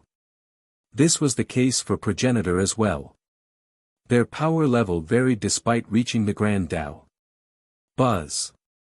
The portal on the mound slowly opened again, interrupting the various conversations. A youth walked out, a stranger to many visitors. However, the natives of Mingluo knew him quite well. He was Yang Tingyu of Luo faction, previously defeated by Li Chia. Oh. That brat is Pure Sword True Emperor's disciple in name, the strongest expert in stone harmony. Becoming the Emperor's disciple is a good indicator of his abilities. People recognized him. After all, Pure Sword True Emperor was too famous. Even just recruiting an in-name disciple was a big deal. That's why many knew about Yang Tingyu. An army with great momentum followed right behind him. Not a single weakling was part of this group. These were the experts of the Mu. Chapter 26-21, The group didn't march with loud fanfare nor put on an ostentatious show. Nevertheless, the atmosphere became tense right away. They were virtually silent, walking out of the portal in an orderly manner. This style actually made them feel invincible, capable of knocking down all obstacles, cutting through the mountains and earth, slashing through the lakes and oceans. One particular person stood out in this group. He certainly commanded the spotlight wherever he went. He was very young and dressed in all white with a cool attitude while holding a long sword. There was no aggression, pressure, and arrogance in him. Alas, just his presence alone made people stagger backward with fear, enough to make them tremble. In fact, his glare could cause pain like a thrust penetrating the heart or the neck, a fatal sword move. People gulped and wondered if there was a hole in their throat with blood oozing out. Lightning Sword God, Su Maobai. Someone shouted. He rarely leaves the Mu clan. If he's here, the Emperor is definitely coming. The crowd was surprised. Yes, it's always with the Emperor when he leaves the clan. People felt dread. Su Maobai was Pure Sword True Emperor's first disciple, also the master of Mu Qingjie who was killed by Li Qie. Of course, Qingjie was only one of his disciples. After hearing his name, the first reaction was thinking that he wasn't from the Mu clan. However, he actually had great status in the clan. He had a different last name because he wasn't born in the clan. His actual background was very humble and he had no noble bloodline to speak of. His father was a worker on a farm, an untouchable of sorts. However, Maobai displayed incredible talents with the sword Dao at a young age. The Emperor took note of this and brought him to the clan. He definitely didn't let the Emperor down. Under the Emperor's guidance, his cultivation soared greatly. Few youths in the clan could actually match him. Remember, the Mu was ancient and vast with plenty of experts. This particular clan cared immensely about bloodline and background. In spite of this, an untouchable like Maobai was able to rise through the ranks and eventually became Pure Sword True Emperor's first disciple. This was indicative of his excellent talents. Some even said that he was just as talented as the Emperor. Lightning Sword God is peerless due to his quick draw. A youth was a big fan of Maobai instead of Pure Sword and Jade Break True Emperor. Yes, his cultivation isn't a match for his faster, but in terms of speed, no one can compare to him. His quick draw will slit the throat before people know what's going on. Another youth lamented. Maobai had plenty of fans in Imperial. The cultivators from small sects or had a humble beginning viewed him as their role model. Though the two emperors had many admirers, they didn't represent every cultivator, not the ones at the bottom of the social ranking. They were born in the strongest systems and had a noble bloodline, blessed with extraordinary advantages from the very start. Their current achievements were indeed due to their own talents and efforts. However, they were destined for greatness, not something the bottom-tiered cultivators could relate to. This wasn't the case for Maobai. An untouchable like him was basically an ant. Nevertheless, he managed to become one of the best cultivators in Imperial and overwhelmed his peers in the Mu clan. People couldn't help but praise him for this. Ultimately, his background and achievements earned him sympathy and respect from weaker cultivators. They thought that they could become as famous and strong as him one day through sheer effort and determination. He chose an unconventional yet effective path. If he had only followed the footsteps of his master, then he would be shackled to that path, doomed to be inferior to his master. However, his quick draw is impeccable right now, perhaps surpassing the Emperor himself. An old expert said. An old man who had fought against Maobai agreed, yes, his speed is unrivaled. True to his title, his comprehension of the sword Dao is very unique, maybe not on the same level as the Emperor but far above the other youths. Both the lowly cultivators and noble masters praised and admired Su Maobai for his current achievements. Maobai didn't enter Mingluo right away but decided to stay in a palace on the mound. This mound has been blessed by Pure Sword True Emperor's Grand Dao, so it became a formation of sorts, capable of both offense and defense. This was a perfect place for an encampment. He didn't show himself again, and without his orders, the Mu disciples didn't dare to do anything on their own volition. Once again, this showed his high status in the clan. Plenty of these disciples were part of noble bloodlines, descendants of emperors and even progenitors. But now, they still listened to someone with a different last name. Whoosh! A green branch crossed through the sky a while later, also pinning on another mound outside of Mingluo. Rumble. The branch started growing at an incredible pace. The crowd couldn't believe it. It was only as thick as a finger earlier, but now, it has turned into a sky-blotting tree. It continued to grow with non-stop detonations. Its thick roots looked like true dragons and drilled deep into the ground while roaring, fortifying the tree. It began to absorb the spirit energy and water of this area, drying the whole place out. This crazily spread until only barren land was left. Chapter 26-22, Rumble. The tree's ascension spelled doom for the surrounding area. The lakes dried out and the mountains crumbled. The lush, verdant plains turned into a barren wildland. Famed bamboo system is here. The crowd realized what was going on. What kind of method is this? It's pretty damn powerful. Someone shouted in astonishment. It's a tree from that system named adamantine, possessing immense growth and stealing affinity, extracting everything from the land. An expert from the last generation said. All newborn trees are part of it, only acting as its nourishment in the end. An ancestor was aware of the secrets within. Adamantine was a special breed of trees and also the name for this particular one. Their progenitor left a seed in famed bamboo that eventually grew into this tree. It was both strong and magical. For example, if one were to break a branch and leave it somewhere else, this branch would grow in an insane rate and absorb the energy and water nearby, leaving nothing left for the land. After it became big enough, it could stay or fly back to famed bamboo. It would wither then and all of the absorbed energy would be taken by the mother tree. Because of this, the original one continued to become stronger with many heaven-defying techniques. Numerous Eternals and previous emperors in this system viewed it as a guardian senior.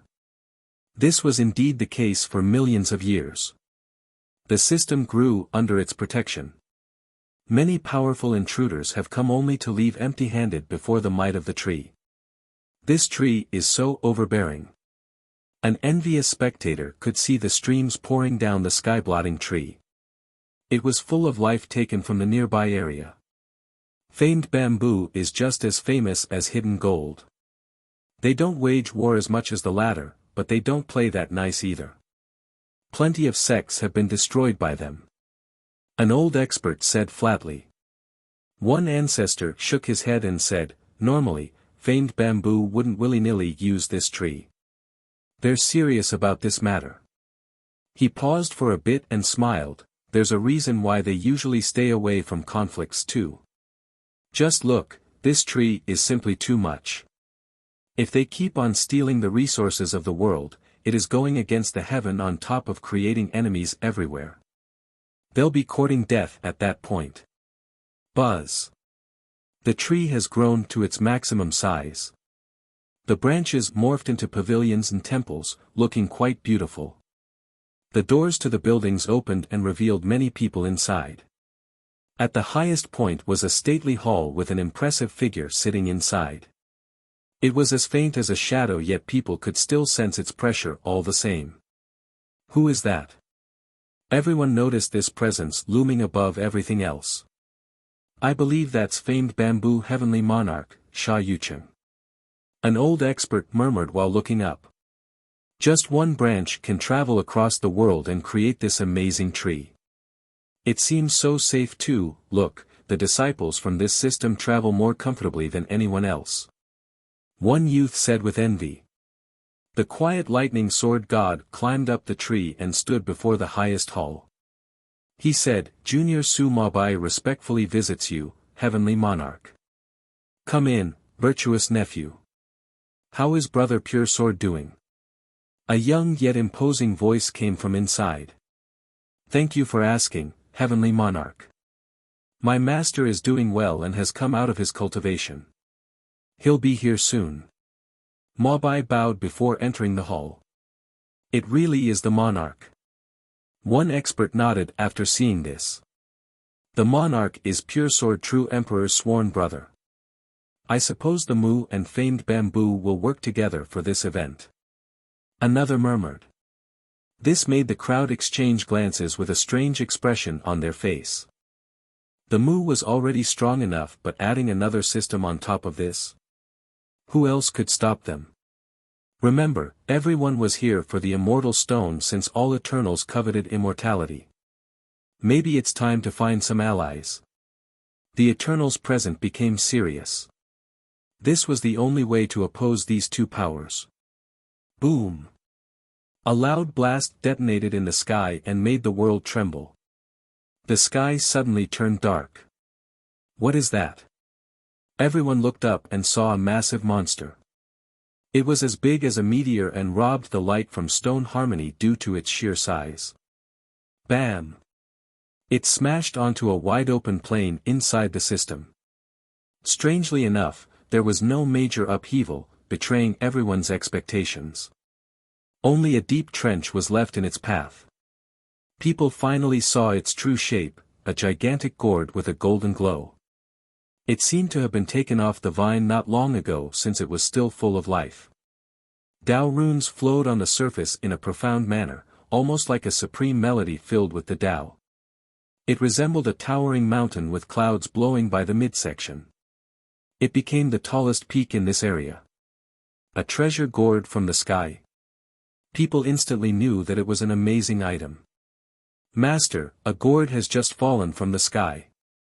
We need to pack up and go take a look, maybe we'll get lucky. A youth thought that this was a great opportunity for an adventure. Lucky my ass. The master smacked him on the head before smiling, go over there if you're tired of living. It'll turn you into blood right away. That's Hidden Gold Grotto's gold gourd. Gold gourd? Is it that powerful? The disciple asked his master right away. Chapter 26-23, the master put on a serious expression while looking at the massive gourd. He slowly explained, very powerful, rumor has it that a system was destroyed by it before. An entire system? His disciples shuddered in response. A system wasn't that easy to destroy due to its Tao source. This was something left behind after a progenitor proved his Tao. Destroying one was extremely powerful for anyone below the progenitorial realm. It signals the start of war since that's the grotto's symbol. Wherever it appears, it means that the grotto wants to destroy the sect, maybe the entire system.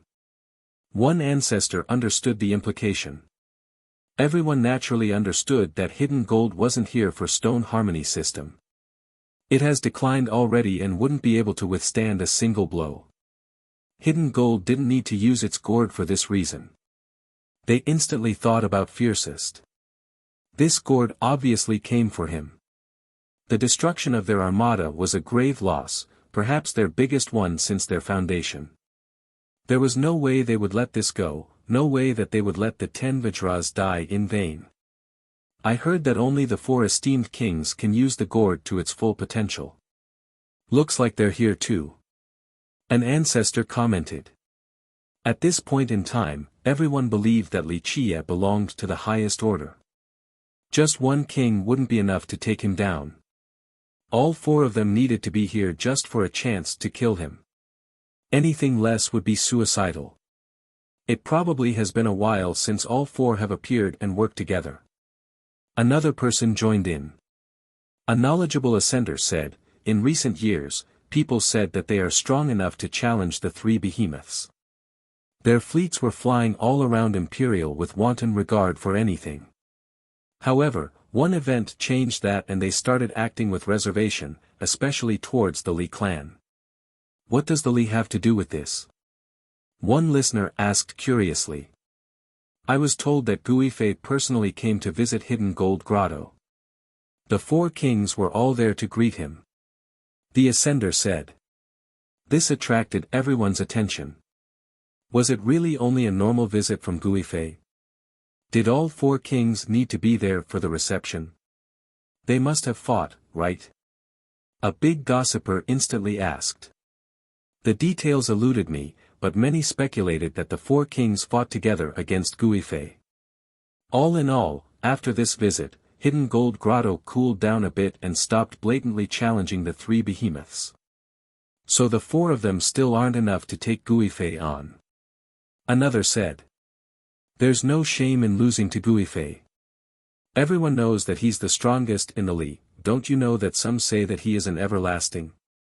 An expert quickly revealed. Whether he's an everlasting or not is up for debate, but one thing's for sure, He's not only the number one in his clan, he is definitely the number one in our world.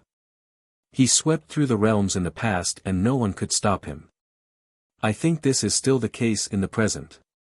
Gui Fei was once a brilliant prodigy who roamed in an unstoppable manner. Later on, he became reclusive and rarely asked about mundane matters. Even the members of his clan rarely got a chance to see him. Another expert said, Lucidity King reigned for 3 generations and never gave a damn about anyone. He visited the Mu before and looked down on the Mu clan master then, demanding to see the strongest ancestor of the Mu. See how arrogant he was? However, he still addressed Gui Fei as elder brother. People nodded in agreement. Lucidity King's legends and arrogance were known by all. He always put on an arrogant act before anyone, ranging from powerful Eternals to domineering ancestors. There was nothing he didn't dare to do. However, he still treated Gui Fei with respect. This spoke volumes on Ifei's abilities. The Mu is here, famed Bamboo 2, and now the 4 kings of hidden gold. Someone quietly said, a storm is coming, and who knows if Stone Harmony can weather this storm. This might be the end of this system. A world-breaking fight was inevitable, turning this land into a battlefield. Just one mishap and it might be penetrated completely or turned into ashes. Stone Harmony is powerless in the past, but it looks like Fiercest is standing on its side now. People will need to watch out for him if they want to stir things up here. People realize this after watching Li Qiye saves the natives. Thus, treating Stone Harmony the same way as before was suicidal. 2 fists can't beat 4 punches. The Li will be coming too, so can Fiercest take everyone on? Maybe he'll be the one to die by joining this mess. One ancestor shook his head, not feeling too bullish about Fiercest. No one denied Fiercest's might at this point. However, it would be hard for him to leave this place alive if he takes on the entire world. The city remained quiet despite the arrival of these powerful forces. The natives didn't know how strong the Mu were. Li Qiye was unbeatable in their mind. They kept on living normally regardless of the commotion outside, believing in Li Qiye. On the other hand, experienced experts like Wu Yuzheng became worried. The fate of the system rested on Li Qiye's shoulders. If he couldn't take them on, it would be the end for Stone Harmony. Tonight was another serene night, but this didn't last long. Buzz. Bright rays emanated from the ground in the city, brimming with divinity. Though they weren't especially blinding, the night made them more conspicuous. Everyone woke up and looked towards the city. Is the immortal stone about to come out? Excitement rose. The ancestors from the great powers also took note of this change. Should we kill our way in? A few people lost their patience. Sure, if you want to die. You forgot about Fiercest's declaration. An ancestor rolled his eyes. Many trembled after recalling the warning, not wanting to die like the 10 Vajras and 5 merchants. Just wait for the Mu and the rest to take action first. They won't be able to wait. Another wily ancestor said. Sure enough, an imperial aura erupted from the Mu's camp. They're doing it. One shouted while looking at the bright camp. Chapter 26-24, Buzz. Dao runes spread around the mound like rippling waves. This imperial aura resembled an emperor marching to battle. The ones outside the city became alert by this aura. So are they doing this or not? One guy whispered. Not that fast. An expert shook his head, Pure Sword True Emperor hasn't arrived yet. How the hell is this group going to face Li Qiye? Lightning Sword God alone isn't enough to be an appetizer. True, without the Emperor and their strongest ancestors, attacking will be suicidal. One ancestor nodded. Eternals were slaughtered like pigs. Anything less would be a joke against Fiercest. Lightning Sword God was strong indeed, but that was only relative to the young generation. He was nothing before Fiercest. Maybe his master would be a better match. The emperor will come, it's only a matter of time. The Mu won't let go of this chance. One expert said while looking at the Mu camp. Though the clan hasn't done anything yet, the imperial aura engulfing the sky there showed their intent. They would definitely march into Mingluo. The question was, when? Fellow Daoist Li, we wish to enter the city. On the second day of Mingluo being covered in brilliance, Lightning Sword God finally revealed his stance while embracing his sword. It's happening. This attracted everyone's attention. The Mu is still giving fiercest some face, courtesy first, fight second. This was surprising to some people. The Mu was one of the three behemoths and had an amazing true emperor as their clan master right now. They were famous with few peers. Virtually everyone needed to give them face. Under normal circumstances, most would become elated and felt honored if Lightning Sword God were to ask them before visiting their city. They would rush out to greet him. Scram. However, Li Chia answered in a direct and aggressive manner, not caring about the sword god status. The crowd smiled wryly after hearing this. That's fiercest for you, always overbearing and unreasonable regardless of the other party.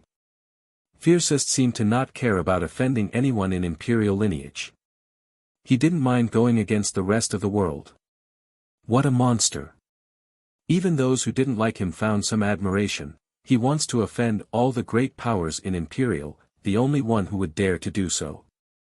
Offending people was inevitable in the cultivation world. Alas, Li Chia's action was still unique and strangely admirable. Lightning Sword God showed no emotion after hearing the rude response. He stood there quietly. Li, you're out of line. On the contrary, Ong Tingyu furiously shouted, I am a member of Stone Harmony. My Luo faction is the greatest sect in Stone Harmony and this city is ours, you're simply taking over our place. Death to all intruders.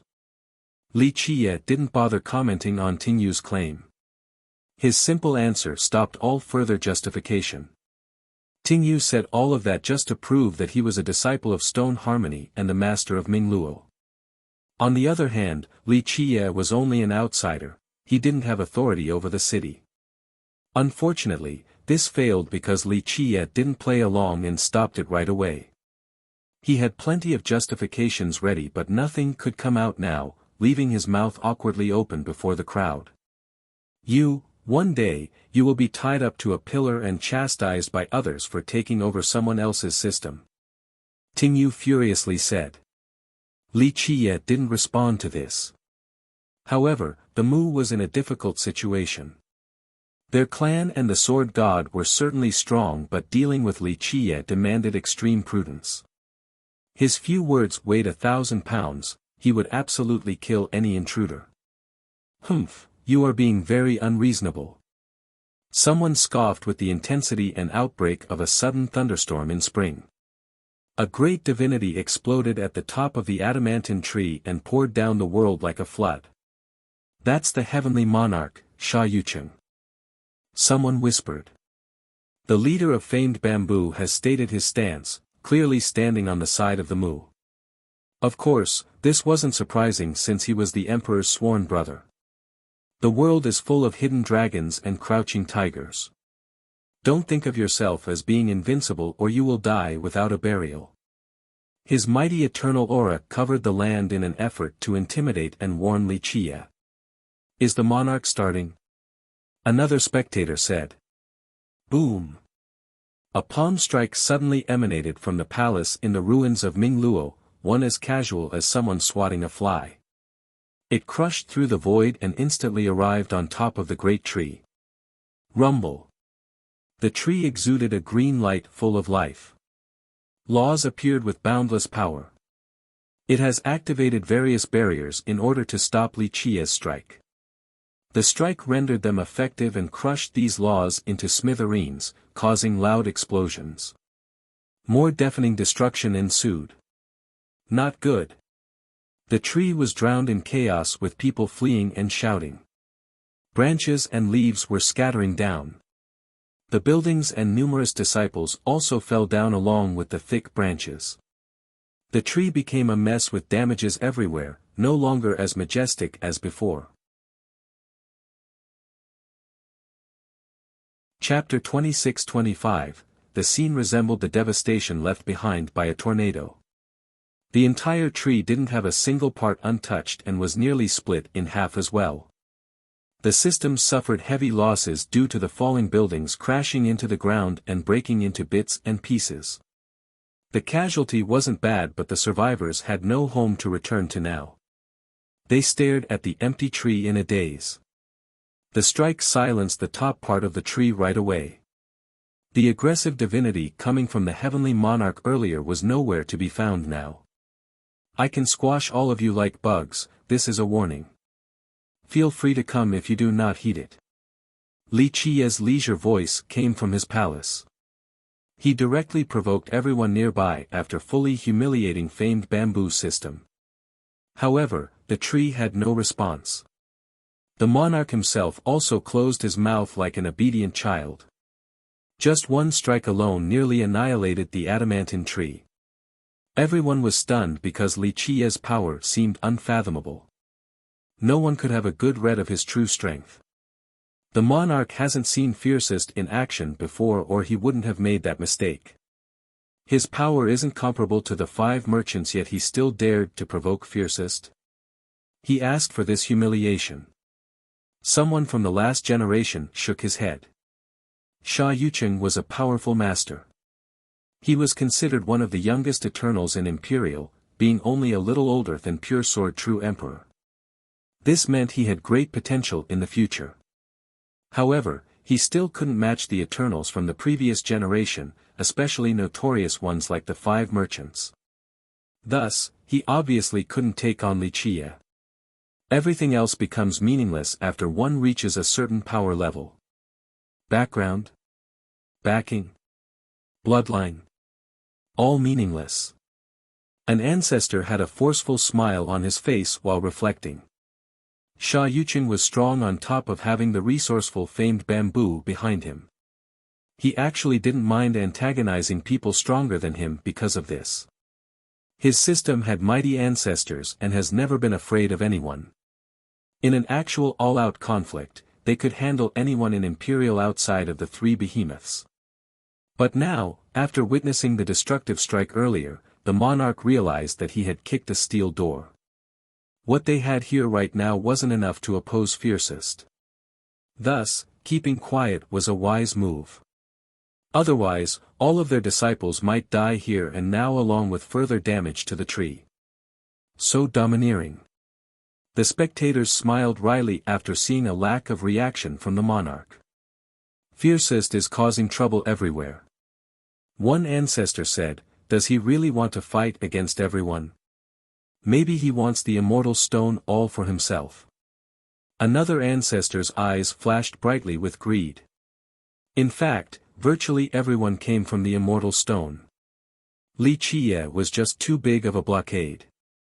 They started hoping for the 3 behemoths to take action and break into Ming Luo so that they could take advantage of the chaos. Over to the Mu's side, they were also intimidated by the attack earlier. Yang Tingyu had nothing to say. All they could do was wait for their emperor. Even the gourd landing on the Great Plain earlier didn't make a move. It looked like they weren't in a rush to siege Ming Luo. A while later on the same day, a deer crossed through the sky ever so briefly. Nevertheless, it left hoofprints on the sky, looking just like blooming white flowers. What's that? Some didn't know what was going on.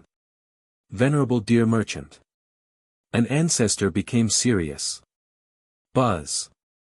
A wooden stick flew over from the horizon and landed on a thicket outside of Ming Luo. The vegetation and trees there started growing at an unbelievable rate, tall enough to blot out the sky. The more magical part was these trees intertwining together to form houses and palaces. This bustling city had specific patterns just like a work of art. One could hear deers playing around among the bushes and gurgling streams. A group began drinking near a stream. Some were galloping around while others were gathering little branches together to make a roost. It didn't take long before the area turned into a paradise filled with transcending energy. These deers became the guardian spirits of the thicket. That's Venerable Deer Merchant. Another ancestor recognized this. Where is he? The juniors looked around but didn't see Venerable Deer Merchant. He's already here. The ancestor explained, in there. His location usually turns into a scene of paradise with spirit deers, hence his title. The juniors observed the thicket with deers happily playing around. One disciple murmured, "That's very surprising. He looks like an immortal with good taste. How could such a man do something evil like sacrificing several million lives?" These young ones were obviously unhappy with the blood sacrifice revealed a while ago. "Shut up." The senior immediately scolded and glared at him. This disciple's head shrunk down from fear and didn't dare to say anything else. Venerable Deer Merchant's arrival surprised everyone. He was rumored to be the oldest being in Imperial, at least among the known Eternals. His cultivation was great, some believed that it was on the same level as Guifei. However, others claimed that he was old now with withering vitality, one level weaker than Ifei. All in all, if one were to list the top 3 experts in Imperial, he would certainly be mentioned. Moreover, he created the Trade Federation, so he enjoyed great status and authority. Just one word from his could invite many Eternals and systems. Thus, though he was here alone, he represented a great force. People immediately became more cautious in response. Chapter 26-26, Venerable Deer Merchant's arrival excited the crowd. They even rubbed their fists, seemingly getting ready. They patiently waited for the Deer Merchant to break into Mingluo and defeat Fiercest. This would grant them an opening for their own schemes. Fiercest was something else. His takedown of the tree left them speechless and robbed them of their courage. No one dared to take half a step inside the city. In their opinion, it was unrealistic to rely on Lightning Sword God and famed Bamboo Heavenly Monarch. This was no longer the case. The Deer Merchant's arrival gave them hope. Everyone knew about the ongoing feud between these two. As the leader of the Federation, the Deer Merchant would never drop this issue. A siege against the city was only a matter of time, hence the crowd's excitement and anticipation for Li Chia's defeat. The reality was that they had no feud against Li Chia. Some even admired him for protecting the natives. Unfortunately, treasures were too tempting. The city was filled with immortal pulses right now. Even the blind could see that the stone was about to come out. They couldn't just let him have it. However, the Deer Merchant didn't do anything after arriving. The lustful and beautiful forest with spirit deers remained, but there was no sign of him. Of course, no one dared to enter the forest without an invitation for fear of death due to his notorious reputation. Boom! Boom! Boom! A series of drumming interrupted everyone's rumination. Alright, someone is finally attacking the city. This was the first reaction. However, they looked up and didn't see an army, only a gigantic imperial ship slowly approaching. On the deck was an old drum with a middle-aged man going hard at it. The drum echoed in a mighty and oppressive manner. The ship was luxurious beyond words, made from precious brilliant cloud immortal wood and decorated with gem squares for both the floor and roof. There were antique decorations such as paintings emitting either imperial or eternal aura. They naturally came from powerful beings but were just used as decoration right now. There was one imperial banner on the ship. Normally, only an emperor would hang such a banner. Is it pure sword true emperor? However, someone noticed the word Lu on it. People couldn't come up with an emperor with that last name in imperial. They knew that there were 2 emperors right now, Jade Break and Pure Sword. The most shocking thing was the impressive blessings and augmentations on the ship, more than enough to crush the firmaments for an eternity. This seemed to be the power level of a progenitor. Which true emperor is this? Probably above Jade Break and Pure Sword true emperor. The crowd was startled. They also noticed a throne looming in the crowd. The same rule as the banner applied, emperor only. A youth sat there, dressing on the verge of being ostentatious, his attitude full of disdain.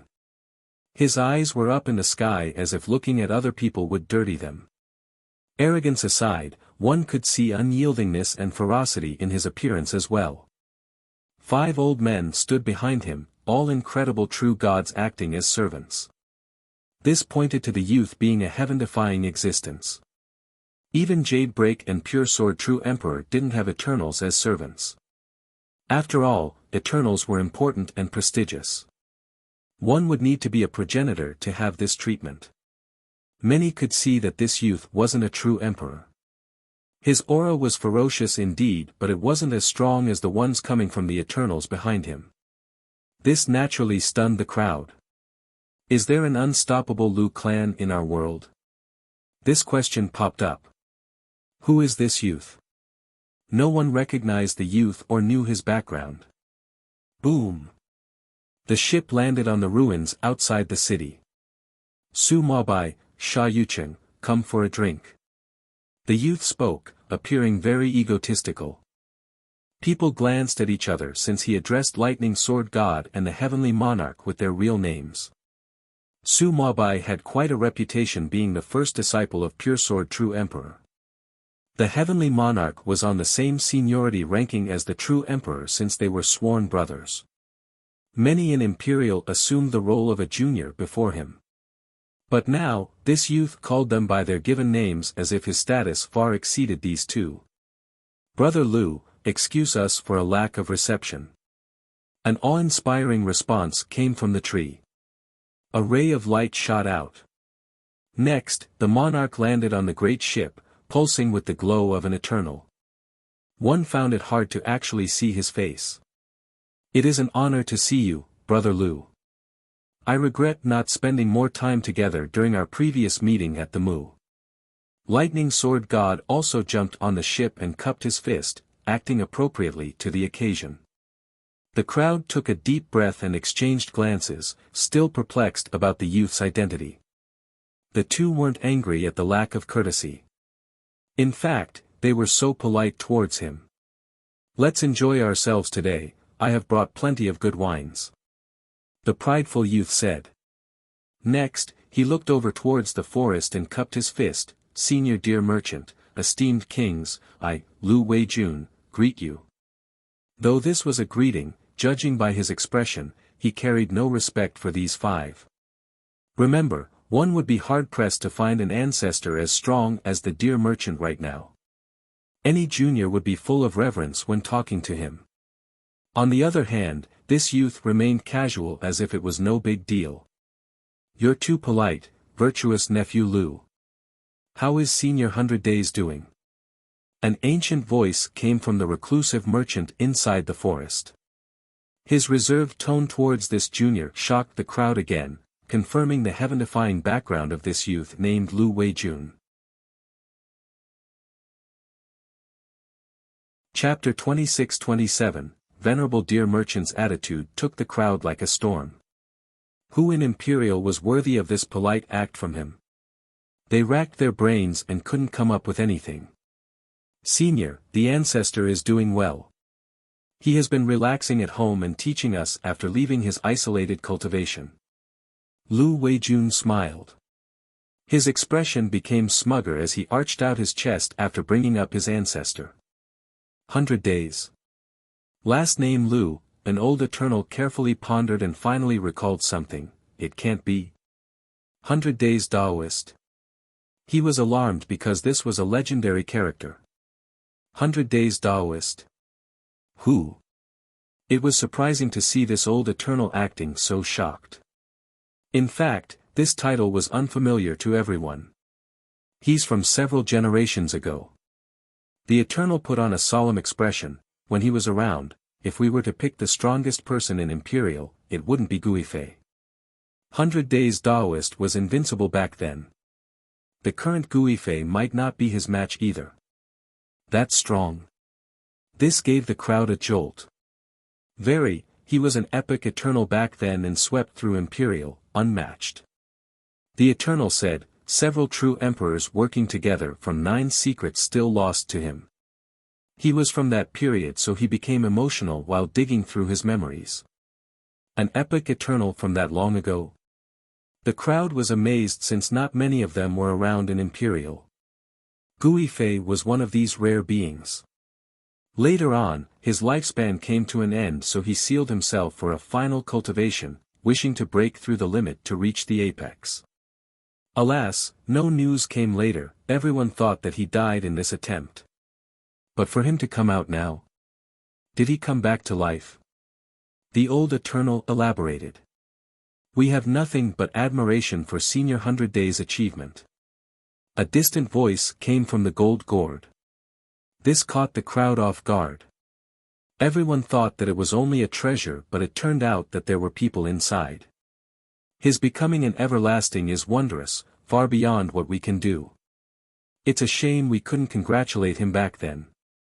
The voice continued. You're too kind, esteemed king, we welcome you as a guest at any time. Lu Weijing laughed. What? Both the normal cultivators and invincible Eternals got chills. Everlasting. The Taoist has become an everlasting Eternal. One old man acted like a cat with its tail stepped on. He has successfully broken through the death tribulation and became an everlasting. Everlasting, an existence capable of fighting against a progenitor, gasps and wows could be heard. This news shook the crowd to the core. An everlasting was a being comparable to a progenitor. This was the apex of all true gods, the ultimate goal. Since when does Imperial lineage have an everlasting? The last time an everlasting left Imperial was several generations ago. One ancestor murmured. Imperial lineage had no lack of brilliant Eternals in its history. However, after reaching a certain power level, they would leave for immortal lineage since it was far easier to become an everlasting there. Plus, staying behind would create a huge burden for their sections. That's why all everlastings in Imperial lineage were heaven-defying for being able to stay behind. A real everlasting, this position has been empty for so long in our world, an Eternal regained his wits and said. It didn't take long before people found out that Lu Weijun was 100 Days Taoist's distant descendant. His bloodline was the same as the Taoist, so he was considered to be part of the orthodox branch. As the descendant of an everlasting and the successor of the Lu, Weijun obviously had an important and prestigious position. People understood why the deer merchant and the 4 kings acted politely towards this junior. It was all due to 100 Days Taoist. As the adage goes, one can ignore the monks but be mindful of Buddha. Needless to say, no one would want to offend Weijun because of his ancestor. The number 1 expert of Imperial is no longer Gui Fei, it's the Taoist again. Someone commented. Gui Fei wasn't a match for the Taoist who had successfully become an everlasting through his final cultivation attempt. The former was undoubtedly strong, but the gap between an Eternal and an everlasting was impossible to cross.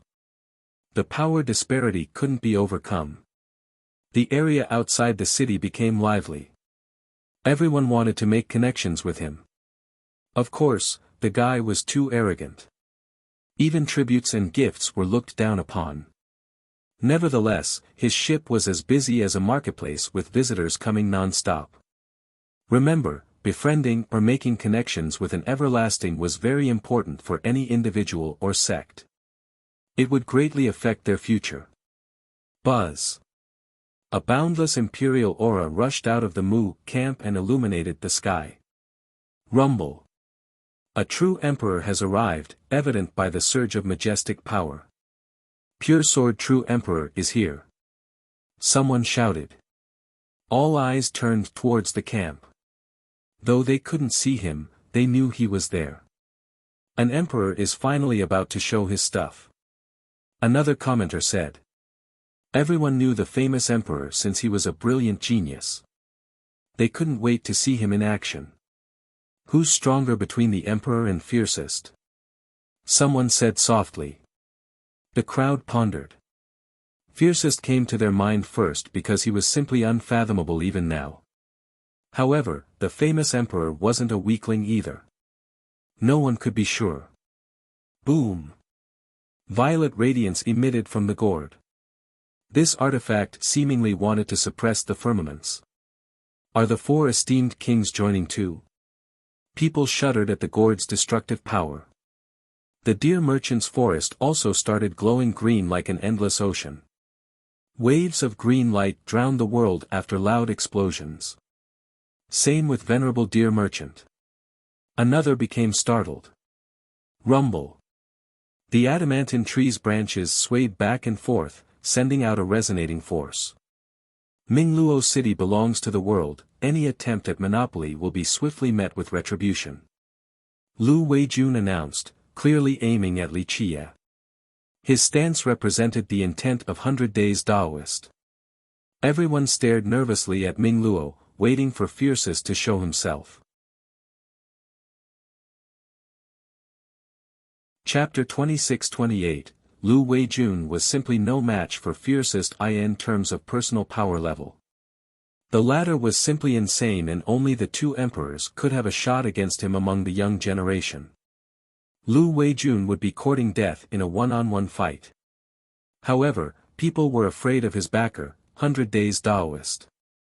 An everlasting has always been a dreadful existence even during the golden age of imperial lineage. Few could actually match them in power. Anyone would fear an everlasting right now, the three behemoths included. Will Fiercest dare to oppose 100 Days Daoist? Someone said softly. The lawless and arrogant fella has never given a damn about the experts and system in Imperial, evident by his previous butchering. So now, with the appearance of an everlasting, people started wondering if he would still act in the same manner. I think he'll do it. One expert quietly said, he has never been afraid of anyone since his debut. Not to mention the trade alliance and hidden gold grotto, we can see from his words and actions that he doesn't care about the behemoths either. So what if this Daoist joins the fray? I'm sure that's what he's thinking. Many agreed with this comment. Just the reputation of the Daoist alone might not be enough to scare Fiercest. All eyes turned towards him now. Dogs and cats may play outside the city. Take one step in and face the consequences. A leisure voice responded from the hall. The crowd got what they wanted. Those who were here early have experienced his overbearing style before. That's Fiercest for you. In fact, people would find it rather uncomfortable if he wasn't acting in this manner. Lu Weijun and the Daoist's reputation weren't enough to intimidate him. Ignorant fool. Weijun was easily provoked. He shouted, you think you're invincible, daring to spew these outradash. Yes, your father is indeed invincible. Li Qie interrupted him. The youth began shaking with anger from the blatant disdain. He came from a prestigious clan and his cultivation wasn't shabby either. This background of his demanded respect. Now, his ancestor has become an everlasting. His clan and himself were propelled to another level of prestige, he became the star of the show overnight. Not to mention the young geniuses, even the famed ancestors needed to be polite or even respectful towards him. For example, whenever he came to visit, the ancestors from the Mu would need to have an extravagant reception ready. The deer merchant and four esteemed kings weren't spared from this either. Thus, whenever he spoke, everyone needed to listen attentively.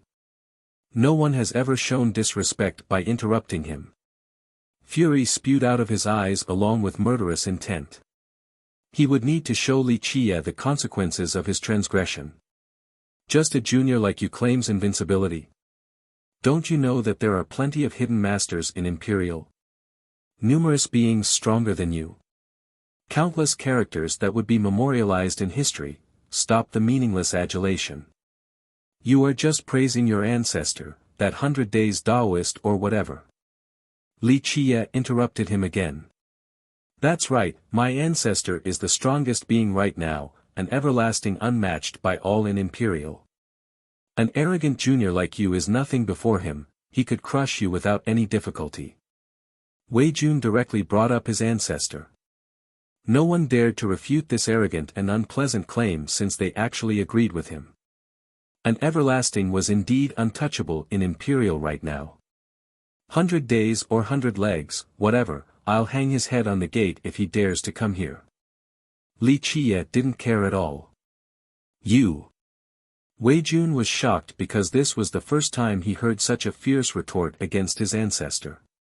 It wouldn't be an exaggeration to say that only suicidal people would make this type of comment towards the Taoist. In fact, the Taoist didn't need to do it himself. Plenty of others would kill the perpetrator to curry favor. I can't believe it. The crowd still took a deep breath despite knowing Li Qie's personality. Normally, juniors would spout unsavory comments during minor skirmishes. A supreme like the Taoist wouldn't pursue these little problems. But now, Fiercest announced his intent to decapitate the Taoist, then desecrate his corpse in public. This wasn't something that could be overlooked. A battle between these two was inevitable. The Taoist can't swallow this down. Even if he won't do anything, his descendants will have to make a move or they'll lose all face. One expert said. Fiercest went overboard and didn't leave any space to back off once necessary. An ancestor smiled wryly. This is an everlasting we're talking about, a being that can hurt a progenitor. I don't think Fiercest can take him. Of course, the ones most excited about the comment were the deer merchant and the 4 kings. This development was exactly what they wanted. Wei Jun's face turned red and couldn't muster up a response. We didn't come here seeking revenge. Suddenly, a clear and powerful voice came from the mound of the Mu. Mingluo City is my disciple's home. He came back today to help his family. This voice had a certain order to it, sounding just like a mantra. Pure sword, true emperor. People instantly knew who it was right away. Yes, Mingluo is my home. Is it a crime to return to my own home? That's too unreasonable. Yang Tingyu stepped out and snorted. No one is allowed to stop others from coming home. The deer merchant added. Only the cruelest devil would take another's home as their own. Such a person should be persecuted by the rest of the world. One of the 4 kings supported. Chapter 26-29. It was as clear as day that an alliance has been formed between these various powers to oppose Li Qie. No one can stop me from going home. Yang Tingyu shouted. This was a chance for them to pressure Li Qie. After all, Tingyu was indeed an inhabitant of Mingluo. It seemed unreasonable for Li Qie to stop him from returning home. Thus, he had the perfect reason, taking care of his friends and families who were still in Mingluo. He had the moral high ground on top of being the victim while Li Qie was the heartless oppressor. Boom! Yang Tingyu marched out of the Mu's camp with an army behind him. Su Mabai acted as an escort as well. It's about time. One spectator knew the Mu's intent. Everyone became excited as a result. The immortal pulses inside the city left them restless. The stone was about to come out, but Li Qie had the entire city sealed off. How were they going to get the stone? If this group from the Mu could actually enter the city, they would leave behind a hole in Li Qie's defense. It would make it easier for them to sneak inside later on. The Mu has all the right conditions right now to go. One commenter added. Yang Tingyu had ample reasons to return, allowing the Mu to join in. Plus, the clan also had the support of other powers. This was the perfect time to strike, a godsend opportunity. Boom! The army stopped before the gate. They lined up quietly and perfectly, instilling chills into the spectators. This was a battle-hardened group, leaving no room for others to question their abilities. The gate remained closed. Of course, it wasn't enough to stop the group from breaking in if they wanted to. Everyone watched with bated breath, waiting for the next move from Fiercest. I, Yang Tingyu, grew up in Mingluo City. This place is my home, my everything. where my brothers and sisters reside along with my aging seniors. Returning home is a universal right. Tingyu started a sorrowful speech, putting himself in the role of a victim whose home has been wrested away. On the other hand, Li Qiye was a bully taking over someone else's home. Of course, the natives were listening too. The majority actually looked down on him, including members of Luo faction. In their eyes, Li Qiye was their guardian deity, the savior of Ming Luo. Where was Yang Tingyu, the #1 expert of Ming Luo, when disaster struck? Li Qiye, an outsider, was the one who saved them. Plus, they felt safe under his protection. On the contrary, Yang Tingyu wanted to bring outsiders into the city, akin to bringing wolves back home. They naturally opposed his return despite not daring to protest. So what if you're as pitiful as you make it sound? Same thing as before, no mercy for those who dare to enter the city. Li Qiye appeared on the city wall and looked down at him. You're nothing but an insignificant pawn. Pure sword, true emperor, esteemed kings, venerable dear merchants, whatever, all come together. I'll destroy all of you at the same time to avoid incessant jabbering. The crowd was in awe at this blatant declaration of war and could only smile wryly. He's the only one worthy of the title, fiercest, in imperial lineage. One of them said. Fellow Daoist, if you wish to fight, I'm always ready to entertain you, but that's for another day. Pure sword, true emperor answered with his powerful voice, today, I'm not here to cause trouble. My disciple is homesick and wishes to return, so please, open the gate so that he can be freed of this affliction. Scram to the edge of the world if you want to live. Li Qiye leisurely replied. The crowd wondered why all of his responses have to be so domineering and unreasonable. He didn't show an ounce of restraint and politeness towards the true emperor. You're an outsider and I'm a disciple of Ming Luo. This is my home. Yang Tingyu angrily shouted. Li Qiye waved his sleeve in response. How bothersome, all right, everyone will die today, starting with you. Having said that, he casually pointed at the youth without adding any power. Tingyu saw this and retreated with full haste. He had fought against Li Qiye before and knew just how terrifying the guy was.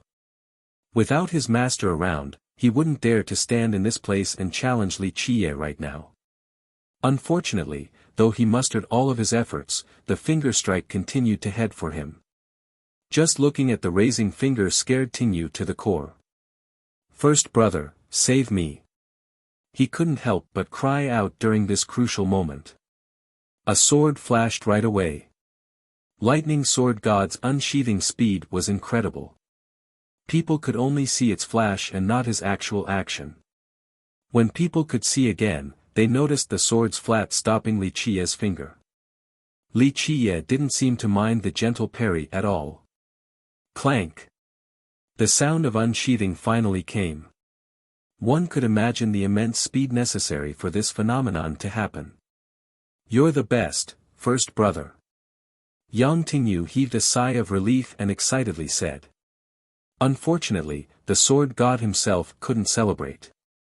He used all of his power and abilities to barely stop this casual finger strike. He had reached his limit and found himself shaking.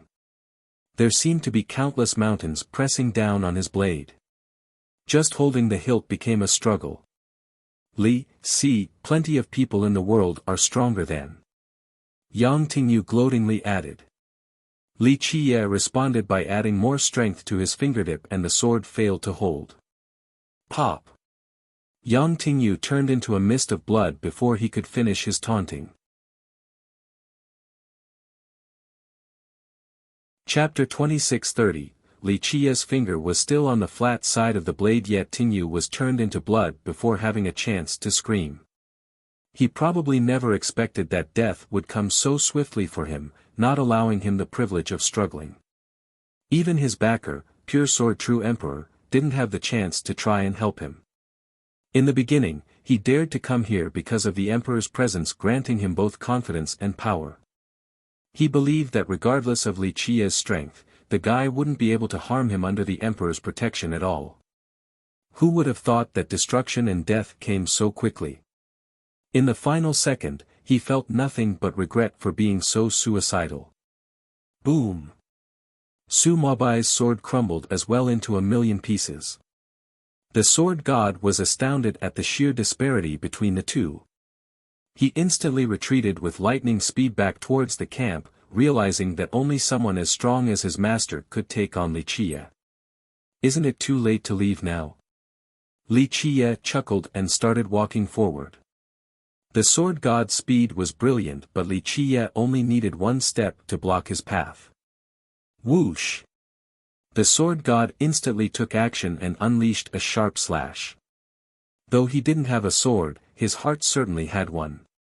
The Tao of the sword and lacerating arcs engulfed the sky. This destructive move carried the lightning affinity, issuing loud crackles and metallic hums. Lightning bolts in the form of swords instantly surrounded Li Qie. The sword intent sealed the world, trapping the target. Swordless, yet even better than possessing a sword, the sword god's most dominating move. No big deal. Li Qie didn't bat an eye even though the lightning swords were inches away from him. The sword Tao gathered into an extremely sharp edge trying to penetrate his throat. Strangely enough, all these various sharp manifestations couldn't continue forward. Something extremely tough blocked their path and froze them in place. Even the main thrust aiming for Li Qie's throat was stopped despite the sword god mustering all of his strength. Even your master can't amount to anything against me. Li Qie chuckled. He raised one finger again and flicked. Boom! The frozen time began to flow again. The sword god's Tao crumbled in entirety into bright particles. Crack! The sword god got blown flying with bones breaking and blood gushing all over. This flick was unbelievably destructive. The youth was still being ravaged by its power. If this went on, he could turn into a pulp before smashing into the ground. Bam! A palm appeared in the sky and quickly caught the youth, wanting to save him from this agony. This palm was surrounded by imperial laws and auras. However, the sleeve covering it still got cut to 1,000 scattering pieces. Blood also gushed out, who knows if it was from the sword god or the hand. Pure sword, true emperor! Someone shouted. His master clearly joined the fray during this moment between life and death. Kill him! The army of the Mu roared furiously. These elites wanted to save their master. Their battle cries assaulted the sky and the stars like a tsunami. They all thrust their spear upward in unison and accumulated into an incredible force in the shape of a dragon spear. Ra! The dragon roared and raised its claws, wanting to lacerate him. Boom! Li Qie casually unleashed a palm strike, successfully crushing this draconic energy and hitting the army below. He tore the heaven asunder with this casual blow. It was as if the entire sky vault was falling down on the army. Once he raised his palm again, the ground has become stained with blood. The army was no longer there, replaced by flattened flesh and bits, a meat patty of sorts. How boring. Why do people always think they can challenge and kill me? He yawned and said. The world became silent. Though the emperor managed to save the sword god, he couldn't save the army, so they were massacred. Everyone held their breath. The Mu has been reigning as one of the three behemoths for a long period of time. Their position was virtually unshakable. Now, someone has just declared an all-out war on them by destroying this particular regiment. Few have dared to do this. Fiercest became the second after Jade Break true emperor to attack the Mu. Sir, you are too cruel. The resonating voice of the emperor appeared again. Though he himself hasn't shown up, just his words alone awed the crowd. His failure to save the army was rather humiliating. This was a slap challenging his prestige and his clan's authority. Indeed, no need to preach though, just be ready to accept death after coming here, regardless if you're a true emperor or whatever Taoist. Li Qie replied, showing clear disdain towards these top beings. The crowd quietly accepted the outrageous declaration. This was true to his style. "Ignorant fool, today will be your last day in this world," Lu Weijun shouted after hearing this. Chapter 2631, As if a useless descendant like you can carry it out. Li Qiye looked at the youth and said, "I might take a second look at you if you are the least bit capable. Unfortunately, you're nothing but a piece of trash fully reliant on your ancestor. I'll kill you first before taking care of the others." Wei Juan's face turned as red as can be after hearing this, nearly vomiting blood. He couldn't come up with a response and stood there, trembling with anger. The crowd actually enjoyed this comment since they found Wei Juan's arrogance annoying. He looked down on others just because his ancestor was an everlasting. Many geniuses found this guy below them, whether it be in terms of talents and power. What gave him the qualifications to look at them with disdain? There was nothing special about him outside of being lucky enough to have a good ancestor. Alas, they couldn't express their displeasure, so Li Qiye's comment basically spoke their mind, making them feel quite good. "I'm starting to be a fan of Fiercest, he's so direct and always domineering." One youth gave Li Qiye a thumbs up and enjoyed Wei Juan's annoyed expression. "I will flay you, drink the blood, rip out the tendons, and eat your flesh." Wei Jun gritted his teeth while putting on a twisted expression, his eyes flashed with brutality. There was no way he would let this public humiliation go unpunished. "You four, go, cut him to pieces," he ordered the four Eternals behind him. "Right away, young noble." The four affirmed and went forward. They were numerous times stronger than Wei Jun, who should only be their junior. Alas, they could only follow all of his orders because of the Daoist's command. They surrounded Li Qiye and sealed all directions, wishing for a match. "Sir, it's better to drop than to add a problem, you can't afford to provoke our young noble." One of them said, "It's not too late to apologize, or a calamity will be descending, not only for you but for your system. Your sect and home will turn to ashes. No one will be able to shield you from our master's wrath. He'll annihilate everything you hold dear, that's what you think."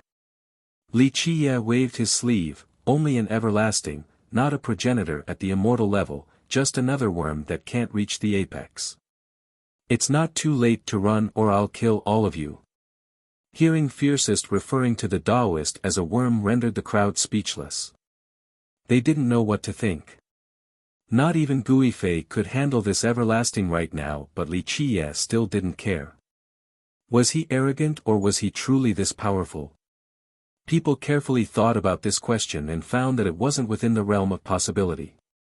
How could such a young person be stronger than the Daoist? One needed to be a progenitor to fulfill this requirement. However, everyone would know about the existence of a progenitor in Imperial. There was no way of hiding this. "Kill him already!" Wei Jun wildly roared, nearly falling into madness. He seemed eager to have a taste of Li Qiye's flesh and blood. "Excuse us for this then." The four Eternals exchanged glances. They had no other choice but to move on despite knowing how strong Li Qiye was. Not to mention a one-on-one, even the four of them together wasn't enough. Li Qiye chuckled, completely indifferent, "You four are courting death. Do you think you're stronger than the 5 merchants or the 10 Vitras?"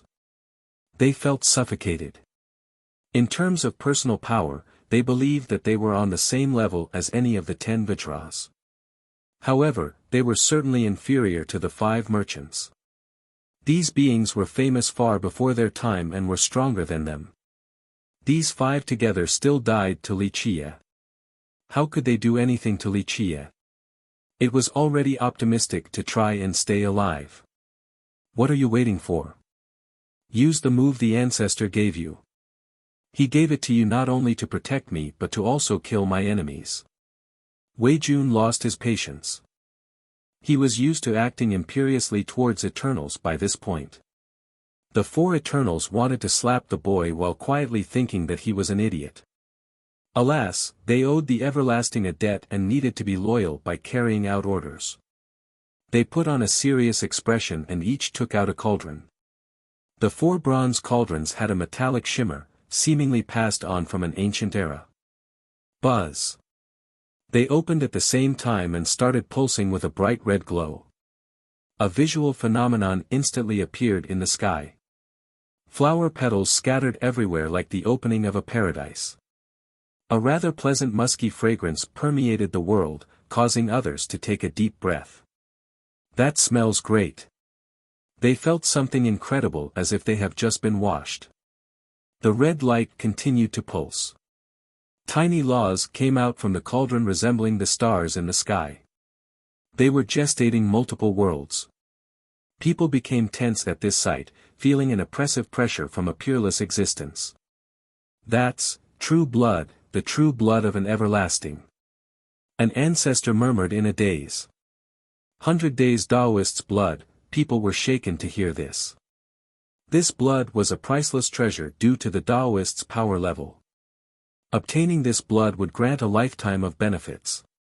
It seemed like there were more inside the cauldrons. The Taoist clearly refined some of his true blood and sealed them within the 4 cauldrons before giving the items to these Eternals. The crowd finally understood why these 4 Eternals were so subservient toward Lu Weijun. Weijun wasn't qualified to have servants like them. The only reason why they agreed to stick around was due to the great benefits granted by the Taoist. This true blood could make them much stronger in a short time on top of prolonging their lifespan and increasing their cultivation. Their choice of serving the youth was understandable. Some became tempted while others realized how much the Taoist loves Lu Weijun. It looked like he really had the Taoist's primary bloodline. Though the Lu had plenty of descendants, few of them actually inherited his bloodline. This was why the Taoist expended his precious blood just to have these 4 Eternals help Weijun. Chapter 2632, The Pulsing, bloody lights from the cauldrons emitted the aura of an everlasting. People couldn't help but feel reverence as if there was a supreme existence standing before them. The weak felt like getting on their knees. Buzz. The blood from the cauldron rushed out and attached to the 4 Eternals before fusing with them. After a full fusion, a massive aura erupted. They became full of vitality and divinity. This influx of power far exceeded their regular limits, allowing them to feel like an everlasting. They turned into 4 giants. When they opened their eyes, the world paled into insignificance. There seemed to be 8 suns hanging in the sky. The real one lost its splendor in comparison. Rumble. Tao laws appeared around these Eternals, not their own but rather an everlasting's looking just like waterfalls from heaven. The divinity of an everlasting swept through the entire realm in this blink of an eye. Everlasting, the crowd was stunned and felt nothing but fear. These 4 Eternals have suddenly reached the next level, looking just like the avatars of 100 Days Taoist. They potentially possessed the power to look down on the rest of the world. The experts nearby took a deep breath and exchanged glances after seeing this. Buzz. As they took one step forward, the area beneath their foot started to melt along with the grand Tao of the world. What power is this? Numerous experts felt their own Tao power flowing away. These 4 Eternals have started melting the worldly orders, so everyone was losing control over their own Tao like a flood breaking the dam. This naturally scared everyone and made them retreat farther away. Buzz. A tiny dimension opened above each of their head and a total of 4 suns came out. The 4 suns were different. One was the color of a lake, another was red, one more was a metallic gold, the last was a deep yellow. They're borrowing the Taoist's techniques. The blood contained these arts, so when they fused with his blood, they could use his techniques too. One ancestor saw the clues. Excuse us. The 4 roared at the same time. Boom. The suns above them emitted engulfing flames and instantly drowned out Li Chia. His location and all the Tao powers there instantly turned into dust. The world seemed to lose its power and became a withering prison. Boom! If Li Qie were to activate his vitality even a little bit, the flames would start burning away with increasing temperature. They continued to spread in an endless manner, leaving only a black hole behind where Li Qie stood. It's not a regular fire that burns away the flesh, it's burning away the grand Tao, vitality, and true energy. If Li Qie were to activate his various powers, the flames would grow stronger. It's the same as pouring oil on fire. One expert said. Yes, it's taking away his abilities and forces, but he needs to deal with the flames somehow. What a dilemma. One ancestor nodded. It's a living flame that feasts on Tao vitality. The more it consumes, the stronger it becomes. Another expert became startled. One can only wait to die in this situation since resistance only makes things worse. Rumble. They were right. The moment Li Qie activated his vitality, the flames from the four suns intensified and began burning his Tao power even more. His vitality in Grand Tao only served as oil for the flames, slowly burning away. Once depleted, that would also be the end of him. How does one get out of this? The fact that he's so strong only worsened the situation. It'll extract his power before leaving him as a pile of ashes. Someone shook their head. 100 Days Taoist is frightening. Just his blood alone is already so mighty. Imagine if he were here in person. One ancestor said in fear. The spectators didn't know what to do and were amazed at the effectiveness of the true blood. Ha ha ha, see, ignorant fool, you're done for. Lu Weijun heartily laughed. This is my ancestor's Daoburn, your powerful vitality and power will only feed it. Daoburn consisted of using the self as the flame and the enemy's powers as fuels. The stronger the fuel, the greater the flame. Thus, most enemies had no way of resisting or breaking Daoburn and could only wait for death. My ancestor's technique is supreme. A junior like you deserves a terrible death for challenging his authority. Weijun confidently snorted while staring at Li Qie. This is only taking a force reversal technique one step further, nothing's too exceptional. Li Qie was still leisure while being ravaged by the flame. Just watch, let's see if the flame will burn out the oil or if the oil will destroy the flame. Boom! He unleashed more vitality and power. The world suffered a terrible blast, seemingly on the verge of exploding. Li Qie's vitality contained a domain larger than 3,000 worlds. Once he opened it, the forces began destroying everything else, expanding in an endless manner and pushing the physical limits. The regular world was being overfilled to a dangerous level. It looked like a tiny ship being rocked back and forth amidst a terrible storm.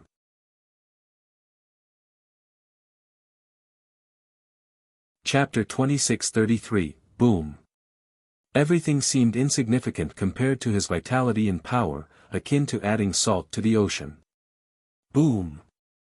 This naturally frightened the spectators, rendering them helpless on the ground. Pop. The four Eternals' flames obviously couldn't keep up with this rapid increase and became chaotic. Ah! The flames engulfed their own masters, extracting their vitality in Grand Tao. Their true blood, in particular, acted like the greatest feast for the flames, so the heat became insane. The flames instantly incinerated the four Eternals into ashes, scattering away to the wind. Their eyes were wide open before death, full of unwillingness and despair. They have never thought about the potential of a backlash. His monstrous vitality moved on to assault and extinguished the flames. He then recalled this power and the world assumed its initial appearance. Everything became soundless like the calm after total destruction. All beings have been destroyed, only ruins were left, that kind of silence. Even the strongest masters here were speechless, including Pure Sword True Emperor and Venerable Deer Merchant. They finally felt fear. How boring. Li Qie broke the silence with another yawn. What a waste of my vitality. Where is this Taoist? Maybe he'll be more entertaining. Lu Weijun himself no longer dared to retort, just like the rest of the crowd. Alright, time to kill, let's start with you. Li Qiye's eyes fixated on the youth. He started walking closer, causing the shocked Wei Jun to hastily retreat. Meanwhile, the final and strongest Eternal next to him had no choice but to face Li Qiye in order to buy time for the youth. Sir, please be benevolent. The Eternal seriously said, opposing my master isn't wise. Trying to scare me with one everlasting. Scram. Li Qiye chuckled. My apology. This Eternal roared, shackled by obligation and debts. He swung his heavy scepter straight for Li Qiye's chest. Boom! Li Qiye blocked with one hand, completely nonchalant. Though this scepter had immense weight, it couldn't move Li Qiye's hand at all. He flipped his hand and pushed the scepter back towards the Eternal. No! The guy could only scream. His bones started breaking down from the force exerted by his own weapon. Pop! Only a bloody mist was left. Clank! Li Qiye threw the scepter away without bothering to look while heading straight for Wei Jun. Heavenly Monarch, save me! Wei Jun ran to his closest ally, the adamantine tree. Sir, you're truly going too far. The monarch on top of the tree shouted. He needed to answer the cry for help due to his ties with the Lu clan. Too far. Li Qiye smiled, I'm going to kill all of you, wait till I'm almost done and you can say that again. He created a gigantic palm in the sky that reaches for the tree. It didn't contain any divinity or invincible laws, but that didn't matter at all. Boom! The tree turned into a mountain of blades. All of its branches and leaves turned into various weapons, swords, sabers, spears, arrows. Boom! They became resplendent and shot straight for Li Qiye's palm. This was an impressive move but wasn't enough. His palm became bright as well, turning into an all-destroying grinder. Crack! Crack! All of the leaves and branches crumbled, leaving only behind the barren trunk. Li Qiye then grabbed the trunk and uprooted the tree entirely. Die! The heavenly monarch descended and roared, unleashing his full arsenal of weapons. The sky turned dark from the incoming treasures, a suppressive pagoda, an all-penetrating immortal sword, a banner sealing all directions. He wanted to use his strongest technique to catch Li Qiye off guard and deliver a fatal blow. Move! Li Qiye's great palm swung the tree into the treasures, crushing all of them. The great trunk barely brushed against the monarch, but it ended up with him screaming. Blood gushed out as he was blown away with numerous broken bones. He instantly got up and didn't care about his wounds, the only thing on his mind was running for the Mu's camp. Don't think about escaping. Li Qiye smiled and smashed the tree towards the fleeing combatant. The monarch had never thought that this treasure tree would come for his life one day. Go, brother Shah. Pure Sword True Emperor joined the fray. His great palm grabbed the monarch and pulled him towards safety. We'll see about that. Li Qiye sneered and turned the tree towards the emperor's palm instead. The emperor's expression soured as he unleashed chaos from his palm. Imperial laws emerged and built a thick world around his palm. This allowed him to continue saving the monarch. Bam! The chaos and imperial laws shattered. The tree smashed into the palm and left it bloodied. The emperor had no choice but to pull back. The spectators knew that this was a serious injury. His hand was most likely mangled as a result. The tree continued to break the wind and head for the monarch. Ah! A long and sharp branch suddenly sprouted from the tree and penetrated the monarch's chest in a brutal manner. Chapter 2634, Ah! A pitiful scream echoed across the realms and reached the high azure. Blood dripped down the withered tree, leaving behind curving lines like red serpents. Li Qiye raised the tree up in the air, revealing the skewed body of the monarch at the tip. More blood was still dripping down. His eyes were wide open due to this sudden and ironic death, being killed by his sex treasure tree. The crowd became slack-jawed and horrified, especially when they stared at the monarch's corpse. Li Qiye moved at lightning pace, uprooting the tree and skewering the monarch. The scariest part was when the emperor failed to save the monarch. His hand was nearly pulverized by the tree trunk. Li Qiye had managed to one-up himself again, a spectacle more shocking than the death of the 5 merchants. Sha Yuqing had the title of Heavenly Monarch and was one of the most accomplished geniuses in recent times. Now, he was killed by his own system's divine tree. Pop! The tree slightly shook and his body turned into blood scattering with the wind. No rush, one at a time. Li Qiye threw away the tree and said. People shuddered at the full realization of his death, killed like an insignificant ant. The merchant, for esteemed kings, and pure sword true emperor became quiet. They realized that they might not be able to take Li Qiye on at all even when fighting together.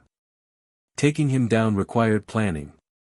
This task demanded a heaven-defying method with perfect teamwork and swiftness, resulting in one fatal move that gives him no chance to react. What are you doing? Lu Weijun wanted to run towards the deer merchant but he didn't make it far before Li Qiye kicked him down and stomped on him. You tell me. Li Qiye smiled while looking at the youth. Don't be insane. Weijun was scared out of his mind, no longer displaying his arrogance and pride. He was shaking from top to bottom, nearly pissing in his pants. Li Qiye continued, a coward like you dared to prance around in front of me and telling me what to do. What a joke. Having a descendant like you destroys your ancestors' reputation. What do you want? The only thing the immobilized youth could do right now was screaming. Didn't you say something about drinking my blood, ripping my tendons, and tasting my flesh? What should I do to someone harboring such devious thoughts towards me? Should I do the same? Li Qiye chuckled. Weijun turned deadly pale, truly afraid of that happening since his life was within Li Qiye's grasp. I was just kidding earlier. Weijun put on a forced smile and apologized. Dao brother, no, senior, I was only playing around.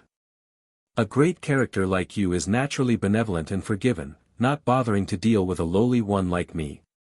Weijun's instant submission earned him disdainful gazes from the crowd. Just a while ago, the guy was not only acting arrogantly towards his own generation but also the ancestors. Now, he was begging for his life in such a subservient manner.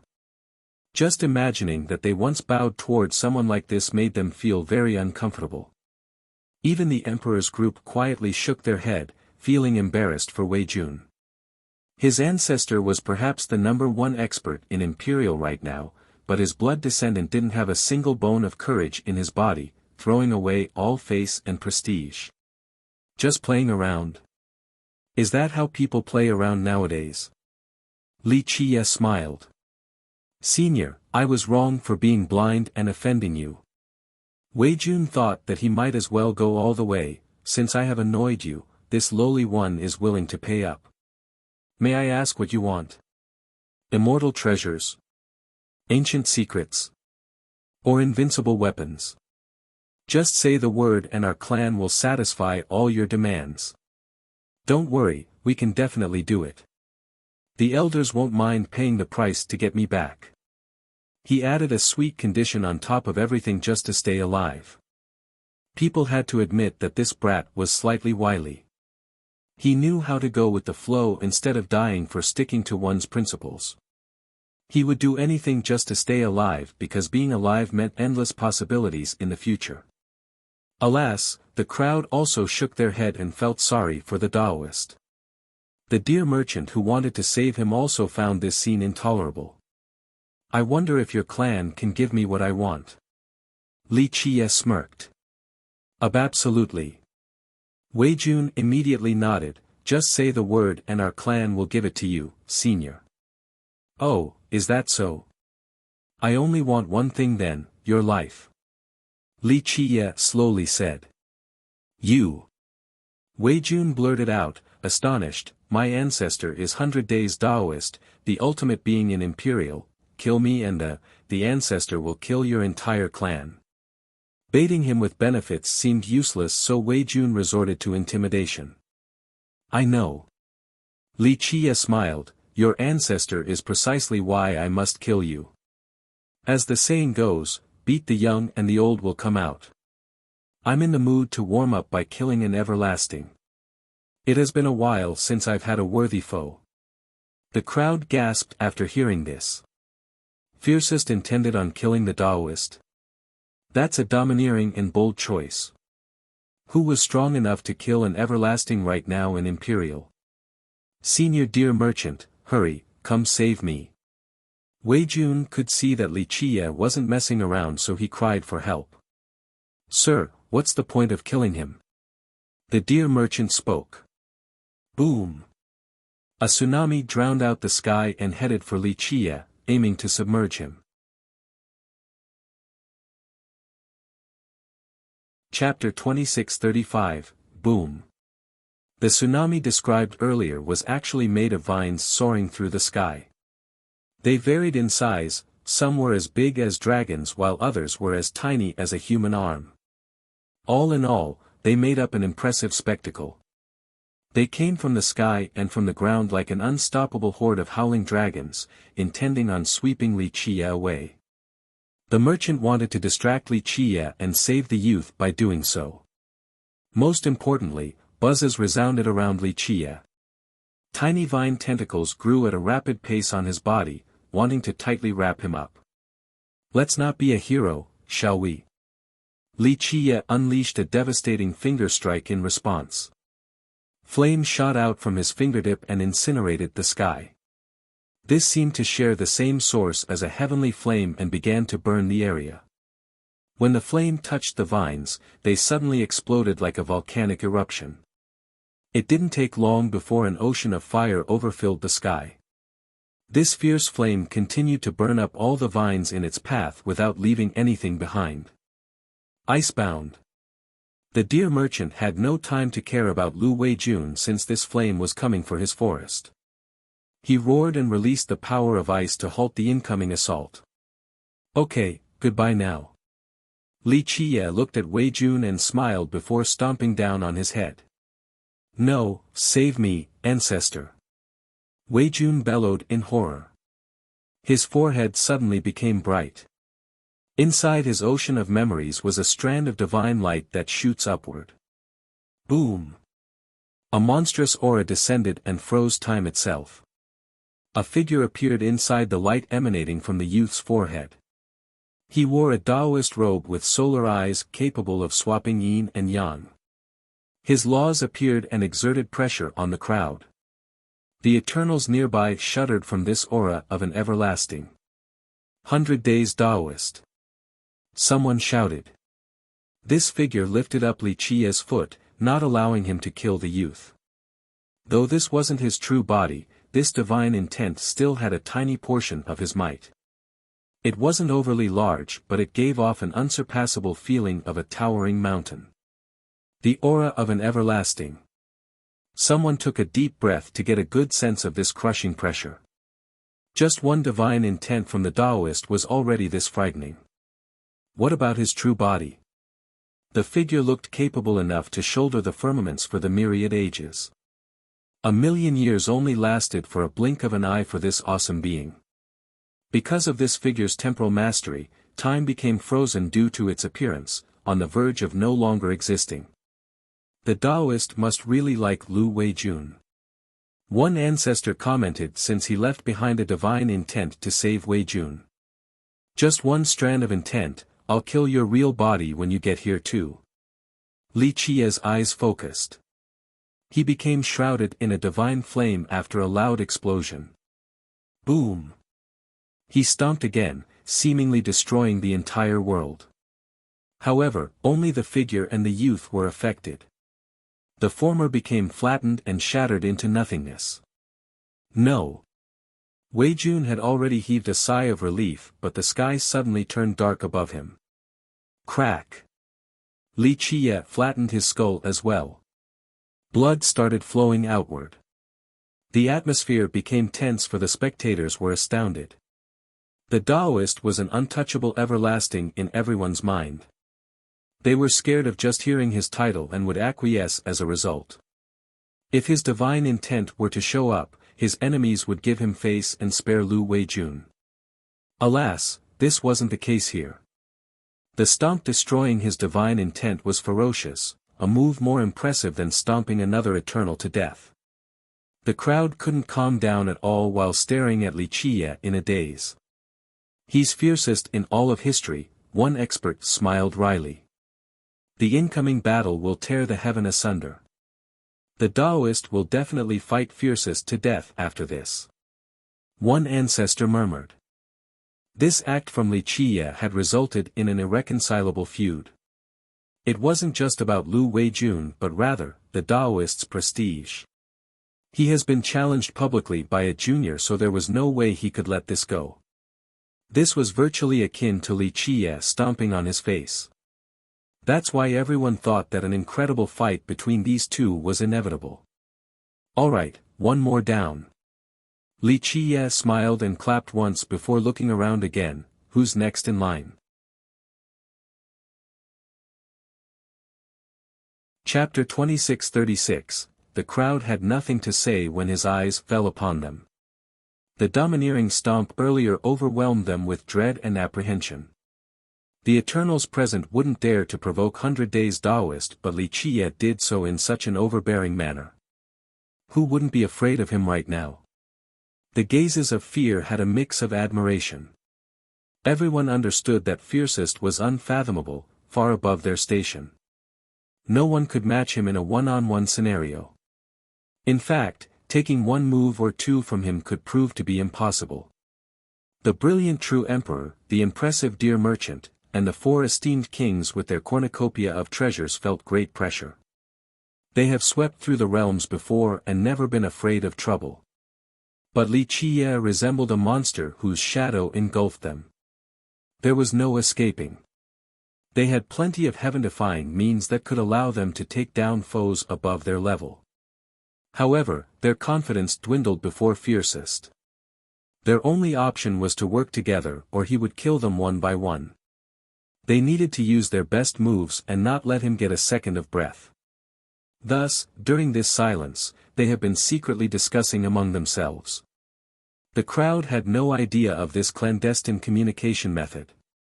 Li Qiye smiled. If you all won't step up, then I'll be the one picking then. Looks like you are truly fearless, but we're not that easily bullied either. The Emperor's powerful voice answered back. He walked out of his camp with a great shadow behind him, making him look even more majestic. Pure sword true Emperor. Some even shouted at his sight. Most have only heard of him until now, so his first appearance attracted everyone's attention. Immaculate. Both his friends and enemies sighed and said, a prodigy like that truly deserves the position of an emperor. He wore a simple green robe without needless trinkets and jewels. The upper right of the robe had a sword engraving. Tall and attractive even without exerting his imperial aura, a crane among a flock of chicken even if he weren't an emperor. Where he stands became the center of the world. Each of his actions was commanding as if he was the master of the universe. Those who didn't like him were still in awe of his stately appearance. Li Qiye gave him a quick look and asked, "You're Mu Xiaochen's brother, right? I'm sure you have heard of his last message." The Emperor's eyes turned cold after his little brother was brought up. There seemed to be countless swords forming in his pupils. They turned into a frightening maelstrom primed to tear the world apart. Though he didn't show any rage, everyone could sense the tempestuous aura from him. No one knew what Mu Xiaochen has to do with this, unaware of his death. The Emperor coldly uttered in a certain manner, whether it be our personal feud or the overarching situation, only one of us will leave this place alive today. No, I'll be the only one leaving this place alive. Li Qiye gently shook his head. Are you sure? A faraway voice joined in, we, the four esteemed kings, highly doubt your ability to keep us here. An old man in a golden robe appeared next to the great gourd. His robe seemed to be made of metal despite looking so light. It emitted a blinding glow with rays that could blind the spectators. An esteemed king. Someone quietly said. Their gourd has been here for a long time, but the 4 kings didn't come out. This made the spectators very curious. They have been stealing glances several times at the gourd during the event. What about the other 3? Someone stretched out their neck to try and see inside the gourd. That's the 4 esteemed king. An ancestor gave this person a strange look.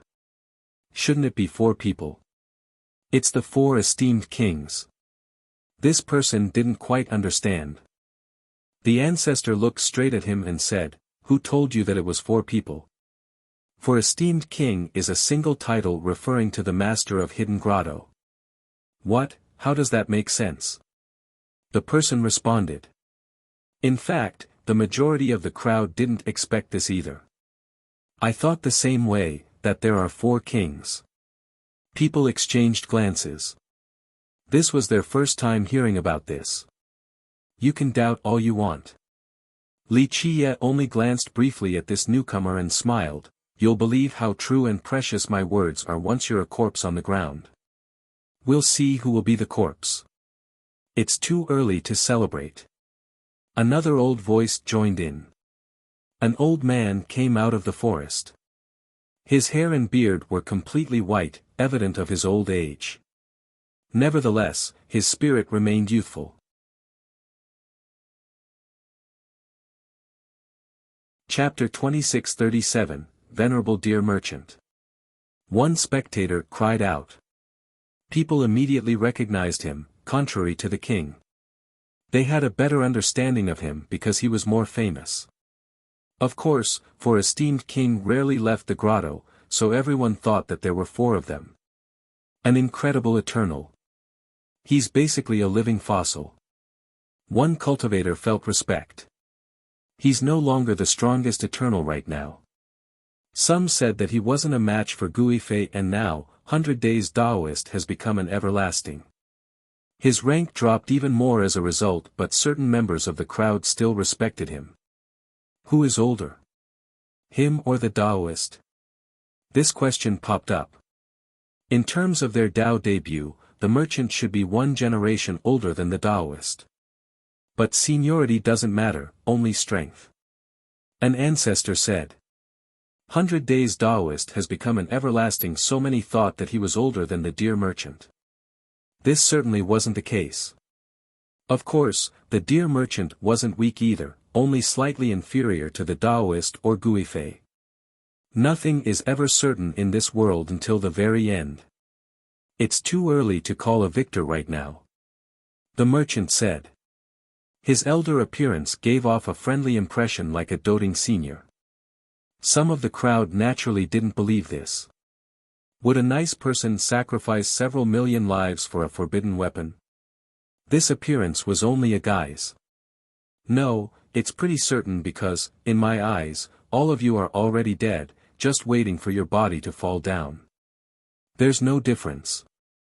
The emperor and the deer merchant's expression turned ugly. Though their mental fortitude was incredible by this point, they still felt a flame of fury rising in their chest. They were imperious beings that could order the world, but Li Qiye spoke as if they were so helpless. So everyone else in the world are mere ants in your eyes? The king was even more furious and retorted. His eyes spewed out golden rays that looked like all-melting springs. Yes. Li Qiye straightforwardly answered, you all are ants, suicidal ones too. Since you have wasted my time, I don't mind crushing you all to death since it takes no effort. The opposing group became angrier. The merchant's eyes became dazzling and illuminating. Everything became clear with outlines beneath his gaze. Others could only exchange glances after hearing this and put on an awkward smile.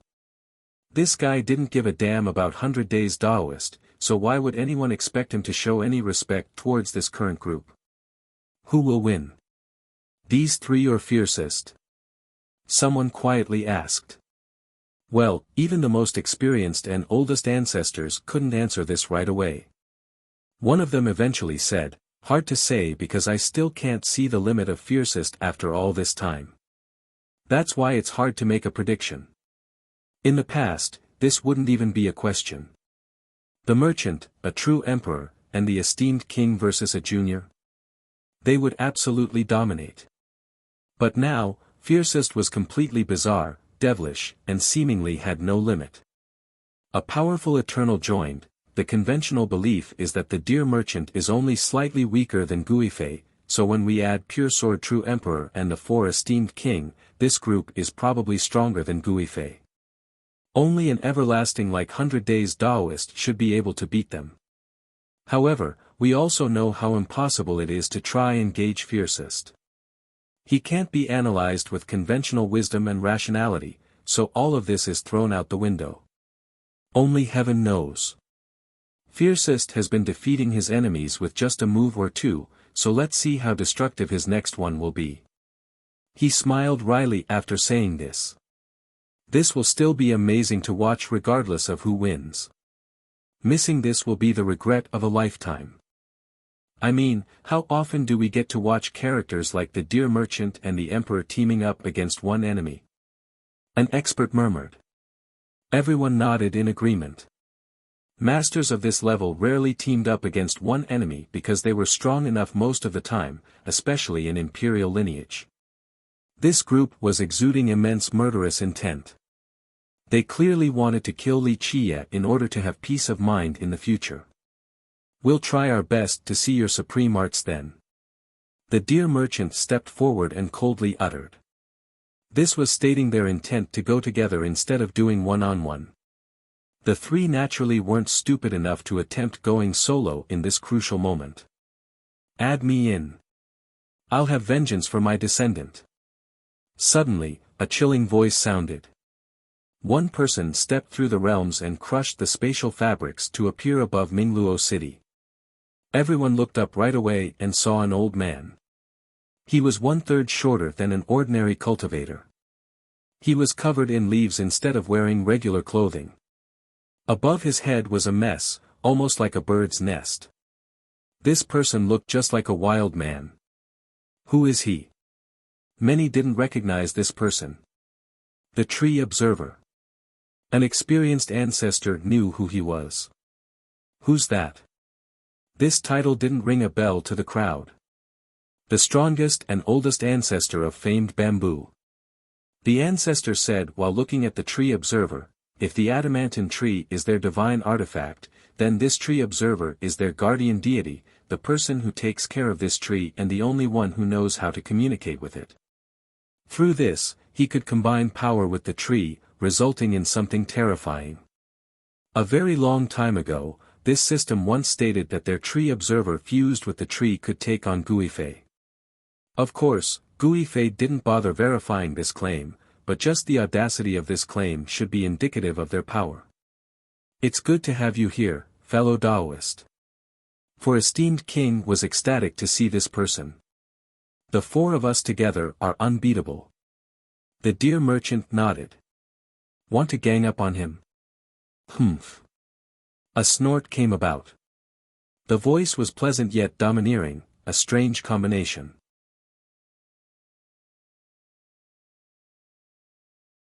Chapter 2638, A woman landed from the sky with an omnipresent aura towering above the rest. Her domineering style didn't diminish her beauty in the slightest. People couldn't help feeling admiration and gasped after seeing her. Jade Break True Emperor. Someone shouted in astonishment.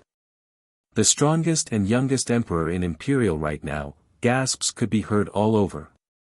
All eyes were on her, especially the young male cultivators who were lost in admiration. They couldn't avert their gaze from this woman dressed in sapphire blue. Many youths felt inadequate and didn't even have the courage to look at her. They lowered their head and occasionally stole glances in her direction. The prettiest flower in Imperial, the princess of the Li, the empress of this world. Many murmured, intoxicated. So the Li should be here too. Of course, how could they miss this awesome event? One ancestor said. The majority of Imperial considered this woman to be the #1 emperor right now. Though she wasn't the strongest overall, she was pretty much unmatched among the young generation. Even the brilliant pure sword true emperor was overwhelmed by her. During her rage in the past, she killed her way into the Mu. This slaughter firmly established her position. Jade break true emperor, absolute hegemony. This particular phrase existed to describe her. Because of her tough personality, her title became Jade break. That's why she attacked the Mu after another female disciple from her clan was messed with by Mu Xiaochen. Her style and title were a perfect match. In the beginning, people were surprised to hear the newcomer siding with Li Qie. But now, after seeing that it was Jade break true emperor, it wasn't that surprising. She's so pretty and peerless. Her admirers were in awe. Her fame traveled across the world not only because of her domineering style but also because of her beauty. Some considered her to be the prettiest in Imperial. So many geniuses have tried to court her but unfortunately, they failed to get into her grace. She was the strongest emperor right now, so how could they be a match for her regardless of how talented they might be? Because of this, many became curious about the type of man that would eventually win her over. Perhaps one would need to go to a mortal lineage to find one. Is she on the side of fiercest? People wondered after hearing her prior comment. Fellow Taoist Jade break. Pure sword true emperor's eyes narrowed after seeing her. They were the two youngest and strongest emperors right now, so they had competed many times before. Pure sword true emperor has always viewed her as his biggest rival. The esteemed king, dear merchant, and tree observer also raised their brows. They weren't weaker than the emperor, the dear merchant was definitely stronger. However, they were still very apprehensive when dealing with her. She had boundless potential on top of having the Li behind her. Most importantly, Guifei was her ancestor, a being only second to Solar Taoist. He played a big role in supporting Jade break true emperor's assault on the Mu. After all, the Mu was on the same level as the Li. This powerful lineage wouldn't have let someone invade their clan without putting up a good fight. Some believe that without Guifei, Jade break true emperor wouldn't have been able to leave the clan without grievous injuries. Jade break true emperor descended from the sky and surveyed the area before bowing her head towards Li Qie. Dao brother, we meet again. Li Qie smiled and nodded, we may meet at any place when bound by fate. The emperor turned out to be Li Yuzhen. They have met before back at the abyss and she only stated her name, not her title. She also didn't put on the bearing of an emperor before him. The crowd found this surprising and exchanged glances. Fiercest and Jade break true emperor know each other? One expert questioned. Another calmed down and said, maybe fiercest is actually from the Li. That's his last name too, Li Qie. Plus, who else but the Li clan can groom such a powerful person? I'm positive I'm right. Makes sense. Many agreed with this. No, the emperor and fiercest are only acquaintances. If fiercest was from the Li, he wouldn't have answered like that. One older cultivator paid more attention to the brief exchanges. You're right. Another older expert agreed. In fact, people have speculated that Li Qie was from the Li before due to the circumstances and his last name. But after this particular exchange from the two, this speculation was proven false. Humph. This fiercest is acting too arrogant. Jade break true emperor is the prettiest in our world. The young ones felt bitter and said with indignation. She was unreachable in their mind. Just earning a glance from her was an honor. To be able to speak to her was the greatest of glory. People would go crazy after the fact. But now, she actually bowed and greeted him with respect. This was beyond their wildest dreams, akin to the blessings of 3 lifetimes. However, Li Qie remained nonchalant and distant, stirring jealousy into the crowd. The older seniors chuckled after seeing the bitter expression of the youths. One said, yes, she's the #1 empress right now, but don't forget, fiercest is like a rising sun at this moment, virtually peerless.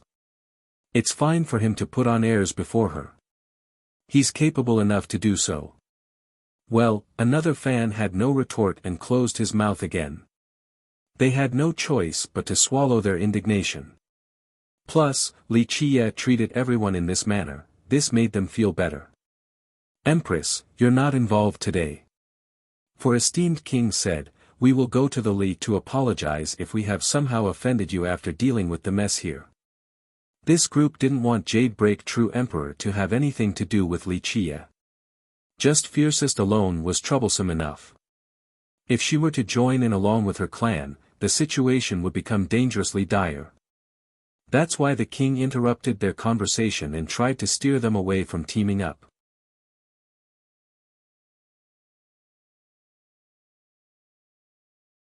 Chapter 2639, This has nothing to do with me. I actually want to ask the Mu clan why they have sent Mu Xiaoqian to the lower world. I demand an explanation or this won't end. Jade Break True Emperor turned her pretty eyes towards Pure Sword True Emperor and uttered coldly. A frightening light flashed from Pure Sword True Emperor's eyes. One could see his fury and murderous intent now. His mood was understandable. Jade Break True Emperor rampaged in their clan and demanded a handsome reparation amount on top of a promise to punish Mu Xiaoqian before finally leaving. The Mu has tried to keep this a secret to no avail. This was a disgraceful event for all of their members, so the emperor couldn't contain his anger. Moreover, Mu Xiaoqian was his little brother. The kid might have been wrong, but Jade Break True Emperor went too far. They had no choice but to secretly send Mu Xiaoqian to the lower world. This ended with his death. One could say that she was the reason why his little brother was killed. Forcing them to yield and being a contributor to Mu Xiaoqian's death. The Mu hasn't forgotten this debt. Though the emperor kept his cool, he didn't try to hide his intent to kill at all. Jade Break True Emperor, we will settle our feud but not today. Name the time and place later, I, Mu Jian, will take you on. As the emperor of the Mu, he must fight for his clan or they would have a hard time holding their head high later. No need for that, we can do it now. The empress was straightforward, you have 5 palaces and I have 6, I will just kill you today, no need to delay the date. You will only drag your clan down with you by doing so because it won't be me alone, I will bring an army to your clan. This ferocious empress immediately threatened with an all-out war. This decisiveness and brutality shouldn't be coming from such a beautiful girl. The crowd looked around at each other, pondering the situation. A mountain can't have 2 tigers, this is inevitable. One expert quietly said. These 2 emperors had the best chance to become a progenitor, so a battle was inevitable. Only the winner would continue onward triumphantly to reach this status. Jade Break True Emperor has never changed her aggressive tone before. Someone smiled wryly. Another young cultivator took a deep breath, she has 6 palaces, that's amazing. Should be stronger than Pure Sword True Emperor by quite a bit. People were focusing on the 2 emperors, so unfortunately, Fiercest was completely forgotten. They craved for a battle between the 2 genius emperors, the 2 famous rivals. Having one more palace isn't the be-all end-all. Pure Sword said, still as murderous as before despite having a disadvantage. Keep in mind that at their level, possessing one more palace could allow its master to completely crush the opponent. It's more than enough. Jade Break strongly responded, you are inferior, don't bother thinking about getting external help. You have your Mu clan, I have mine. You have no advantages compared to me. I will easily slay you and your 5 palaces. Her fierce style made people forget that she was a woman. They considered her a tyrant first and an empress second. You're celebrating too early. Pure Sword coldly said. He clearly still wanted to fight while having 1 fewer palace. What does he have up his sleeve? A heaven-defying treasure? His confidence made the crowd wonder.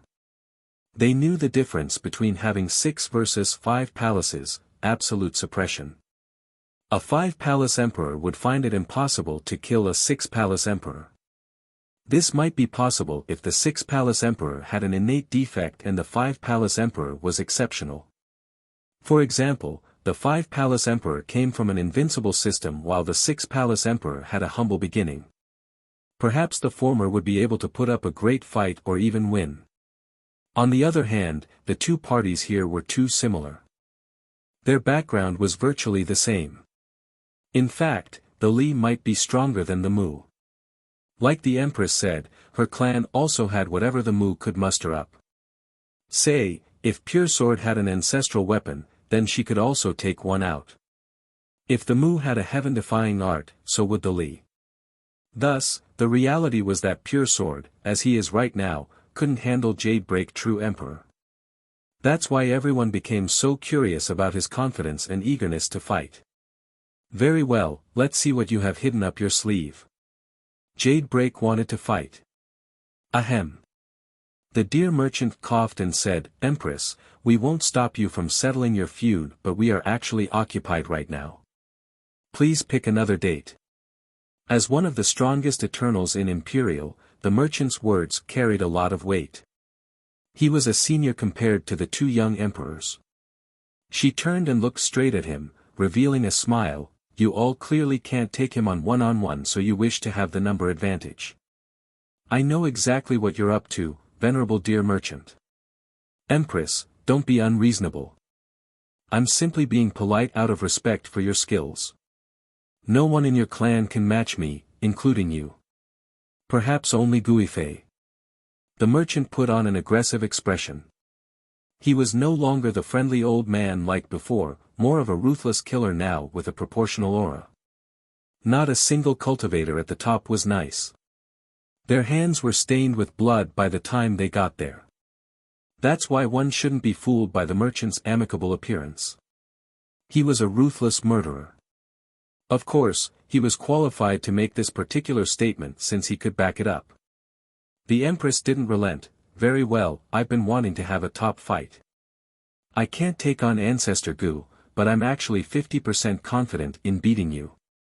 Do you dare to accept my challenge? The crowd glanced at each other. They have heard of her fierceness before but didn't expect it to be at this level.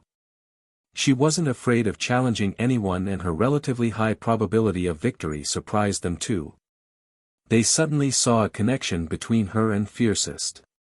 These two were cast from the same mold. Empress, please calm down. The tree observer instantly tried to smooth things over. Having the dear merchant be occupied with the Empress would be a great blow to their alliance, no point in even trying then. Yuzhen, stand aside for a bit. Li Qiye waved his sleeve. It won't take that much time to deal with these ants, I'll finish quickly and will invite you for a drink.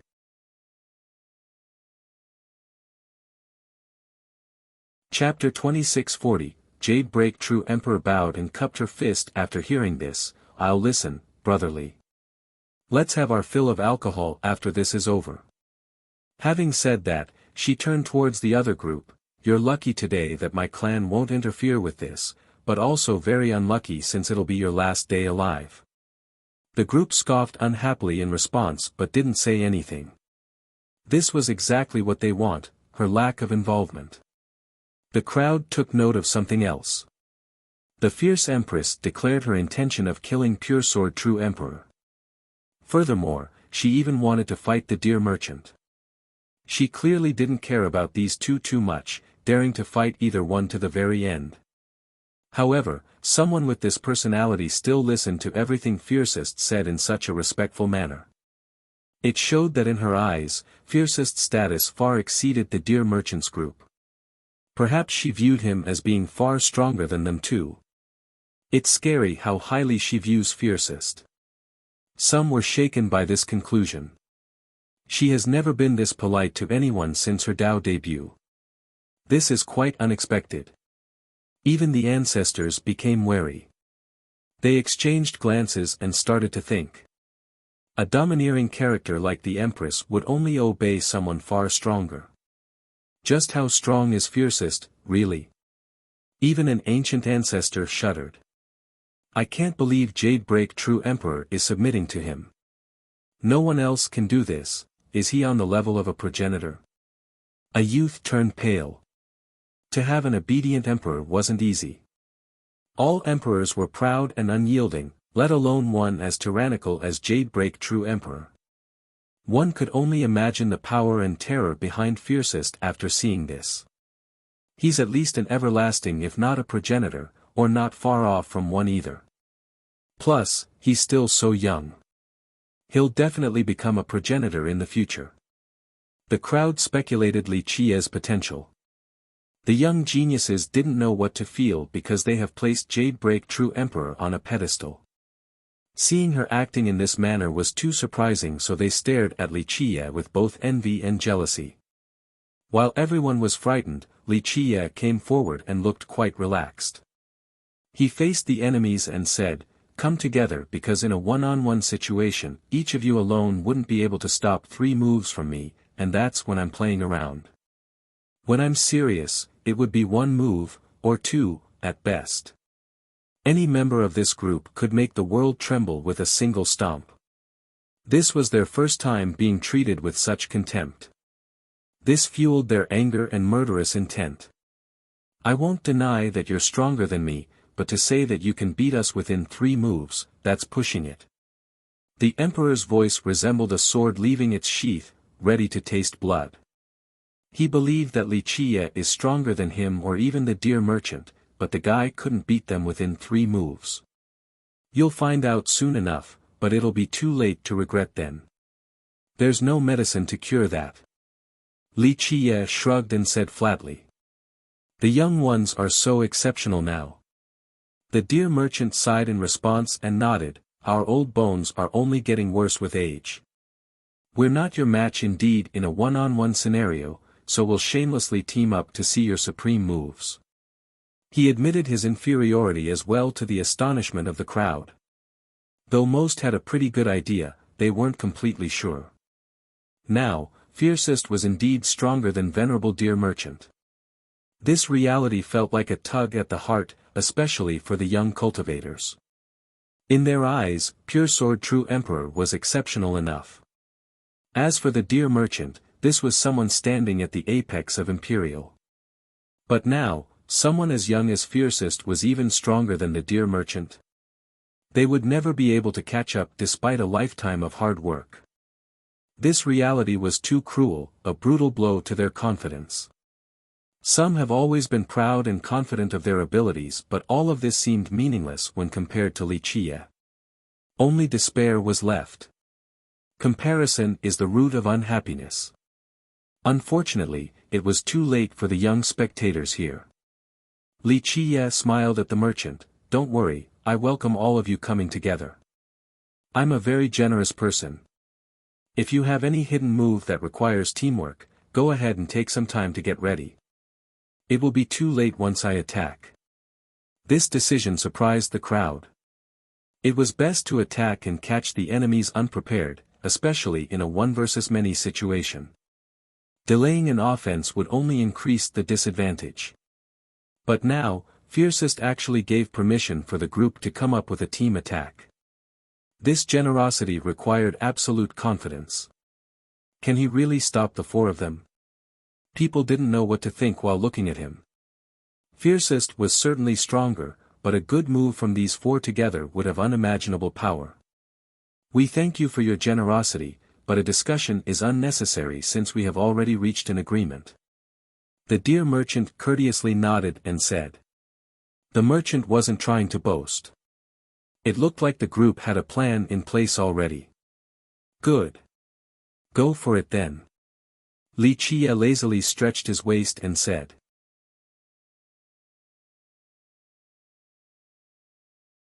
Chapter 2641, the group quickly glanced at each other and made up their mind.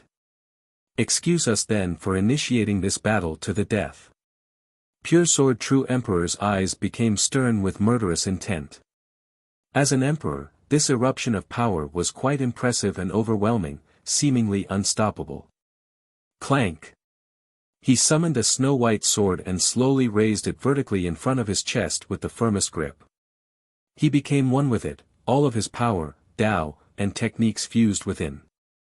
The shiny sword pulsed with circular halos, seemingly cast from 1,000,000 stars in the sky. It encompassed an incalculable weight and vastness, akin to an entire galaxy. The central spine of the blade contained the sword Tao of the Emperor, looking resplendent with numerous powerful runes twisting together and then refined into form. The sword used the stars to form the blade and the Tao to form the spine, resulting in an extraordinary weapon. Everyone could feel that one slash could tear the world apart and slay the gods when used by the Emperor. Of course, it still had cataclysmic and suppressive affinities in the hands of a novice. It represented the supreme will of an emperor and his intent to kill. He clearly had crafted this weapon himself. This combination looked unbeatable and successfully intimidated the crowd. No weaklings have ever become a true emperor. One older expert felt respect. They realized that pure sword true emperor was mighty indeed, exceeding everyone's expectations. In recent days, he has been overshadowed because his enemy, fiercest, was just too strong and took away all of his radiance. Buzz. A light from outer space descended onto the tree observer, signaling the opening of a world. Rustle. An adamantine tree of unimaginable size appeared right behind him, blotting out everything behind it. This world's sole reason for existence was to gestate this tree. One leaf rustling already created quite a wave. When all of them rustled, it became an ocean of tsunami of winds with continuous waves, an ocean of green as far as the eye can see above stone harmony. Boom! The tiny tree observer grew to the size of a great mountain with trees all over his body, looking just like a tray ant. Moreover, his muscles increased in size as well. His arms looked like two dragons brimming with power. Just one flip could turn the earth over. Wow, the spectators were startled. Not only did he get a size increase, but his power also soared. His body was filled with endless might. That's a tree observer for you. An ancestor said, he's the only person in famed bamboo who can borrow the power of the adamantine tree despite being so far away. This enraged state allows him to be the system's guardian deity. Famed bamboo had an ancestral tree that has been around for ages. It contained massive power and its roots have infiltrated every inch of that system. A tree observer was able to borrow a portion of this force regardless of the distance between the two. Keep in mind that this particular tree observer was already strong in his own right. This fusion took him to the next level, perhaps comparable to the deer merchant. Boom! A loud drum was heard. The esteemed king summoned a drum and mallet out of nowhere. The first bang suppressed the worldly Tao and laws right away. Everyone felt something banging their heart violently and robbing their breath away. What is that treasure? This danger made some turn pale. Soul call drum. An ancestor stared at the esteemed king and said, so the world thinks there are 4 kings, but that's not the case. The title is actually referring to the 4 treasures of Hidden Grotto. Back then, when the 4 kings fought Guifei, it was only the grotto lord using the 4 treasures to do so. People simply misunderstood. A knowledgeable expert shook his head and said, this drum was one of the 4 treasures with the ability to assault the mind and soul, rendering foes helpless. One suddenly heard the cry of a deer. Everyone looked over and saw a pair of antlers growing on the head of the deer merchant. They were large with multiple branching sections, almost like 2 small trees. Despite just coming out, they didn't look young at all. Even the tips have hardened and looked quite tough. In fact, they looked more like dragon horns instead of deer antlers due to their impressive power, more than enough to pierce through everything. How strange, the crowd was astonished because the white-haired old man looked very bizarre with these antlers. Is the merchant actually a deer demon? A young cultivator asked. Do you know the meaning behind the character, deer, in his title? His senior looked at the youth and asked. It is an auspicious symbol for longevity. The youth answered. No. The senior elaborated, that's only when the subject is a regular deer. But when a deer becomes a demon, this is no longer the case.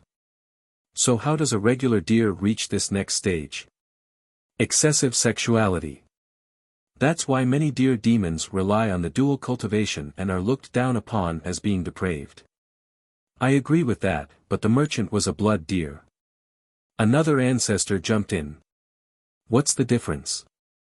The experts nearby didn't know. A blood deer during the initial stage is more precious than the other deer species. The ancestor's eyes became serious, but once it becomes a demon, do you guys know what it does to stay alive? What, spill it already. Another said. Blood, human blood. The ancestor revealed, the more it drinks, the longer it can stay alive. And though longevity comes greater powers and abilities. An inch of that antler means 100 years, so look at how much blood he had consumed for it to be this large. The crowd became horrified. All eyes turned towards the great antlers. Though no one actually had an exact measurement, it was at least 9 feet long. Everyone shuddered at the cruel realization.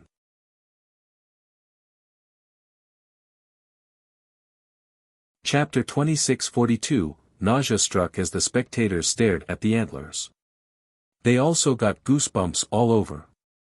The merchant looked like an accomplished sage. He has always been famous as a top eternal on top of living the longest in Imperial. Many viewed him as a senior deserving of respect. Who would have thought that there were so much blood and depravity in his past? No wonder why the Trade Alliance didn't mind refining those lives. This is a normal matter to him, it might not be his first time either. A few experts shuddered after seeing this. One ancestor chuckled, a person's life is limited, same for cultivators and powerful eternals. When someone lives beyond the limit, they must have some secrets hidden from others in the form of extreme methods. Many nodded in agreement since death was inevitable even for the strongest beings. One needed to bury themselves for hibernation, but the deer merchant didn't do so all the time. He probably had several sessions, but he also spent too much time in the open. There was no avoiding the flow of his life. It was obvious that he had employed certain methods to live for this long. At this time, the emperor had a sword slash at the ready, the tree observer was gigantic in form, the esteemed king had one treasure activated, the deer merchant showed off his antler. The four have prepared enough to attack. They clearly have come up with a good plan. At their level, they just needed a short time to do so. Meanwhile, Jade Break True Emperor continued to observe, curious about how Li Qie would deal with this situation. If she were in his shoes, she would definitely lose 1 against 4. Looks like you four have carefully thought about it. Li Qie remained nonchalant after seeing the preparation of the enemies. Time to see what you can do, sir. The merchant remained courteous like a venerable senior. The ignorant would be tricked by his demeanor.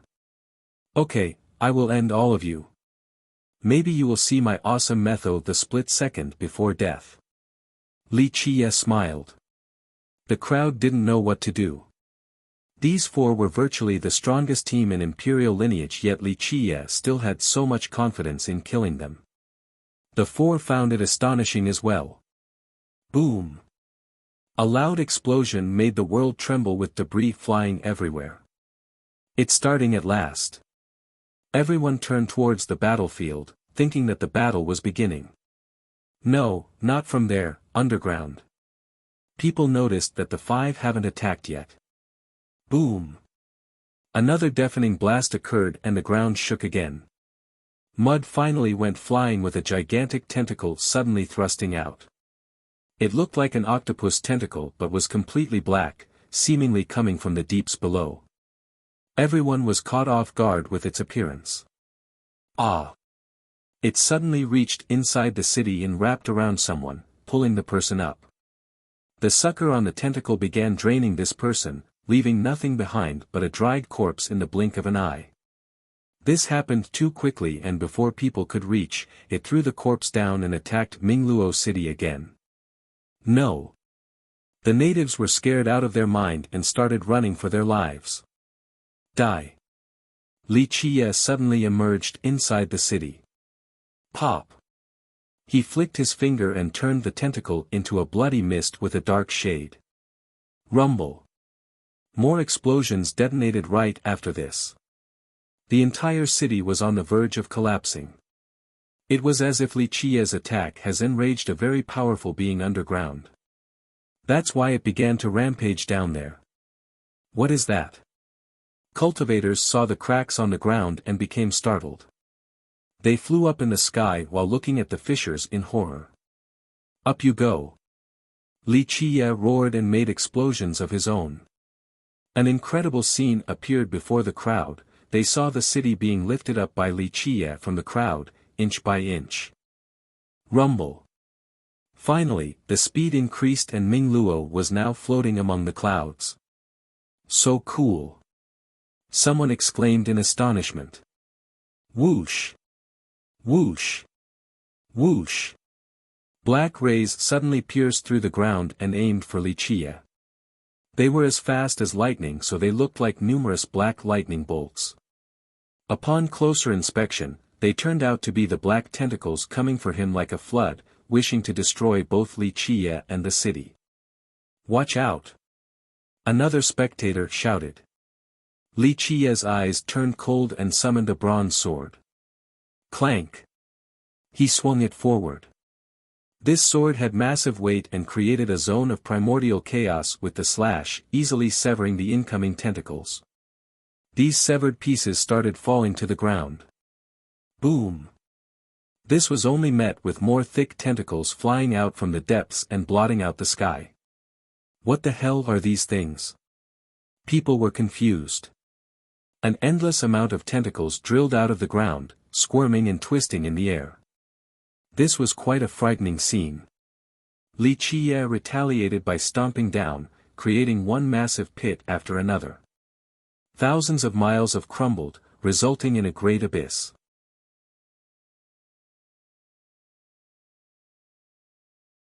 Chapter 2643, One couldn't see the bottom of this pitch-black abyss. Perhaps it didn't have one at all. The tentacles came from there as if there was a terrible existence below. Its reach extended to the entire system. The ground beneath has been wrapped and overtaken by its countless tentacles. So what is this thing? The horrified crowd wondered. Just one black tentacle alone was enough to crush a mountain, due to their immense size. Boom! The tentacles attacked again, turning into another flood of darkness. There were far more tentacles than previously, making the last attack seems like a stream of tentacle versus this tsunami. Everyone felt as if the sky was being drowned out by an ocean of darkness. Something even more terrible accompanied this attack. Sizzle, the tentacles were burning up space and turning this affinity into powder, leaving the void behind in its wake. My lord, the spectators screamed in horror. Pure Sword True Emperor and his allies exchanged glances while watching the dark beast attacking Li Qiye. They were more than happy to watch on the sidelines, perhaps waiting for the right time to join. You court death. Li Qiye raised his palm, creating a massive image of a hand in the sky. It was larger than anything else, he had the entire universe in his grasp. Galaxies above paled in comparison. The tentacles got crushed by this palm into a single lump of flesh. This flesh still emitted a burning darkness, wanting to incinerate his gigantic palm. However, the palm exuded sacred light to nullify any damage. The lump of flesh looked like a gigantic pillar growing from the abyss, still continuing to build up. Up! Li Qiye roared and forcefully pulled up in order to see the creature below. Rumble! The ground was being destroyed right away. A monstrous creature was being dragged out by him. Its body was illogically huge, smashing and destroying the ground beneath. Boom! Miles and miles of land were extracted as the body of the creature came into plain view. Look at that! People became slack-jawed after seeing the monster. It looked like an octopus with millions of tentacles on top of being black from top to bottom. This dark octopus looked like a planet floating in the sky due to its sheer size. It had a pair of big and round eyes with a dark glow akin to two black holes, capable of devouring everything. When people saw its eyes, they felt their souls leaving their body and started falling to the ground. Don't look at the eyes. Ancestors warned their groups. You can't afford to provoke me.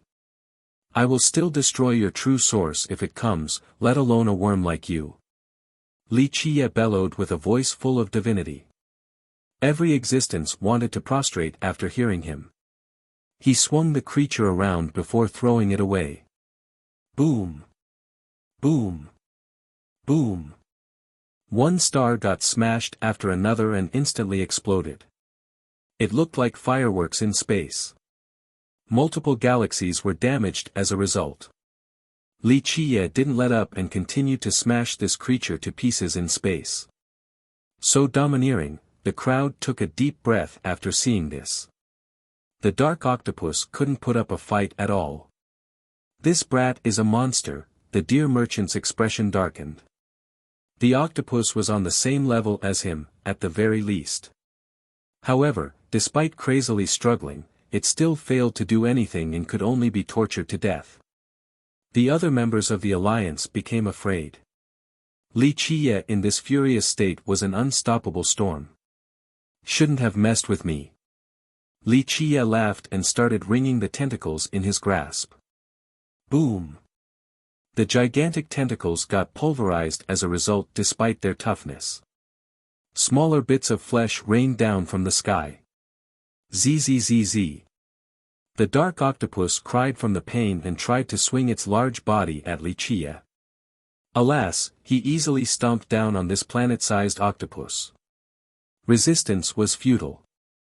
It could only watch more tentacles being crushed to a pulp.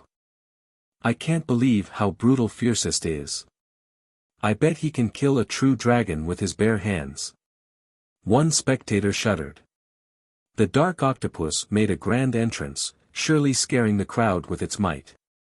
But now, it was nothing more than an insignificant ant. People realized that going against Li Qie would only end in miserable and helpless death. Boom!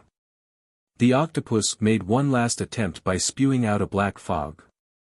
It has been gestating this miasma for millions and millions of years, so its power was immense. The miasma engulfed the nearby space and destroyed numerous stars.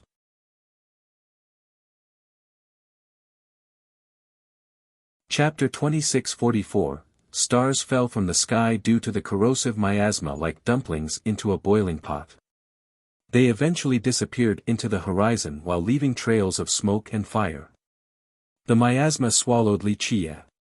The spatial-temporal space around him turned into dust and scattered, leaving behind a terrible black hole. The crowd became afraid. One guy blurted out, "That's super dangerous, will Fiercest be able to handle it?" The dark octopus miasma came without warning and caught everyone off guard, instantly taking down Li Qie. The deer merchants group celebrated innately. Nothing could be better than this miasma managing to injure Li Qie. They wanted these two to kill each other since that would save them a lot of trouble. Pop! The world gently trembled as rays showed up in the darkness and expanded rapidly. Buzz! The miasma turned into ashes and scattered away. Li Qie appeared once more with a sacred glow. The rays emanating from him looked like crystals without any imperfection. This type of holy light could wash away any darkness and illuminate every nook and corner of the world. What else can you do? Li Qie laughed before tearing into the monster's actual body, ripping it out piece by piece. It bellowed pitifully while trying to squirm its way out of his grasp. In fact, its shaking was powerful enough to destroy the spatial fabric nearby, breaking it like glass. This was proven to be futile since it couldn't escape. Being torn apart by Li Qie seemed to be its ultimate fate. The crowd became horrified by the ripping noises. The monster was as big as a planet, so it had plenty of flesh and blood to go. Its black blood poured down like the rain. Oh oh oh, its miserable scream echoed across the realms. Everyone got cold sweat from hearing this. The more cowardly couldn't help but puke after seeing the scene of carnage. Such a powerful monster was so helpless before Li Qie. There were myths and folklores about heroes who tear dragons apart with their bare hands. This seemed to be similar. The poor monster screamed and wailed, not expecting to meet such a hellish foe. It had killed numerous experts in the past, including Eternals and true emperors. How could this guy take it down so easily? The greater the dismemberment, the more blood rained down in an endless manner. With its head being torn apart, people could see a large black stone, bigger than a round table. It was as shiny as jade with mysterious flowing runes. The stone seemingly contained supreme texts. Boom! One could hear thunderous explosions from the black bolts surging around the stone. That stone must be at the Overlord level. One Eternal shouted. All eyes were fixated on it right away with greed. This is the mother stone of all the black stones.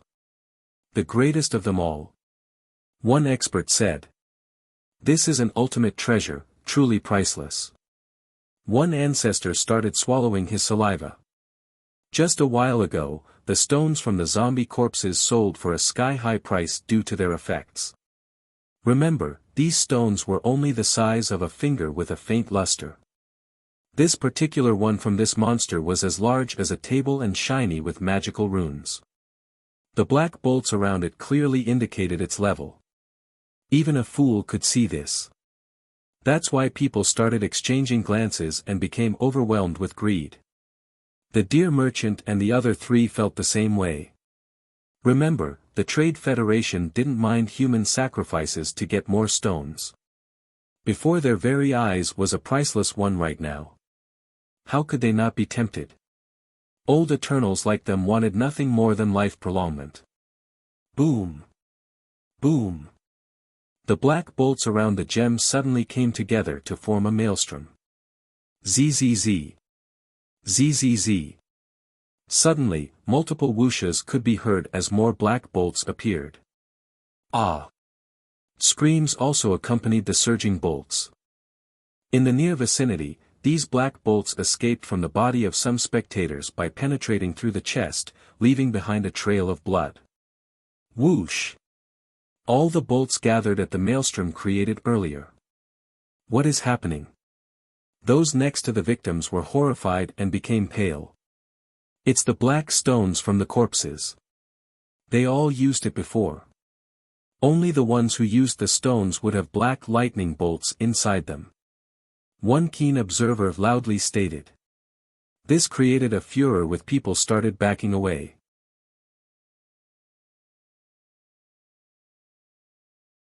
Chapter 2645, They all used the stones from the corpses before. People caught on. Damn, the black stones were bait. One ancestor regained his wits and said, it's that black octopus doing this.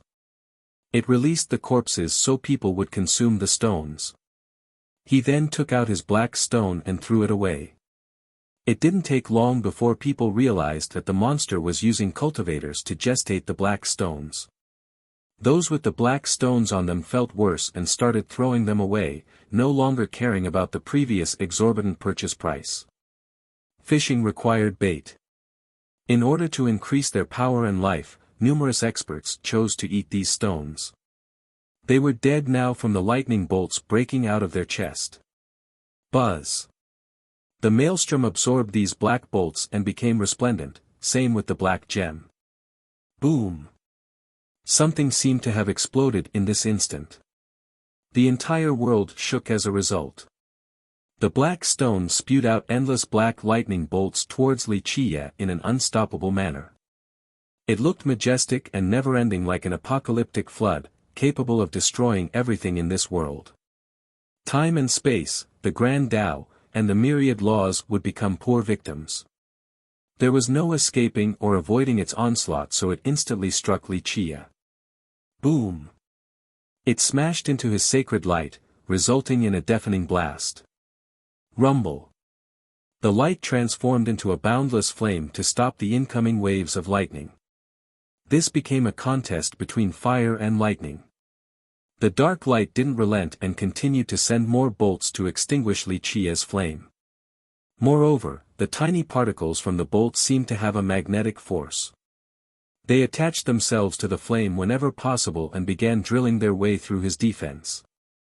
On one side was an ultimate beam of lightning and on the other, Li Qiye had a massive flame barrier.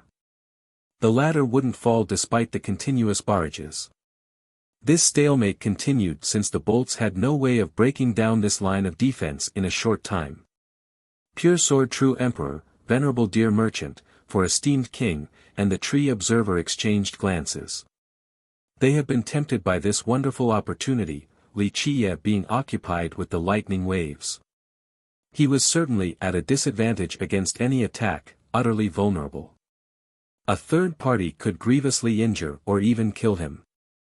That's why the group didn't want to let this chance go by, or the future would be quite grim for them later. Li Qiye has shown his might, so they have lost their confidence in beating him together. Clank! The Emperor's sword hymned. Its rays shot to the sky and unleashed magnificent energy. This naturally attracted everyone's attention. Over there.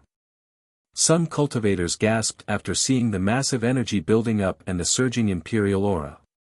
Even a fool knew what the group wanted to do and could see why this was a necessary move. Forgive me, fellow Taoist. The Emperor roared and unleashed a slash. Clank! A million swords appeared in the air and issued their hymns.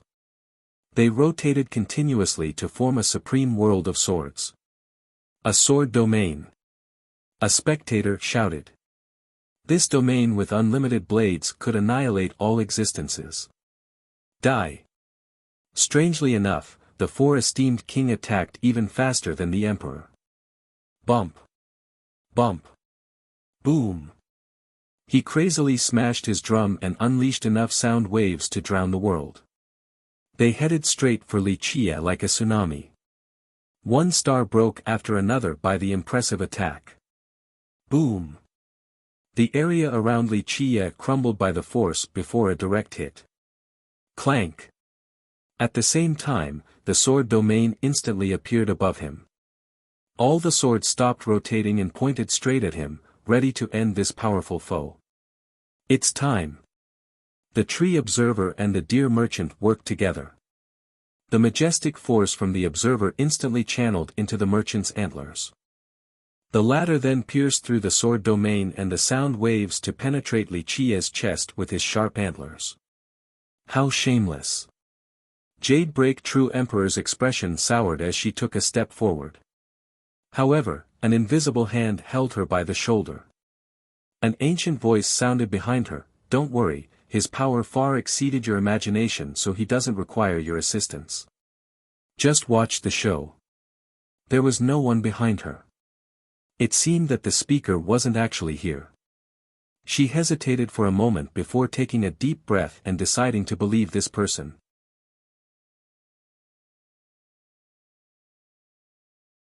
Chapter 2646. The four instantly made their move with incredible speed to the astonishment of the crowd. It looked as if all four attacked at the same time, but this wasn't the case. In the beginning, the Emperor was the first initiator, but the four esteemed King Sound Wave started the attack. Next came the Emperor's sword domain at virtually the exact period. Finally, the Tree Observer and the Deer Merchant worked together. The Observer channeled his majestic energy into the old man's antlers for an imperceptible thrust aiming at Li Qiye's chest.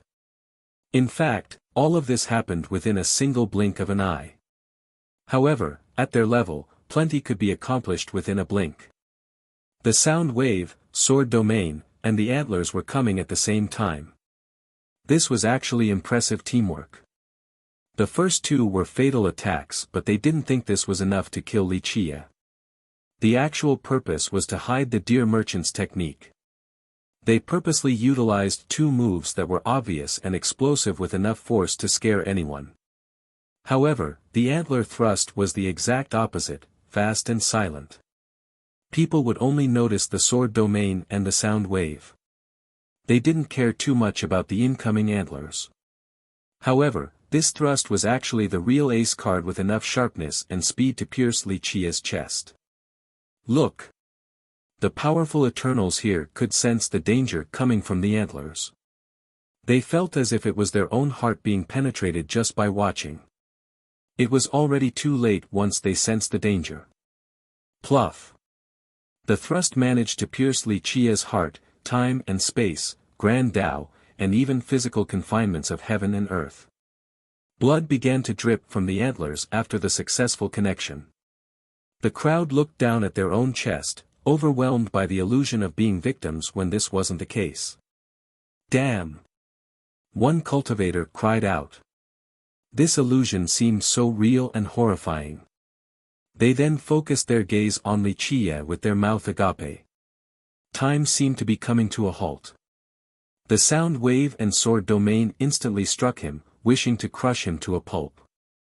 It's over for Li Qia - one commenter believed. Time seemed to be extending infinitely.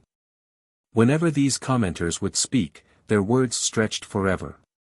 It would take a lifetime to finish their sentences.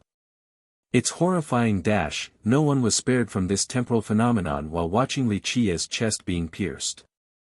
They thought that it was over for Li Qia. In actuality, these experts didn't realize that there was something wrong. They were still stuck in this stretched timeline. As for Jade Break True Emperor, she immediately realized that something was wrong. Someone seemed to be controlling time as if it was an insignificant entity completely under their control. Buzz. The unaware crowd finally felt something at this second, someone pushing time forward just a bit.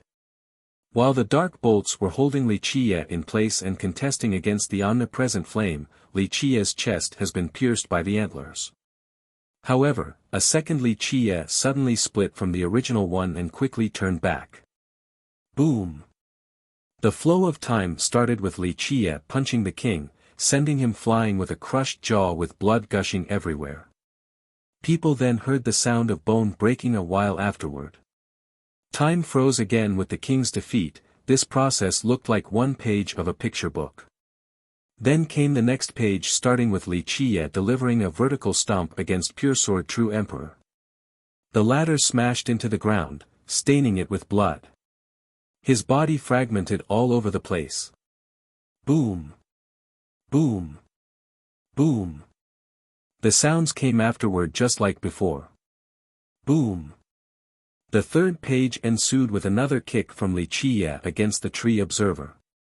His gigantic body was cut off by the waist before being sent flying by another kick, slamming into a massive star. More loud bangings ensued after the image.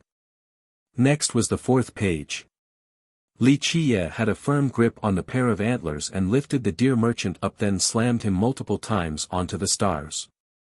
Each time ended with blood splashing all over the sky. Each slam was another page turning, and this happened very quickly.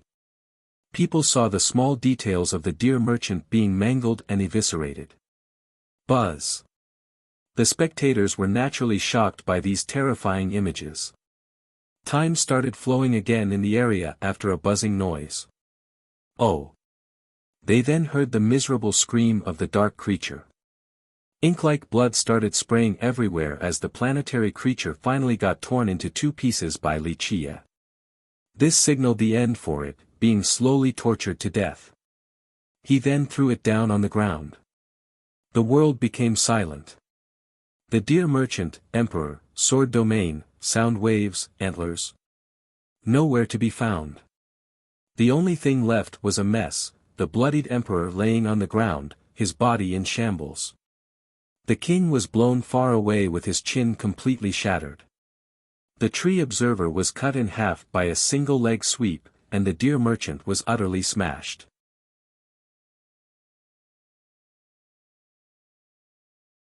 Chapter 2647, Everyone felt as if they were in a dream. The mighty attacks such as the sword domain and antler thrust seemingly never happened. Were they only illusions? Confusion was understandable since they saw the antlers penetrating Li Qia's chest. It made them fall into a strange yet palpable mood, but now, this didn't seem to be the case. A second Li Qia was nowhere to be found either. There was only one of him and his 4 defeated enemies. He has control over time. A temporal reversal. Jade Break True Emperor took a deep breath, astounded. She realized that the actions earlier weren't illusions. There was only one possibility, Li Qiye being able to control time. He extended it infinitely earlier. A split second was completely trivial in the grand scheme of things, but this split second was stretched out by Li Qiye, allowing him to change and control all of the events. He became the master of that minuscule period. With that, the impossible became possible, limitless possibilities. It could have been the antlers penetrating his chest or complete domination from him, all up to a single whim of his. "You're only half right." The ancient voice behind her spoke, "It is indeed time reversal." He was able to return to the past or the future of that split second, whenever in that timeline. But that isn't because he has control over time. He doesn't seem to have a temporal art, it's just that he was too fast, virtually exceeding everything. Nothing in this world can be faster. Because of that, his speed overwhelms time itself. That's why in that split second, he could do whatever he wanted unopposed. Regardless of the opponent's might, they were only ants compared to him. The voice became particularly solemn at this point. The emperor composed herself after hearing this. Though that split second was immensely short, it was enough to push anyone to death and completely control their fate. It wouldn't be an exaggeration to say that Li Qiye became a supreme overlord capable of creation within that ephemeral moment. She understood the gap between the two of them. He could easily kill her the moment she was stuck within that time-space of his. 6 palaces meant nothing. Of course, no one else here got a better understanding than the ancestor behind the emperor. They couldn't see through the profundities behind this exchange. Nevertheless, they were still shaken by the aftermath. "I can't believe it," even the Eternals felt their legs going weak. The shabbier experts trembled and couldn't get up from the ground. Pure Sword True Emperor, Venerable Deer Merchant, Tree Observer, and 4 esteemed king represented the apex of imperial lineage. Alas, they were crippled within a split second. Li Qiye's cultivation was unreal. How boring. Where's the everlasting? When are you going to play so that I can have a real warm-up? Li Qiye yawned and said. Everyone felt suffocated after hearing this statement. They knew who he was referring to, Solar Taoist. Li Qiye had looked down on this Taoist a while ago, but many felt that he was too arrogant for doing so. He was certainly strong, but not to the level of looking down on an everlasting. This fight earlier might have shifted everyone's opinion. It felt natural and even understandable for him to look down on the Taoist now. An everlasting was a terrifying existence, perhaps the #1 master in Imperial. But Li Qiye was now qualified to show disdain to this existence.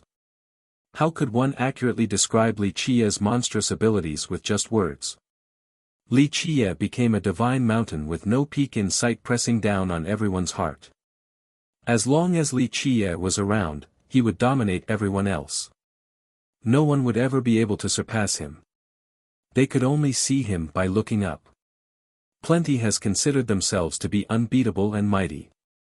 They have been proven wrong by Li Qiye today. This disparity was truly soul-crushing. A lifetime of effort wasn't enough to catch up, only a waste of time. The crowd became deflated balloons while staring at Li Qiye. Boom! Boom! Boom! Debris started flying as figures rushed back to the sky. The 4 emerged again. Though they were beaten and crippled earlier, they still managed to stay alive. They healed their wounds and restored their vitality in order to face Li Qiye once more. Each of them had thoughts of fleeing, but they knew that this was impossible under Li Qiye's watch. Moreover, they were famous characters. Whether it be their own reputation or their sect's prestige, they couldn't actually run away.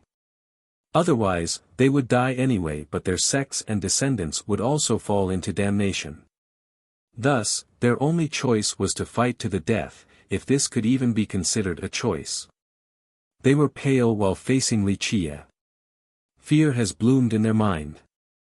Though they knew there were stronger characters around, that knowledge wasn't enough to shake their Tao heart in the past and even served as motivation. Alas, all four were shaken now. This fear was a terrible thing since it would lead to a heart devil, a dangerous taboo for cultivators at their level.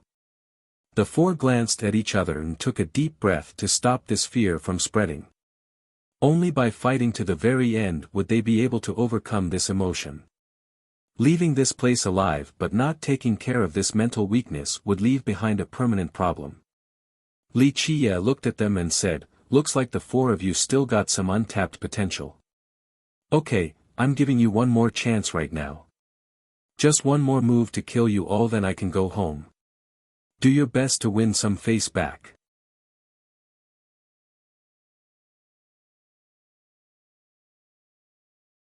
Chapter 2648, The atmosphere was uniquely oppressive to the spectators. Pure Sword True Emperor was one of the greatest geniuses in Imperial. He represented the hope of this world, gradually rising like a sun.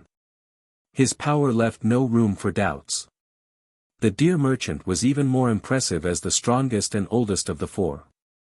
He could be considered one of the top 3 existences in this world. Just one stomp of his could make everything tremble. For esteemed king and the tree observer were top eternals as well. One would find it difficult to find others on the same level as them. All in all, randomly picking any of these four and one would have a supreme existence respected by the experts of Imperial.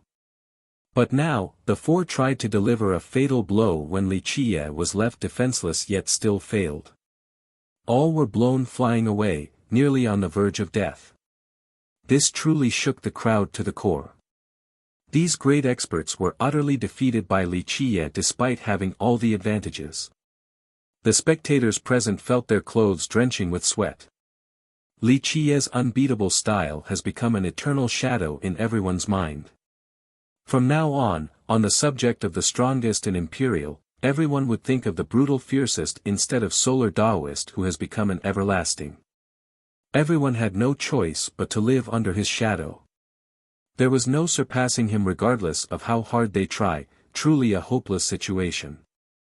Their eyes had nothing but fear and respect now when gazing at fiercest, this invincible and supreme being. The four combatants felt the same way with a sliver of fear taking roots in their Tao heart, one of the scariest phenomena. When cultivators reached a certain level, few things could actually affect their Tao heart, let alone giving birth to a heart devil. People like the true emperor were even more resilient with tough mental fortitude. Alas, they have been afflicted and tried their best to calm down by taking a deep breath. "We have to risk it all," the emperor said with determination. Leaving today without defeating or killing Li Qiye meant forever living under his shadow. They had to fight for their reputation, their sect's prestige, and to destroy this heart devil in their mind right now. To the death. The emperor's eyes became fiercely bright. This light pierced through the ages with an imperial aura. A declaration like this coming from an emperor was resounding and powerful, stirring all the listeners. This earned him respect from some members of the crowd, even those who didn't like him in the past. An emperor ready to die for the sake of pride was worthy of respect. Indeed, because you all won't be leaving alive today, I'm afraid. Li Qiye chuckled, one-upping the emperor's heroism with a domineering statement. The emperor didn't bother retorting. Everyone could see how strong Li Qiye was and the huge gap between the two sides. The only thing they could do right now was to use their strongest force to defeat Li Qiye and once again proving their worth. Mere words were meaningless before this mighty opponent. Clank! A sword hymn echoed across the realms. The emperor slowly unsheathed a sword, not the same one used earlier. It wasn't emitting an imperial aura either. During the unsheathing process, the clouds seemed to be blotting out the sky. Everything became a faint blue. Once the blade was out completely, it was as if the grand Tao and laws were covered up entirely. Despite the ethereal and blurry nature of everything else, one could still see this sword due to its brightness. It seemed to be made from the accumulation of auspicious clouds. It glowed like the evening and was surrounded by red clouds. Buzz! Strands of ancestral powers swept through the world once he had it firmly in his grasp. This force blew away all the clouds and blurriness earlier. An ancestral weapon. People identified its origin right away. Pure Cloud Sword. One ancestor blurted out in astonishment, the sword of progenitor Mu Yun, it was always with him. The progenitor spent tremendous efforts to craft this invincible sword. It accompanied him through numerous battlefields and had put down several true emperors. One Eternal revealed. Progenitor Mu Yun was the founder of the Mu clan, a being at the immortal progenitor level. Since the start of time, few progenitors used their actual names for their titles. They usually picked a Dao title, unlike progenitor Mu Yun. He had plenty of titles in the past, experts of his era gave him more impressive titles. In the end, he kept his actual name and people stuck with it. His other titles became forgotten with time. As for the particular sword, it wasn't only an ancestral weapon but also served as his personal weapon, never leaving his side. This invincible sword was now in the hand of Pure Sword True Emperor.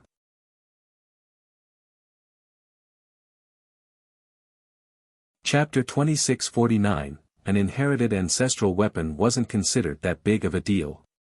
After all, imperial lineage still had several systems with these treasures. However, everyone felt that this particular inheritance was special after seeing the emperor and the sword. He seemed to be fusing with the sword and becoming one. Because of this, the emperor himself emitted the aura of a progenitor. Buzz. This special strands of energy emanated from him, albeit relatively weak. Nevertheless, he still looked like a progenitor. Incredible, the ancestral weapon accepted him as a master. He can unleash the strongest move from the sword now. Many Eternals were impressed at this perfect fusion. This sword was unique in that progenitor Mu Yun spent great effort to craft it on top of taking it everywhere. Remember, its previous master was a supreme existence. Thus, even though it was passed on from one generation to another, the descendants still had a hard time controlling it. Not everyone was qualified to do so, and even if they could, it wouldn't accept the user as a master. This weakened its true potential. However, Pure Sword True Emperor was accepted by the sword, only further proving his value. Rumble. Loud detonations interrupted the musing crowd.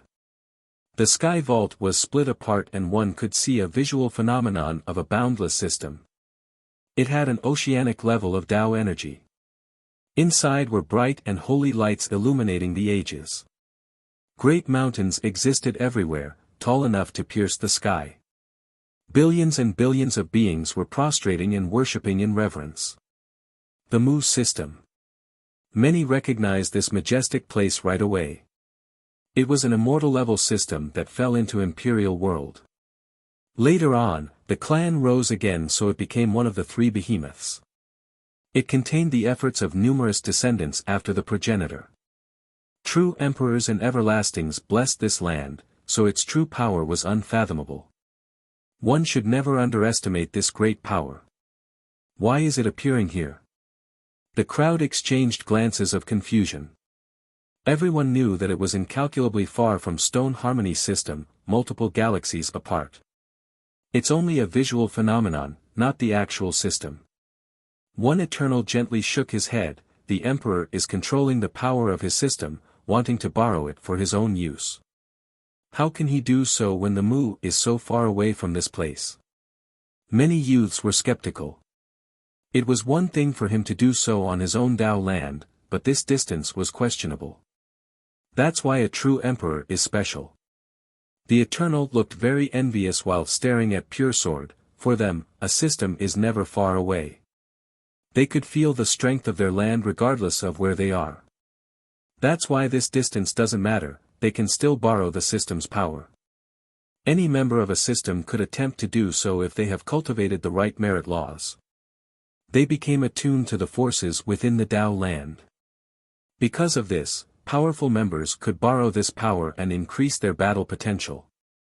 Usually, this was only effective when they were on their own territory. To do so on someone else's system was nearly impossible. People usually call this having home advantage. This could make all the difference between two otherwise evenly matched cultivators. However, one couldn't borrow this power after leaving their system, not even Eternals. This wasn't the case for true emperors.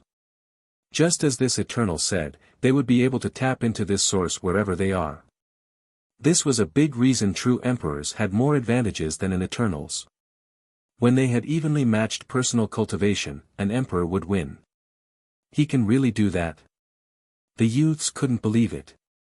Pretty much, but of course, the amount will be somewhat affected. The Eternal said while staring at the system above the emperor. Boom! Endless divinity poured out of the system in the form of a blinding radiance, completely covering the emperor. Everyone could sense the power from the system channeling into his body despite the massive distance between them. The resources accumulated over the ages from the move finally showed off its heaven-defying potential. Boom! The strands of light oozing from him tore apart the primordial chaos, bringing the area around him back to the origin. Clank! His sword also became dazzling and as white as snow. Its progenitorial rays could cut anything apart. The supreme laws of the Emperor shot up to the sky like reversed waterfalls. He had transformed into an ultimate progenitor in just a split second. What a transformation! The crowd cried out in astonishment. That's the power of a system. An old master took a deep breath. He has understood the profundities of his system and even has control over its Tao source. Everything from that system is empowering him right now. Yes, his battle potential has risen by several levels. One frightened spectator agreed.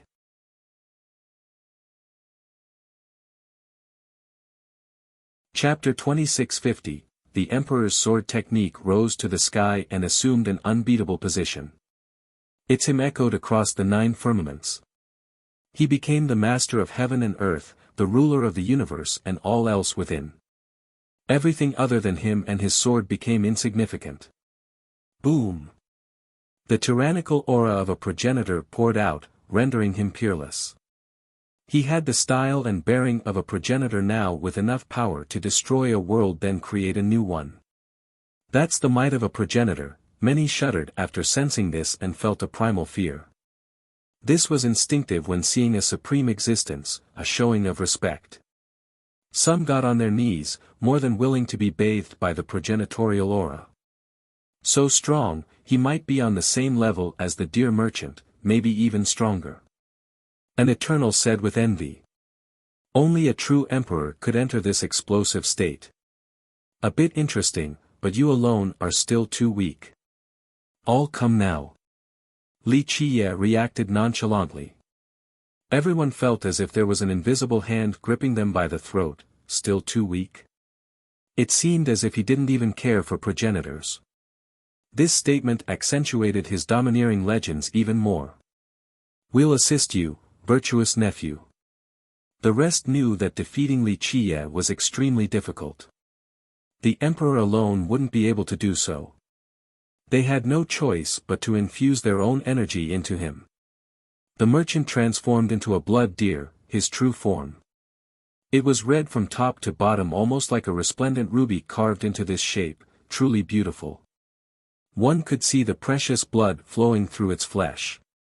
Each drop of blood was shiny, seemingly able to bring people back from the brink of death. A blood deer reaching the Tao, a very precious creature in and of itself. Each part of its body is immensely valuable, let alone one so powerful. People salivated while looking at the merchant. This was a perfect creature for pill refinement. Of course, people could only think this, no one would dare to carry it out. The blood deer shouted before jumping into the air and creating a spatial ripple. It then melted along with the myriad laws, just like snowflakes meeting the first sun of spring. Boom! The Emperor's vitality and power surged to the next level. The Emperor who was shrouded in a progenitorial aura earlier suddenly had a surge of bloody glow around him. He was already bright before this, but now, it seemed as if he had eaten an extremely old ginseng root. His vitality rose at an insane level, his expression became 10 times more spirited, seemingly high. Everyone felt as if there was an endless grove of blood inside that continuously feeds him power. Numerous dragons were howling within. A bright, bloody seal appeared on his forehead. At the same time, his eyes turned red and resembled two rubies.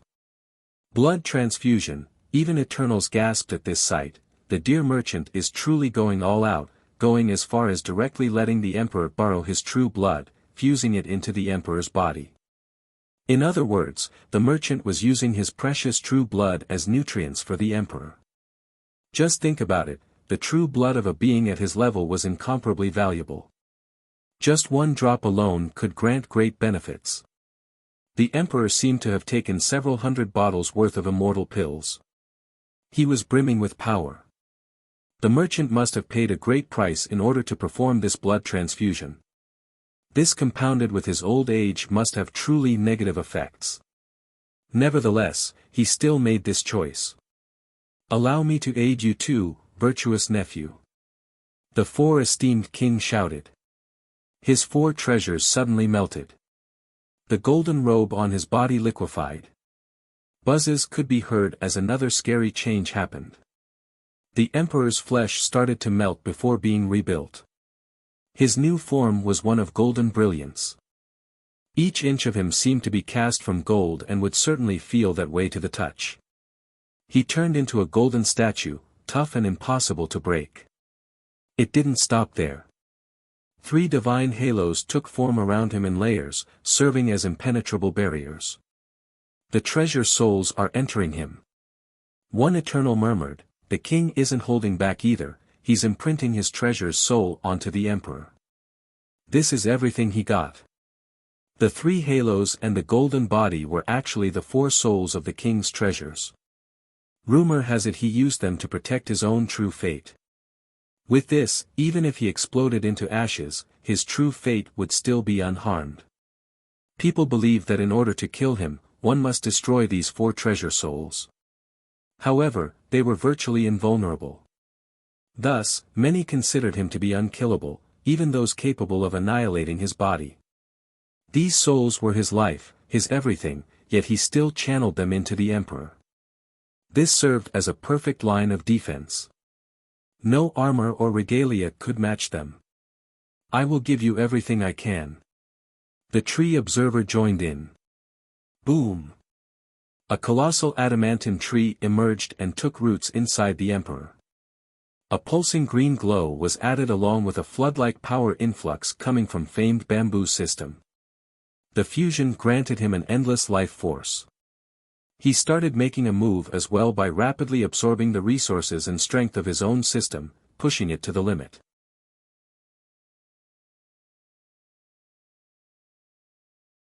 Chapter 2651, Boom. The Emperor took one step forward and crushed the void along with the laws in the world. Everything beneath his steps became ashes and insignificant. The Celestials were shaking with everything else. The world couldn't handle his power. Just one remnant strand could take down all. It wouldn't be an exaggeration to say that the land they were on would be crushed by a strand of his hair falling down. He had unlimited vitality and invulnerability, a truly frightening state just like a progenitor. People shuddered after seeing his slow yet destructive pace. This was his peak form, something more than just the 4 of them added together. This peerless combination move made him look invincible. Who can stop his slash now? The strongest Eternals present right now felt doubt. The first person that popped up on everyone's mind was the everlasting named Solar Daoist, at least in Imperial lineage. A true Emperor just has too much potential. Another Eternal said enviously. Among the 4, the Emperor was the youngest and also the weakest in terms of cultivation. However, he became the primary force of this team. The rest could only aid him instead of directly going against fiercest. These were the advantages of being an Emperor. His potential far outweighed even those stronger than him.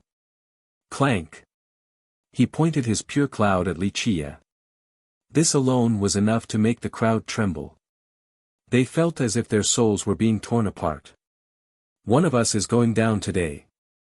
The emperor declared in a powerful manner, seemingly in charge of Li Qia's life. "It'll be you." Li Qia smiled, unperturbed by the emperor's amazing form. "Die." The emperor didn't waste words. His eyes turned fierce with murderous intent. The world became dark as a result under his bloodthirst, wavering back and forth on the verge of destruction. So terrifying. The crowd felt their legs giving in and got cold sweats all over. Clank. He finally unleashed a slash. It didn't have the mysteries of the Tao, only pure devastation. Everyone could see gods and deities fall down before this slash, their blood splashing everywhere. It didn't have any technique variation and swift changes either, yet death seemed to be certain. Everyone felt despair while watching the arc. It was clearly aimed towards Li Qia, but they felt hopeless all the same. There was no point in resisting. In fact, they didn't even have the courage to try and could only wait for decapitation just like a captured prisoner. They felt a chill running down their very soul. This slash has left a terrible trauma in their mind. "Go." Li Qia casually responded. Rumble. Countless stars over the horizon started shooting towards the slash, wanting to penetrate through the slash. However, the emperor ignored the stars. His slash was still coming straight for Li Qia. The only thing on his mind was killing Li Qia. This bloodthirst has become an obsession that could pierce through everything. Boom. Boom. Boom. Everyone saw the stars exploding the moment they touched the emperor's body. Remember, each star had immensely destructive potential, each capable of destroying a kingdom or sect. They could have easily pierced through the earth. Alas, they couldn't force him to move even an inch. The three impregnable barriers surrounding him easily stopped the barrage of stars. They slammed into what seems to be the toughest wall in existence. Clank. Meanwhile, the slash was still coming for Li Qia, on the verge of decapitating him. Go. Li Qia swept his hand forward, summoned a thunderstorm with descending lightning bolts. Rumble. With the currents around him, he suddenly turned into a supreme thunder god. He then ordered the tsunami of lightning bolts to stop the slash. Bam! Bam! Bam! The waves of lightning slammed into the firmaments and drowned out everything. They looked like numerous dragons leaving their lair. This force made the world resemble a tiny boat amidst a torrential storm. Clank! The sword cut straight into the currents and quickly split it apart.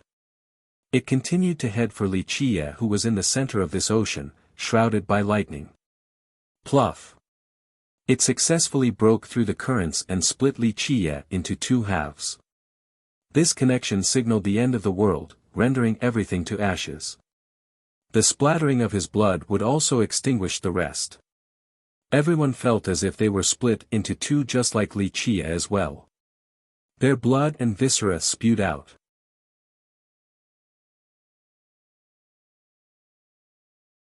Chapter 2652, Why even bother trying to stop this unstoppable slash? Even the strongest cultivator would fall victim. The slash could slay gods and emperors since it has reached a new plateau. The spectators felt as if they were victims of the slash, just like Li Qia. During the entire process, their eyes widened in astonishment and helplessness. They couldn't move at all, so resisting wasn't possible. Plus, they didn't have the courage to do so either. Waiting for death was the only option. Dust and debris scattered downward. The ocean of lightning has been split into two, the same as Li Qia. Some saw Li Qia being split into two. Others even saw Li Qia's two halves falling to the ground with sputtering blood. The emperor pulled back his sword, ending the battle in a decisive manner. Nothing was left after the slash, not the ocean of lightning or the offensive bolts. Li Qia no longer existed as well. The world became silent, the spectators were intimidated by the slash and couldn't calm down. Some felt a jolt of pain all over, as if they had been slain as well by the emperor. I can't believe it. They eventually regained their sanity. A few dropped to the ground and became paralyzed while feeling powerless. Even the strongest Eternals present felt that way. That's the power of a true emperor. Never miss the chance to follow this path if possible. One Eternal started reflecting. Of course, the emperor didn't fight alone. The other three assisted, but he was the primary focus in delivering such a mighty blow. An Eternal was far inferior to a true emperor and a progenitor. Li Qi's dead. People looked around and only saw a clear sky. I think so. They searched and searched yet couldn't find him. Only death awaits those who try to stop that slash. Since they saw him being dismembered by the slash, they believe that he has been killed. Fiercest couldn't have stopped that combination attack, no one in Imperial can. It had the style of a progenitor just now. An older expert added. People glanced at each other and nodded in agreement. That slash earlier looked like one from a progenitor. Perhaps only Solar Daoist, an everlasting, would be able to handle such a terrifying move. Fiercest is finally dead. People started to sigh after seeing the aftermath. For some reason, many started feeling much better. Though they had no problems with Fiercest, his very existence exerted immense pressure on them due to his devilish nature. As long as he was alive, other geniuses and top beings would always be overshadowed by him. They felt as if colors have returned to the world. There was no need to live under his shadow any longer. He courted death. The ones annoyed by him celebrated and started mocking him. That's why one shouldn't consider themselves to be unbeatable regardless of how strong they are. There is always a stronger man and a higher mountain. He should have expected this for being too arrogant. Of course, these people weren't annoyed because they had feuds with Fiercest, only out of simple jealousy. Meanwhile, the emperors held the sword with both hands, his eyes shone like two divine lamps illuminating the world. Nothing could hide before his eyes. It's over. Strangely enough, his comment didn't carry that much confidence. Given his power, he could tell that the slash indeed made contact against Li Qi. No, he was 100% sure about this. Logically, no one should be able to survive the slash after a clean connection. Alas, their enemy was Fiercest. The four still had lingering doubts and didn't know if they have killed him or not. Indeed, it is time to end this. A leisure voice sounded. Everyone looked back and saw Fiercest standing in his old spot as if he didn't move at all.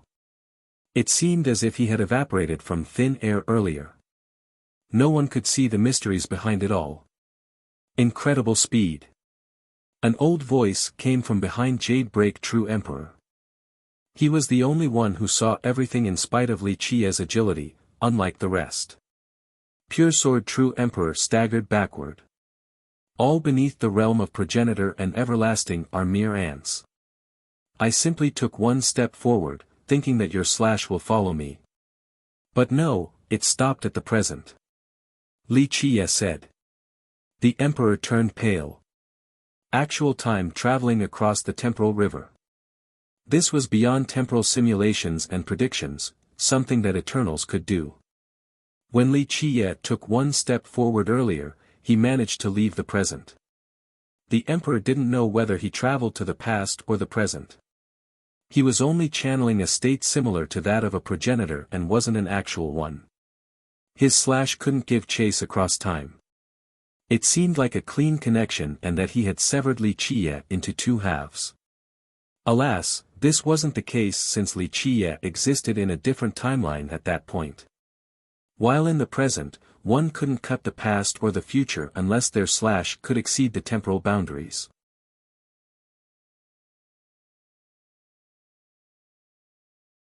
Chapter 2653, Once Li Qi took a step backward, he returned to the present in the same spot. That's why the emperor clearly felt his sword touching Li Qi's head earlier. It had indeed touched Li Qi's hair, but because of his extreme speed, the slash felt so slow. Just by moving forward in time, the slash became nullified. The emperor couldn't read this during the heat of the moment, but he could see this clearly now. That's why he was pale, because he notices that Li Qie was standing at the door of the everlasting realm. He wasn't something they could handle. Only everlastings and progenitors could match him. Anyone else was no different than worms. He took a deep breath to compose himself. Although his power has reached an insane level with the help of his system and the other three, it still couldn't break through the next level. Reaching that next step required more than external help. One's personal cultivation needed to be there. I don't have any cool move, so just one punch then. Li Qie smiled and declared. Having said that, his fist glowed brightly. Boom! It shook ever so slightly before exuding a golden radiance. Boom! Boom! Boom! It trembled for a total of 12 times. Most people only took note of one vibration. Myriad Dao Fist, 12 as one. Li Qie smiled and let it loose. Bang! The high heaven and the great earth shattered before this punch. Everything was pushed back to the origin, to the very start of the world. Only primordial chaos was left as far as the eye can see. This fusion punch was unstoppable, rending all other affinities back into the start. The inhabitants of this realm could only shudder and pray that he would show mercy instead of destroying all things. Go! The Emperor had no choice but to slash forward again. Clank! The power similar to that of a progenitor with endless vitality and life force shot out. Same as before, this slash didn't have any Dao and variation, only pure murder and absolute power. Everything else was meaningless before absolute power. This was the only way to fight. Boom! The shockwaves from the impact swept through the world. The stars in the sky turned to specks of dust, even the huge planets. Everyone watched nervously while being on the ground. Lowly characters like them could only wait for death before such annihilation. The ultimate slash robbed the world of light again, so it plunged into darkness. When everyone could see clearly again, the pure cloud sword has been blown flying by Li Qie's punch. It started fleeing into the horizon. The personal weapon of a progenitor has shown fear and started to run before this mighty opponent. Li Qie punched directly at the 3 halos around the Emperor, or the 3 treasure souls of the esteemed king. Crack! Crack! Crack! They couldn't hold up and cracked, starting with the outer layer, completely crushed by his fist. Bam! The punch finally struck the Emperor. Ah, strangely enough, the one screaming was for esteemed king, not the true Emperor. This was because he and his treasure souls were attached to the Emperor. The first one to take the hit was him, not Pure Sword. The golden glow on the Emperor receded like the tide and the king was forced out in the open. However, he has suffered a terrible blow and instantly turned into a bloody mist. The Emperor still had the blessings from the Tree Observer and the Deer Merchant. A green glow remained. This powerful force still faltered against the punch. Pluff! The green affinity was instantly extinguished. The Tree Observer was pushed out. He didn't have the 4 treasures to protect him like the king, so he couldn't even scream before being turned into blood. Boom! Next came the sound of bones breaking. The Emperor didn't have a single bone left intact. His plentiful vitality has been defeated. Because of this, the Deer Merchant was also forced out. He vomited blood with numerous broken bones. These two were far luckier compared to the king and Tree Observer. The latter experienced the brunt of the punch. Without them, perhaps the Emperor and the Deer Merchant would be dead as well. Bang! The merchant slammed into the ground. He couldn't get up before Li Qie stomped down on him. No! He shouted, but it was too late to beg for mercy. Crack!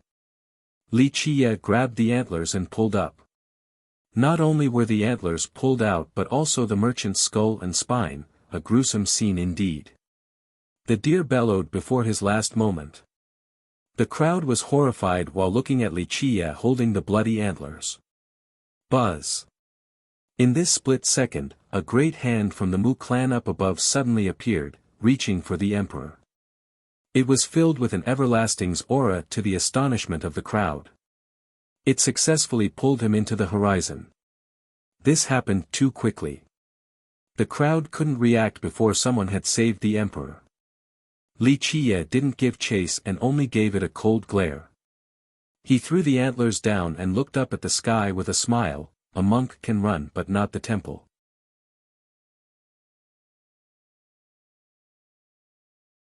Chapter 2654, The world seemed to be frozen, whether it be the cool breezes, gurgling rivers, and roaming beasts. Everyone stared in astonishment and didn't move an inch, frozen like wooden chicken. The scene of carnage was too much to handle, especially a top existence like the deer merchant having his skull and spine ripped out. The weak-hearted ones twitched a bit before vomiting. Everyone felt their hair standing on end. Mouths were wide open. Some wanted to scream and shout but nothing would come out. An invisible hand gripped their throat firmly, rendering them breathless and muting them. An audible gasp could finally be heard from someone managing to get sound out of their throat.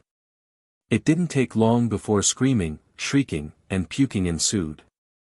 The ancient ancestors, many of whom were Eternals, were cool and collected at the start. Alas, their legs trembled now while gazing at Li Qiye with respect. 3 dead, 1 escaped, that's the fate of Li Qiye's opponents. This news would shock everyone in Imperial, no exception. Plus, the teamwork of the 4 was exceptional. They have exceeded the limits of teamwork and fused together perfectly, resulting in a state very similar to a progenitor, unlimited vitality, life force, and defense. No one could come up with a being capable of taking them down. Only Solar Daoist would put up an even fight. Alas, Li Qiye destroyed them with a single fist. 2 were turned to blood while the deer merchant had his spine ripped out while still alive. Only the emperor was saved by someone else. This unbelievable result firmly established Fiercest's dominance. Some lost the courage to look at him and meeting his gaze. So strong. The mighty Eternals murmured with paleness. Not to mention the fusion state, just the deer merchant alone was an apex existence in Imperial. They weren't on the same level as the deer merchant, so what would be the outcome of them if they were to oppose Fiercest? They didn't dare to imagine this. Plus, they no longer had the courage to go against him anyway. He's invincible. This was the only way to describe Fiercest. Though many have been called invincible before, this was more of a flattery word choice, just a general description. However, when using this word to describe Fiercest, it became an unquestionable reality. A while ago on the subject of the strongest being in Imperial, many would definitely think of Solar Daoist first. Now, rumination and hesitation joined the fray. They haven't seen this everlasting in action before, only Fiercest's invincibility. They were aware of the significance behind the everlasting level, especially the Eternals present. Nevertheless, they still couldn't answer who was the stronger being between these two. Can Fiercest fight against an everlasting like the Daoist? One expert quietly asked after calming down. It was as clear as day that only the Daoist was qualified to fight Fiercest now. No one else should even attempt to do so unless they felt like dying. It's coming soon, a battle between those two. One Eternal looked up and said. Really? His group was skeptical since high-level battles wouldn't happen so easily. Didn't you see, 100-Day Daoist has already gotten involved by saving Pure Sword True Emperor. These two are definitely having a fight. An Eternal said. A palm appeared earlier to save the grievously wounded Emperor. It carried the aura of an everlasting. The Daoist was the only one strong enough to save Pure Sword True Emperor then. So a contention over the title of strongest in Imperial. Someone said. No one took this lightly among the crowd. Both Fiercest and the Daoist were terrifying existences in their mind. Game's over. Li Qiye said, trivializing the murders earlier as if he didn't just kill 3 top-level masters. Buzz. Meanwhile, the immortal light in Mingluo has finally reached its brightest point. From highest prosperity to declination was the natural order. Thus, this light began to dim as well, flickering and seemingly on the verge of extinguishing. Good, I'm not too late. Li Qiye returned to the city with a serious gaze. He raised both hands and this immortal light experienced a powerful attraction. The rays began to flow towards him. Everyone watched with bated breath as he gathered the light. The immortal stone is real, it's right inside that city. One spectator said. Numerous sects and masters have gathered outside of the city. The immortal stone was the reason for their long journey. Despite knowing that it was about to come out, no one dared to even think about attempting to take it. They knew that it already belongs to Fiercest. In fact, even if he were to throw it down on the ground, no one would dare to pick it up.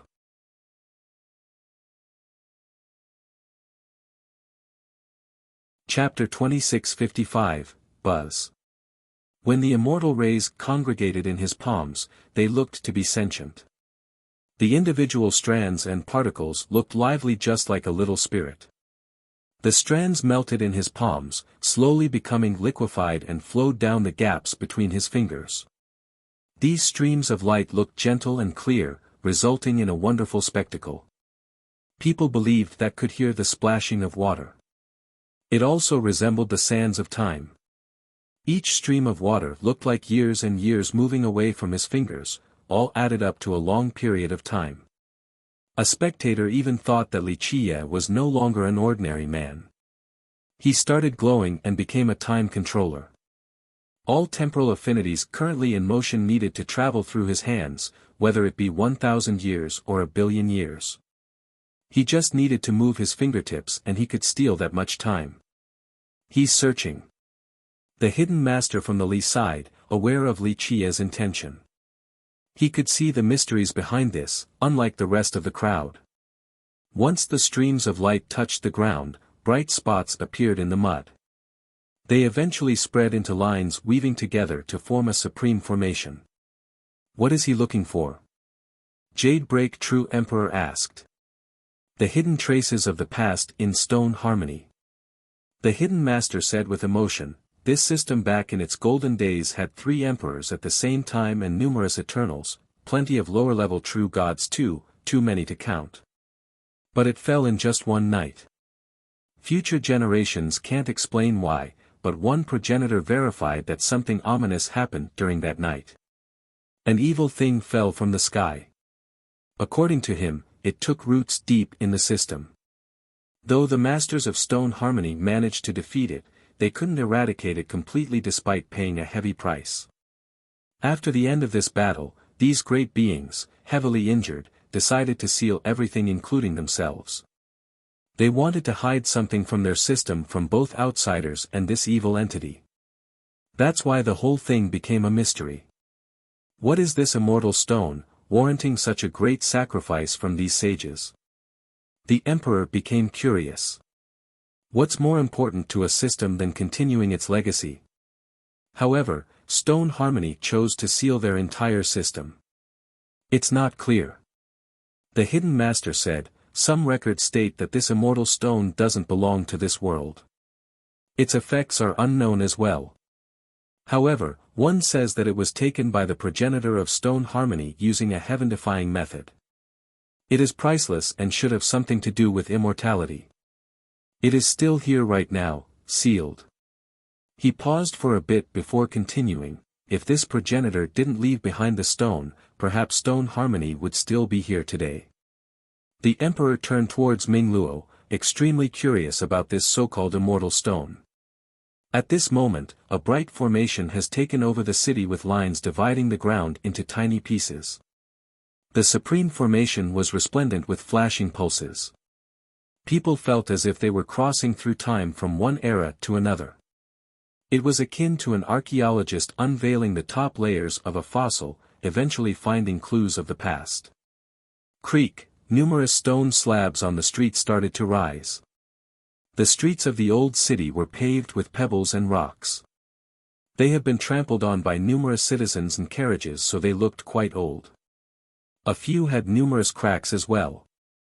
There was no order to the rising of these slabs. No one could figure out a particular pattern. Boom! They started flying closer and eventually assembled a platform, around the height of a fire beacon platform or a military command post. What is that? Wu Yuzheng and the others had no clue despite being disciples of the system. It's the old command post of Stone Harmony. The hidden master revealed, its progenitor used to give orders to the rest of the world here. Buzz. The immortal rays gathered on this newly formed platform after a spatial ripple.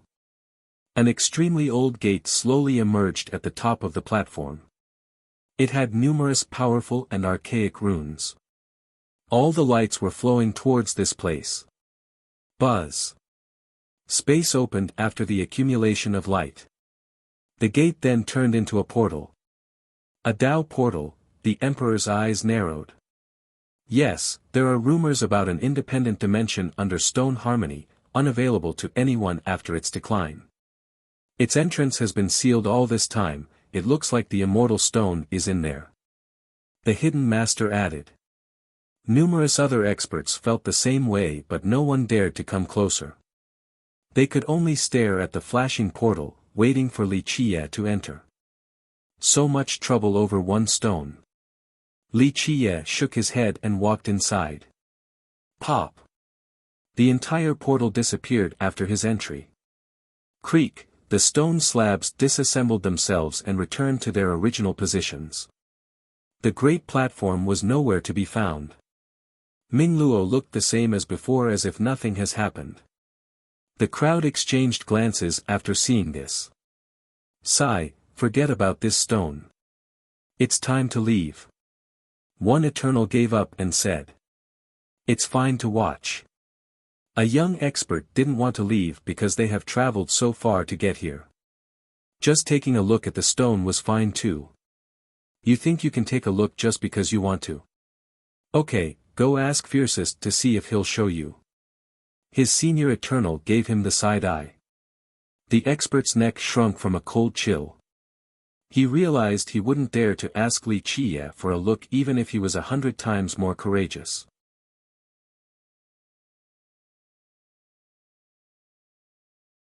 Chapter 2656, Li Qiye found that this was an independent realm, seemingly not located within Stone Harmony system. Of course, not all systems have something like this.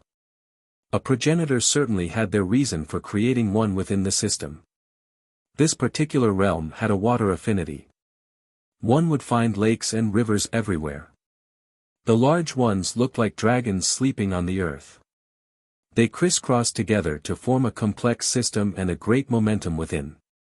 The world seemed to be connected in one piece, and the momentum permeated across every inch in this area. This momentum was personally created by the progenitor of the system. It stole the fortunes of the heaven and could activate the profundities of the Grand Tao. Thus, just one wrong step could result in death or being lost forever, unable to leave this complicated water system. Mist and fog occupied the majority of this realm. One couldn't see a complete picture of this world, making it harder to lift the curtain of secrets here. This is indeed a good place to hide items. Li Qiye smiled, appreciating the complexity. He took one step into the river from him and started riding the waves and winds. Remember, transformations and shifts happen continuously in this system. The flow of the rivers would change each day. Without understanding the mysteries behind this and being able to speculate the changes, one would never be able to leave this system. Of course, this wasn't a problem for Li Qiye. Each of his steps was magical and created numerous laws and Tao. It was as if he wasn't walking on water but rather the Grand Tao itself. In reality, the rivers and lakes were only visual phenomena derived from the Grand Tao. The path opened, allowing him to maintain a straight direction in this maze despite the constant shifts and changes. His pace looked slow, but this wasn't the case. His speed has reached a near unfathomable level. Just like that, he eventually made it to his destination. There existed an ancient boat with time-worn spots everywhere on the hull. Who knows how long it has been floating on this river? It was made from extremely precious divine woods with clear markings of powerful runes. Some came from progenitors, others from true emperors and top eternals. It has been blessed with multiple layers. This was a priceless and heaven-defying treasure, certainly at the progenitorial level. The augmentations from the various existences granted it ample strength, allowing it to survive the flow of time. It also had a mighty defense that can stop any evil intruders. Taking this down was no easy task. One could see multiple people sitting down in a circle on the deck with a certain thing in the center. They seemed to be guarding it.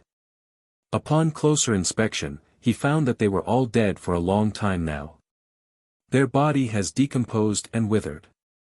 Nevertheless, one could see that they were masters back in their prime. The three with imperial crests were strongest among this group since they still had an inviolable aura to them causing others to feel respect. There was no doubt that they used to be true emperors. Another 10 or so participated in this circle, no imperial aura and power, but there was still divinity left. These were powerful eternals, some perhaps rivaling the emperors or weren't that far off. There were no wounds on any of these corpses, they all died from old age here. As one looked even closer, they would notice the sacred madras formed by these corpses, still maintained after millions of years with faint glows. These lights could dispel and refine any evil. It was easy to imagine how powerful these lights used to be since they are still around after so long. The group was protecting a boulder that closely resembles a jar. It wasn't carved into this shape and had a big gap in the middle from the start, hence its semblance to a jar.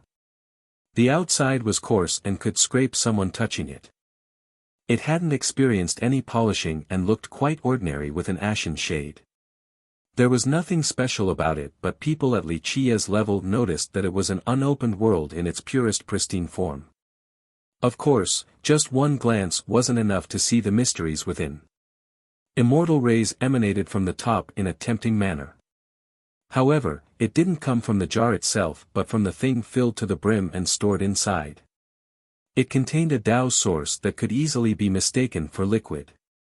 It had numerous floating runes with transforming Tao laws. Tiny these laws may be, they seemed to have numerous stars engraved on them.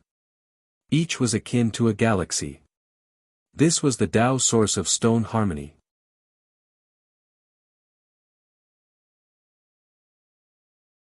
Chapter 2657, A Tao source was the very foundation of a system. Its absence signaled total destruction in just one night. All of the inhabitants there would die as well. Thus, nothing was more important than the AO source. As long as it was still around, there were still hope and possibilities left. Once it withered or exploded, so would the system. Everyone in Imperial knew about the decline of stone harmony, but strangely enough, it remained in Imperial. That's why some progenitors believed that its Tao source was still around and didn't weaken at all. This statement was paradoxical and hard to believe. Keep in mind that the disciples and living beings in a system had a symbiotic relationship with the source. A disciple would cultivate the system's merit laws and feel the grand Tao power here. During this entire process, this disciple would be nourished by the system. As for the system, having more powerful disciples only fertilized the grand Tao power and the source itself. Thus, a well-nourished Tao source would result in an increase of powerful disciples, and vice versa. As generations passed, the members of Stone Harmony only decreased in strength and number. The system no longer received the nourishment from its members, so the Tao source should be weakened or even withering. However, the Tao source inside the jar was still dazzling with immortal rays. Its grand Tao power has materialized into extremely concentrated grand Tao water. This Tao water was unbelievably dense and ancient after years and years of accumulation and refinement. It has become the purest form of grand Tao water. Just one drop could greatly benefit an entire kingdom. For example, Mingluo would be full of life after one drop. Its disciples would obtain majestic Tao energy. Strangely enough, Wuxia had no interest in the Tao source. His focus was on the stone jar instead. Any reasonable person would know the significance behind obtaining a Tao source. It was akin to controlling an entire system. Li Qiye didn't share the same feelings. It looked as if the jar was the priceless treasure in his eyes, the thing worth getting. Well, in reality, there were numerous Tao sources in imperial and immortal lineage similar to this one, but this stone jar was one and only. This is the so-called immortal stone, Li Qiye said after long observation. This stone was the reason why the Tao source manages to stay fresh through the eras. Old man, I found what I needed to. Time for an answer. Li Qiye grinned. I don't like being a good guy for no reason and my price isn't cheap. Are you all ready to pay? He certainly wasn't afraid of the person not paying because the guy was a big shot. Of course, the exorbitant price was going to hurt. The guy would certainly bleed with pain. Li Qiye smiled with nothing but amusement in his eyes. 3 immortals world, though I'm not a savior and I have no intention of becoming one, since someone has paid me to do so, then why not, let's get the best out of it. The thing he wanted was certainly extraordinary. He wondered what the guy's expression would be like after being asked for it. He eventually gave the Tao source a look and said, this system found fortune in a calamity. A golden age will come after this decline if its descendants put in the effort. After enough years, this Tao source has accumulated enough grand Tao power to turn into this liquid form. Once it returned to stone harmony, the system would be full of life once more and ready for a complete revitalization. Geniuses would appear in waves and bring glory back to the system. You all have done your best against the calamity and successfully defended the system. Li Qiye looked at the 3 emperors and eternals. He was right. Stone Harmony's lucky survival was due to the effort of these sages. Their system stood at the apex back then with 3 emperors and countless eternals. However, the evil entity from the sky descended and instantly drilled into the ground. They went all out in order to kill it. The resulting battle was brutal, resulting in losing 90% of their masters. Nevertheless, they still managed to destroy it, albeit unable to slay it completely. The group here consisted of the few survivors. They realized that the escaped limbs of this creature would return one day. Thus, they decided to hide the Tao source and the immortal stone while still hoping that their descendants could make something out of themselves. Unfortunately, not a single new emperor came out of stone harmony after them. Meanwhile, the limbs of the evil creature healed for many years and eventually grew a complete body once more. It started looking for the stone and Tao source by swallowing up entire cities.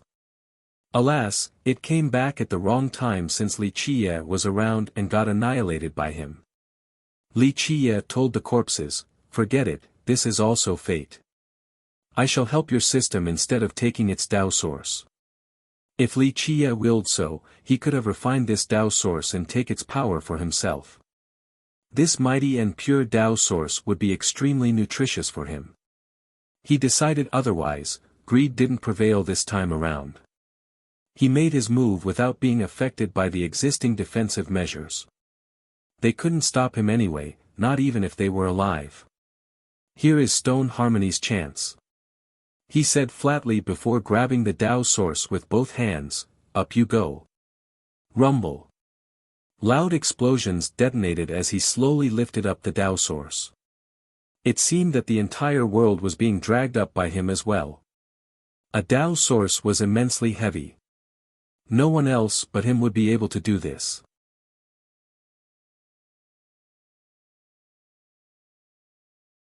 Chapter 2658, Rumble. The entire world seemed to be uprooted in this process. A Tao source was the foundation of a system, personally created by a progenitor. Inside were supreme measures left behind by the progenitor. In other words, outside of the progenitors themselves, no one else would be able to move or lift the Tao sources. A person capable of this would have enough power to destroy a mighty system, truly a force to be reckoned with. Nothing was impossible for Li Qiye, so he managed to pull up this Tao source out of the stone jar. Return from whence you came, it is time for stone harmony's awakening. He said insipidly and slowly placed the Tao source back into the river. Boom! This inner world shook as a result. It seemed as if an immensely heavy object has just dropped on the ground. In fact, all of stone harmony shook as well. Everyone heard a loud bang. A while ago, the system resembled a ship out in the wide ocean without heavy supplies and as light as a feather. Such a system felt feeble and easily toppled. Once the Tao source was placed in the river and after the bang, the ship's storage now had a boulder heavy enough for stabilization, allowing the ship to no longer be afraid of big waves and storms. Next, the true water of the Grand Tao assimilated with the river water. Boom! It spread at an unmatched pace with Li Qia's position at the center. Immortal rays shot out all over this internal system. Meanwhile, the Tao laws inside the source extended and made the whole source to be incomparably large, no longer able to be stored inside the jar. It took the form of a pulsing maelstrom. Inside seemed to be gestating endless strength of the Tao. Rumble. The rotating maelstrom caused this internal world to be filled with true Tao water and majestic life force. Though the progenitor separated the outer and inner world, they were actually the same. Thus, the proliferation of this water also affected stone harmony. Tremors happened outside as if something mighty underground was coming up. The system became resplendent with rays coming out of the ground. They illuminated every single inch of the land. Next came the power of the Grand Tao. It didn't take long before this massive system became filled with Tao and life force. What, our Tao source has awakened. Wu Yuzheng was the first to react. It's ours, our Tao source, our Tao source. The disciples reacted with shouts. Our system is saved. We're saved. They got on their knees with tears dripping down their cheeks. Though they didn't know what was going on, they could sense the existence of their Tao source again and its various powers spreading across the realms. They started breathing in the extremely thick Tao energy and exuberant life force. Young noble, Yuzheng and Lin Yixue were also on their knees with tears. They told their fellow sect members to kowtow. Other members of the system were left in the dark, but this group knew that this revitalization was due to Li Qia. Not only did he save them and the city, he even went ahead and saved the entire system. How could the group not be grateful?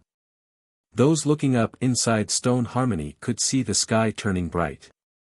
This arc of light began to infuse the system with various forces. Stone harmony is saved, maybe it will rise again in the future. One Eternal emotionally said after seeing this. The system has been declining for numerous eras.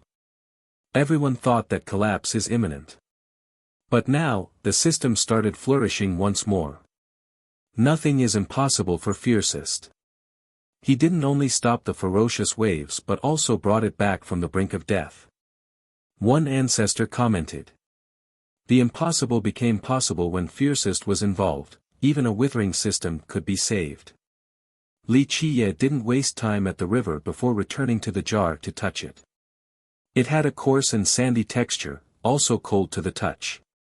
Strangely enough, this cold was actually quite pleasant and comforting. He closed his eyes and continued to feel it, sensing a boundless vastness as a result. Worlds and galaxies felt tiny in comparison. Naturally formed during the start of all, truly priceless. He withdrew his hand and said. He then took out the three immortals tree. It was now growing on top of the black soil taken from the heavenly prison. He poured the soil in the jar then inserted the tree, a perfect fit. This jar looked like a tree pot now, seemingly created specifically for the three immortals tree. In fact, this tree was indeed grown inside this pot and with this soil during the olden days. Buzz. The stone jar lit up and changed its appearance, no longer possessing the ashen shade. It turned into a primordial world while the tree was holding up three immortals' world. To put it simply, the jar was the source of the three worlds, the soil gave them nourishment, and the tree created everything else in the three worlds, granting them life force.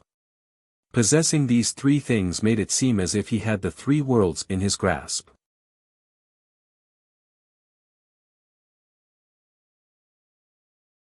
Chapter 2659. While holding the jar, one would feel as if they were holding the three worlds as well, quite a domineering feeling. 3 immortals are mine now, old man, what will you give to redeem them back? Li Qiye smiled while staring at the flashing tree. Of course, this was only a casual comment. He wasn't actually that moved because everything has been going to plan. He put away the jar and left the inner world. Young noble. He returned to his palace and saw the master-disciple duo kneeling on the ground. They didn't really know what to say.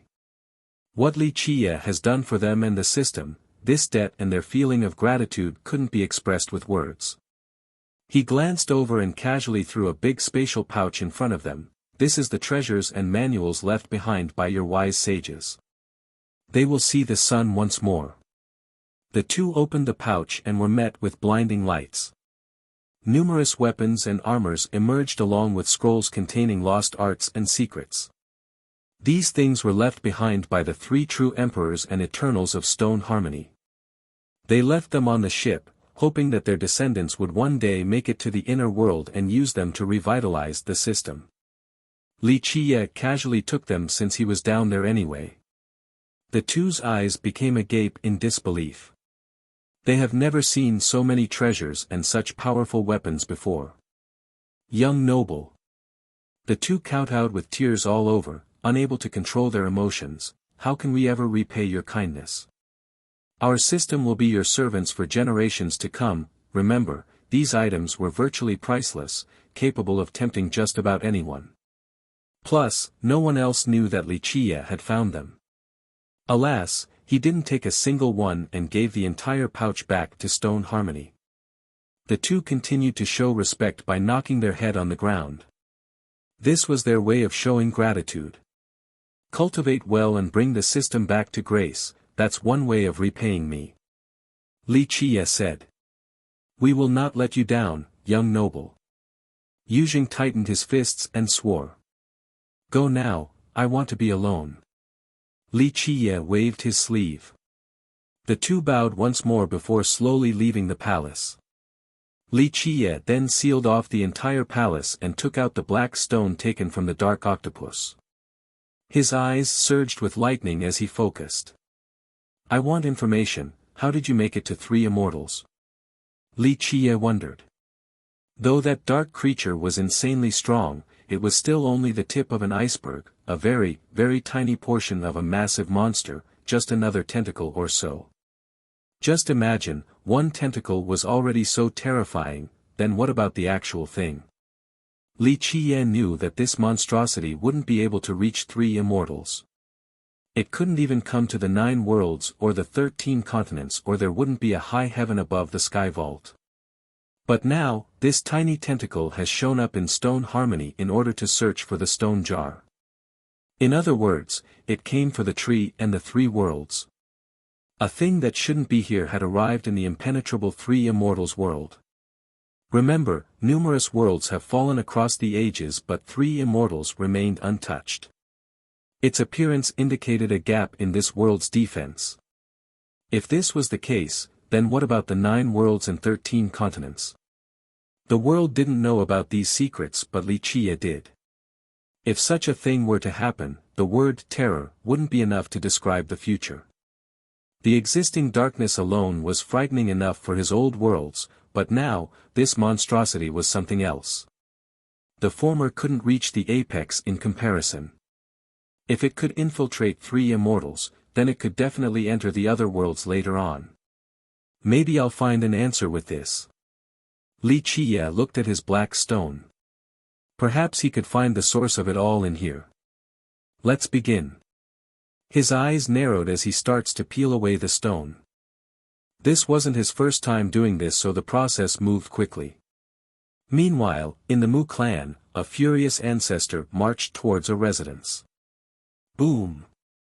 He kicked down the door and sat down before an old man. Brother Sun, this all started because of you, but all you're doing it's sitting here. It makes my clan suspicious of your true intent.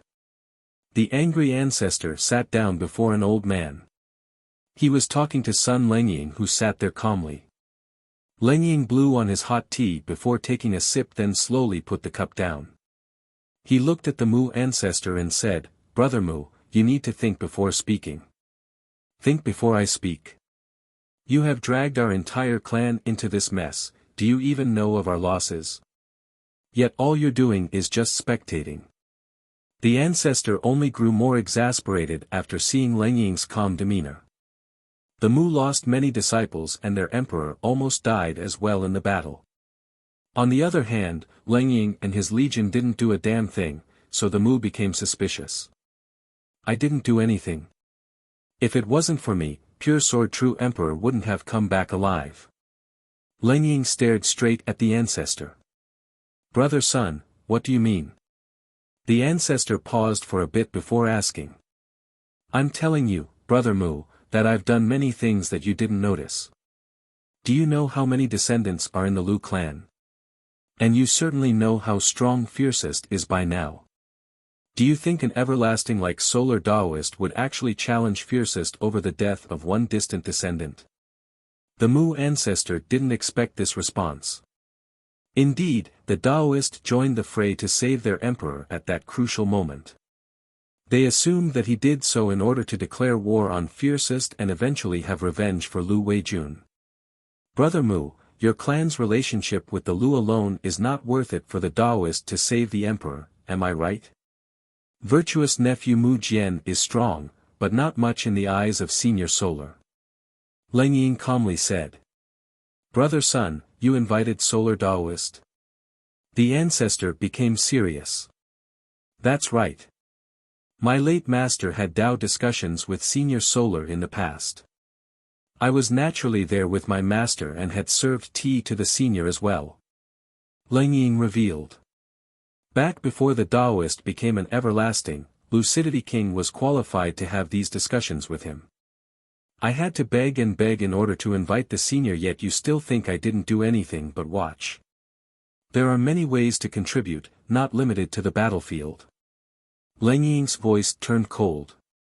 The ancestor stared at him, still with skepticism.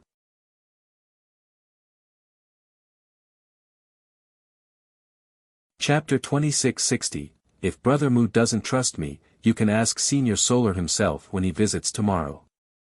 Sun Lengying blew on his hot tea and took another sip in a natural manner as if everything was going according to plan. Solar Daoist is really visiting our clan. The ancestor took a deep breath. Of course, that's why he saved virtuous nephew Mu Jian. He views the young emperor and your clan very highly. The ancestor had a serious expression. Even though their clan was one of the three behemoths, they didn't have an everlasting in this generation. In fact, Solar Daoist was the only everlasting in all of Imperial right now. He was unbeatable in an era without progenitors. Thus, an everlasting visiting their clan was indeed a big deal, an honor even. Though the ancestor has heard this through the grapevine, Lengying has now confirmed it. Is your clan preparing for a truce? Lengying always had a cold expression, rendering him unreadable. The ancestor's expression changed several times in a short period as he hesitated. The emperor's defeat was a tough wake-up call to them, almost like being struck in the head by a bludgeon. Fiercest's power was unreal, so they truly wanted to quit. If conditions allowed, they would really negotiate for peace. Brother Mu, you think you can actually have a truce with Fiercest? If it was possible in the first place, you wouldn't have waited until today. This is a long-running feud. Lengying said. This was indeed the truth. They have antagonized him back when Mu Xiaochen was still around. He had more animosity with them than any other lineage in Imperial. I'll be frank. Lengying continued after a sip of his tea, Fiercest will absolutely try and destroy your clan. He has control over 9 secrets, one of the 3 main players in our world. As you can see, Jade Break True Emperor is siding with him too, so an alliance between the Li and Nine Secrets is assured. You and the Li are certainly not friends either, so if these two powers want to have a full grasp over Imperial, who is the odd man out among the three behemoths? Who should they destroy for supremacy? Leng Ying put down his cup and gazed at the ancestor. Us. The ancestor naturally knew the answer. The three behemoths have formed a state of equilibrium. When Lucidity King was around, he wouldn't have created an alliance with the Li or the Mu. This was the same case for the Mu and the Li. However, times were changing. Fiercest was unstoppable now and Jadebreak True Emperor seemed to be joining him. An alliance between Nine Secrets and the Li seemed inevitable. Their clan had a terrible relationship with this group. Even if Fiercest didn't move against them today, the alliance would come for them in the future. The equilibrium would break and the entire world would belong to Nine Secrets and the Li. The Mu ancestor could see this and became anxious. Are you sure you still want to negotiate for peace with Fiercest now? Leng Ying pressed on. The ancestor couldn't respond since he had zero confidence about a potential truce with Fiercest. It has escalated beyond that point. Your clan must either pay an absurd price or forever submit to Fiercest and Nine Secrets to survive. Otherwise, peace is impossible. Will you kneel before Fiercest? If you say yes, then I have nothing else to say. Leng Ying didn't hold back. The ancestor's expression became ugly. As one of the three behemoths, their clan has been reigning over this world for many eras. They wouldn't be able to handle submitting to Fiercest. The only choice for your clan is to fight. I have tried my best and managed to ask Senior Solar to join us. This is your last hope. Leng Ying said. Will Solar Daoist really fight Fiercest? The ancestor remained uncertain. Their clan had a cordial relationship with the Lu, but this was meaningless for someone of the Daoist's level. It would be hard to invite him. This wasn't the case for Sun Leng Ying. He had personally served tea to the Daoist before, so the Daoist would keep this old relationship in mind despite his current status. That depends on your clan.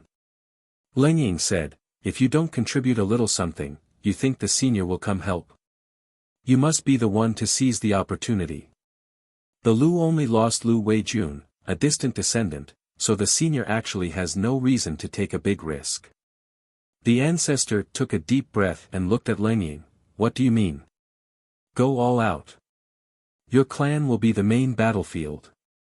Assist the senior with everything you have. We will only have peace after slaying Fiercest. Leng Ying said, after we kill him, I shall regain control over Nine Secrets and will become the closest allies. The Li will be powerless to stop us then. Imperial will be ours for the taking. The ancestor couldn't help but smile. This was the best news in recent days, giving him and his clan hope for a beautiful future. Brother Mu, you mustn't miss this opportunity.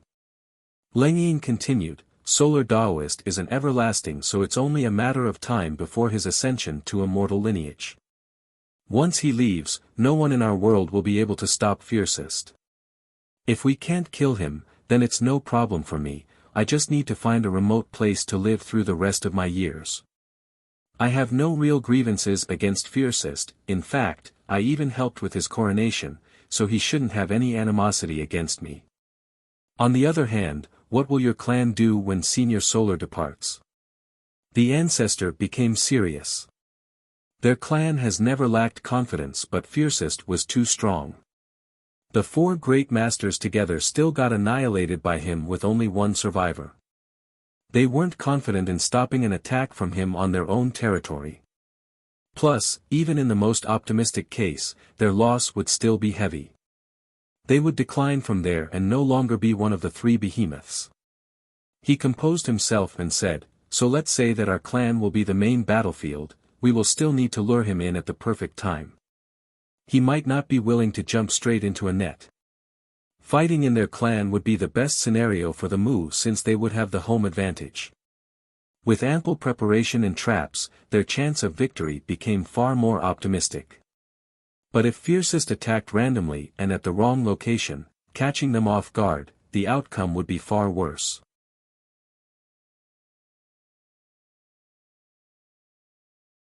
Chapter 2661, As long as your clan agrees to go all out, everything will be simple. I have a method of baiting Fiercest into your trap. You just need to prepare sufficiently. Sun Lengying seemed to have it figured out. Very well, we shall go all out. It is better to just get it over with, rather than prolong the agony. The Mu ancestor gritted his teeth and declared. They had no other choice because of Fiercest's overbearing and merciless style. This was their only chance with the Daoist's hope. Once he left for immortal lineage, no one else in Imperial could take on Fiercest. It would be too late for them to try and stop him then. They would become fish on the chopping board. Don't worry, Brother Mu, I will assist with everything I got. My silver secret will take camp at your clan and fight to the death against Fiercest. Lengying resoundingly announced. Thank you, Brother Sunday. I'll also lead the baiting to you. The ancestor took a deep breath and cupped his fist. I already have a great plan, Brother Mu. Lengying nodded. You just need to prepare an inescapable trap, then Senior Solar will join as well to kill Fiercest. Imperial will belong to the two of us afterward. Good, it's decided. The Mu ancestor nodded before leaving. Lengying watched the departing ancestor's back and took another sip, seemingly as calm as ever. It's over for the Mu. A deep voice came from inside. We'll follow the plan. It will be even more perfect if Fiercest and Solar Daoist fight each other to the death too. Lengying agreed. We need to create the best circumstances for that to happen. The voice answered, but no one was in sight. It won't be easy. Lengying hesitated. Fiercest is unfathomable and this Daoist is certainly not his match. Even if they are evenly matched, we can't actually control the conditions for a double kill due to their power level. Lengying, no need to be so pessimistic. Plus, we have lived long enough, it's time to take a risk. The bigger the risk, the more amazing the harvest. The Li won't be able to take us on afterward and will obediently submit. Imperial will be ours, no one will dare to disobey our commands then. The voice was quite confident and aggressive. It must be a powerful character speaking. True. Lengying eventually agreed, I'm still worried about Fiercest. That monster might kill the Mu and the Daoist, then the two of us might not escape unscathed either. So what? As I've said, the harvest is proportional to the risk. Of course, even if we fail, the worst thing that can happen is death. Think about it, with the Mu gone, 9 secrets will take over this world anyway, that's still our lineage. Our death will not be in vain. This speaker seemed quite carefree about the possibility of dying. I guess so. Lengying sighed. Everything is going exactly to plan. The voice was very satisfied with the current developments. Fiercest isn't, his power is far beyond our imagination and his personality is too unpredictable. Lengying lamented. It's fine. Fiercest will certainly come headfirst into the trap. We'll just watch on the sideline and see how the Mu and that Daoist will fare. Yes. Lengying accepted. Nevertheless, he still had qualms about opposing Fiercest. Death is inevitable. The voice continued, the two of us can't live forever, no one can, so why not do some incredible matters before death? That will make our lives worth living. All in all, I'm satisfied with how long I've lived. We'll see if Fiercest is ready for death. Ha ha ha. The person laughed heartily. Lengying only smiled wryly and shook his head, not bothering to respond. Back in the palace in Stone Harmony, Li Chiye has finished peeling the black stone but couldn't reach the source this time around. A pitch-black Dao law was left behind. The light couldn't illuminate this gapless law. It seemed to be full of possibilities and impeccable. No one could solve this. A flawless plan in case of failure. Unfortunately, you are facing me. I'll wait for you to make a mistake. Li Qie chuckled after seeing this. He sealed this law using his primordial will, aiming to use it as a bait for the opponent. This is quite unexpected. Li Qie looked up at the sky with a profound gaze and said, "Looks like someone has really infiltrated 3 immortals. A great disaster is coming. The world didn't know that an apocalypse could erupt at any moment. I suppose this is an opportunity as well. I shouldn't miss this chance to investigate." He smiled. "Don't be caught by me now or I'll extract everything I can out of you, I swear it." Li Qie's eyes flashed with an extremely cold glint. All existences would run after seeing this terrifying glint or risk facing death. He then stored this dark law into his Tao heart, treating it as bait for a fat fish. This was a reckless endeavor. Any cultivator with a sliver of rationality wouldn't do this. Just one wrong move and the darkness could devour their Tao heart. However, Li Qie had complete confidence in his Tao heart. He knew the capabilities of his opponent. Techniques, merit laws, and the Grand Tao couldn't suppress this being. In order to capture someone like this, it was best to have a Tao heart battle at the very start. Once Li Qie's Tao heart had the upper hand, he would be able to capture the opponent alive. After all, this being didn't need a physical form. It could transform into just about anything.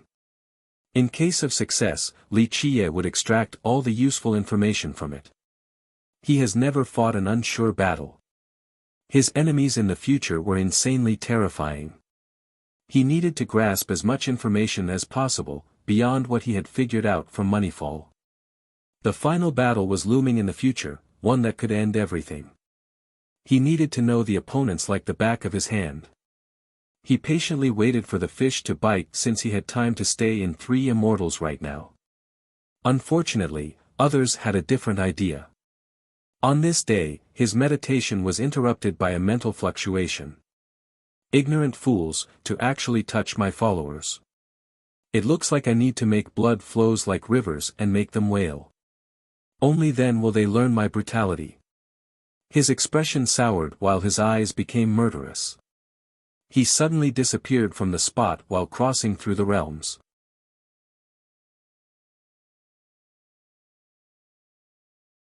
Chapter 2662, Li Qie traveled through numerous spatial realms with unimaginable speed. Time beneath his feet seemed to be slowing down to a snail's pace. Buzz. The area around him had ripples and waves of fluctuation. His foot touched the ground again and the scenery changed. He was now inside the royal palace of 9 secrets. The distance between Mingluo and 9 secrets would take others a long period to get through, but Li Qie only needed 1 step. Of course, he wouldn't use this supreme technique for speed over nothing. The palace was a mess now with clear signs of a battle. Several pavilions nearby have collapsed with dust scattering nearby. It must have been recent. Buzz. Several people appeared before him. Young noble. They were ecstatic to see Li Qie, almost like seeing much-needed reinforcement. The group consisted of Il Lord and others, also South Peak Woodcutter. "Where's Chu Qing?" Li Qie looked around with chilling intensity in his eyes, causing the group to shudder. "We were useless and couldn't stop the enemies. She has been taken away." The 5 got on their knees. "It's not their fault," the 2 enemies came prepared. "They hid in the palace and took Her Highness away in the blink of an eye. I was also 1 step too late and couldn't hold them back." The woodcutter smiled wryly. So it turned out that Poison Phoenix Lady and the other 3 got caught off guard. Moreover, these 2 together might have been stronger than them as well. When Il Lord joined in, they have already taken her away. The worst part was that these 2 knew the palace like the back of their hands and avoided all the formations.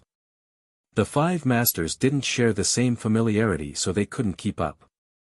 At that moment, the woodcutter noticed it as well and used a peerless speed to arrive. Unfortunately, he couldn't stop the other 2 from escaping. Li Qie showed up exactly when they were thinking about pursuing. All of this happened in a second or so. The enemy's efficiency was truly impressive. This effectiveness was thanks to their knowledge of the Imperial Palace, seemingly aware of every entrance and sentry location. This allowed them to elude all the guards and traps. The two bastards are definitely Lucidity King and Sun Lengying. I can recognize Lengying's sword even if it turns to ashes. Wild Bull shouted and had a deep gash on his arm. During the sudden ambush, Wild Bull jumped in the way and blocked a slash with his arm. Don't be ridiculous. Illord was hesitant to speak without proofs. They shielded everything earlier so we can't be sure. Plus, Lucidity King is dead. Humph, who else can it be? I can recognize the arts of 9 secrets even if they deliberately try to hide it. Wild Bull angrily said. It should be them since they are far more familiar with the palace than us.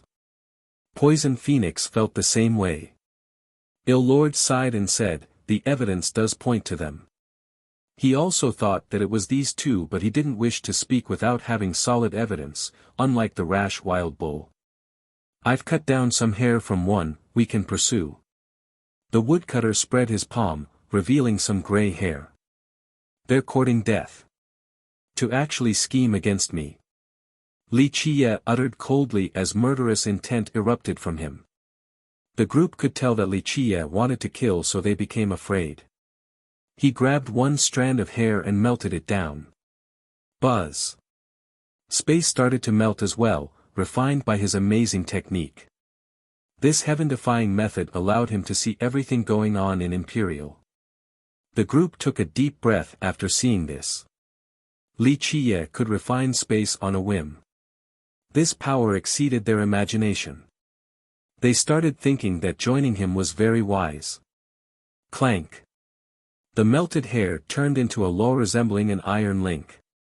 It started chasing into the melted dimension and locked on a particular coordinate. This coordinate meant the two enemies have run there. This is very close to the Moose system.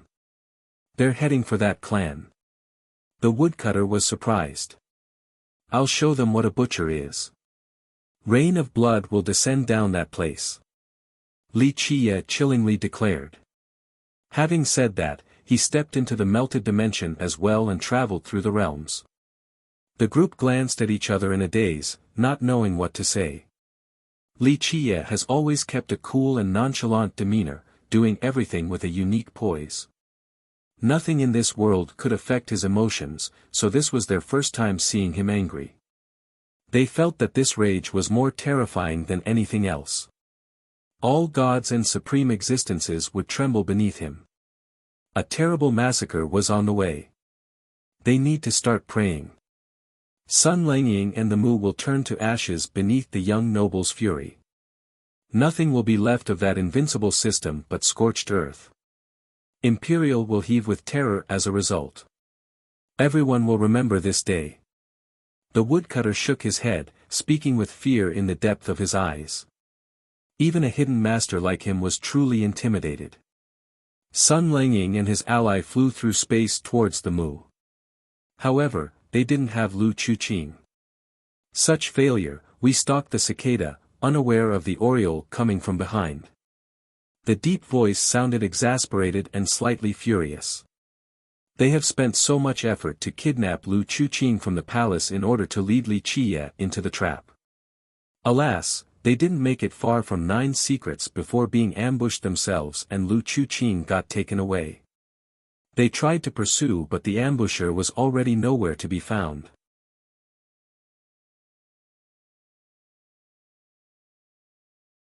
Chapter 2663, Sun Lengying and his companion knew that capturing Lu Chuqing would truly infuriate Li Qiye. It would become an irreconcilable feud until one side is dead. Keep in mind that they have been hiding and mobilizing in the shadows. They haven't had a direct confrontation with Li Qiye or did anything against his interest. In fact, Li Qiye might even owe them. However, this kidnapping changed everything. They were stepping from the shadows to the light. Nevertheless, there was no other choice. They needed to do this in order to lead him into the Mu. That's why they took a big risk, albeit with ample preparation. This ended with them successfully taking Lu Chuqing despite her being under the protection of Il Lord's group. Though the actual kidnapping only took a second or so, they expended plenty of effort, so the failure was quite a blow. The ambusher was extremely powerful and caught them by surprise, quickly leaving before they could react. Remember, these two were mighty enough to kidnap Chuqing despite the masters guarding her. However, this ambusher was superior to them. They couldn't think of someone else being so strong in Imperial outside of Solar Daoist. Of course, it couldn't be the Daoist because he was also preparing a trap for Li Qie back in the Mu clan. Who is it? Leng Ying looked at his companion and wondered. The companion didn't respond. In fact, they both had the same idea but didn't want to say it out loud. Go, Fiercest is coming. He doesn't know that we don't have the hostage. The companion said seriously while speeding for the Mu. Leng Ying had no choice but to follow. They hoped that Li Qie would follow them, or trying to bait him again would be quite difficult. Rumble. Suddenly, deafening explosions detonated all over Imperial. The world seemed to be on the verge of exploding into ashes. Black clouds gathered and showed up everywhere. Terrifying lightning currents surged among them, resembling gigantic dragons wanting to tear the world apart. These wild bolts seemed eager to strike with enough force to destroy systems. At this time, a monstrous aura ravaged Imperial. The situation didn't look optimistic. What's going on? Many trembled in response. These experts have never seen such a terrifying scene before in their lives.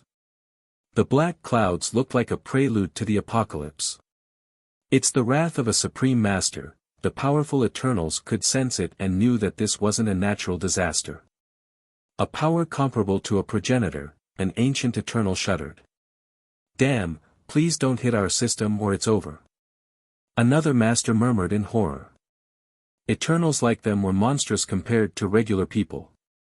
However, they were only ants before this presence capable of flattening Imperial. They felt a force on the same level as a progenitor, simply unstoppable. Rumble. The living beings in Imperial became paralyzed on the ground due to the pressure, unable to muster the courage to get up. Buzz. The spatial fabrics of Imperial became twisted and transformed.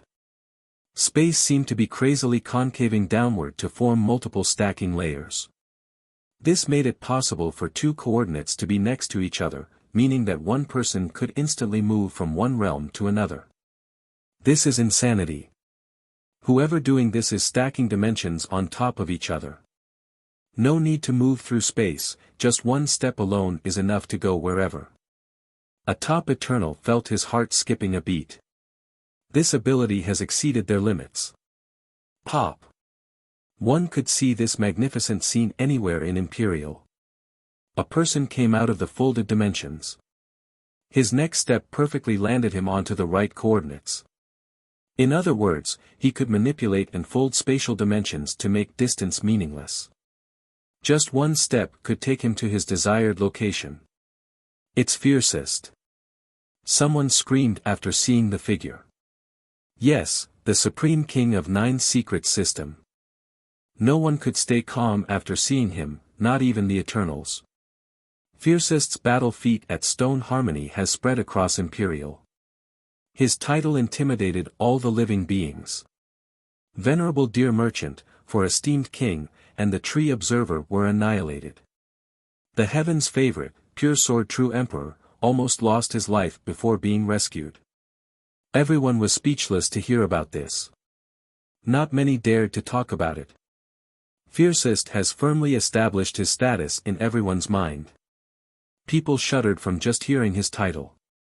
They came to find that Fiercest was actually the King of Nine Secrets. This made him seem even more unstoppable.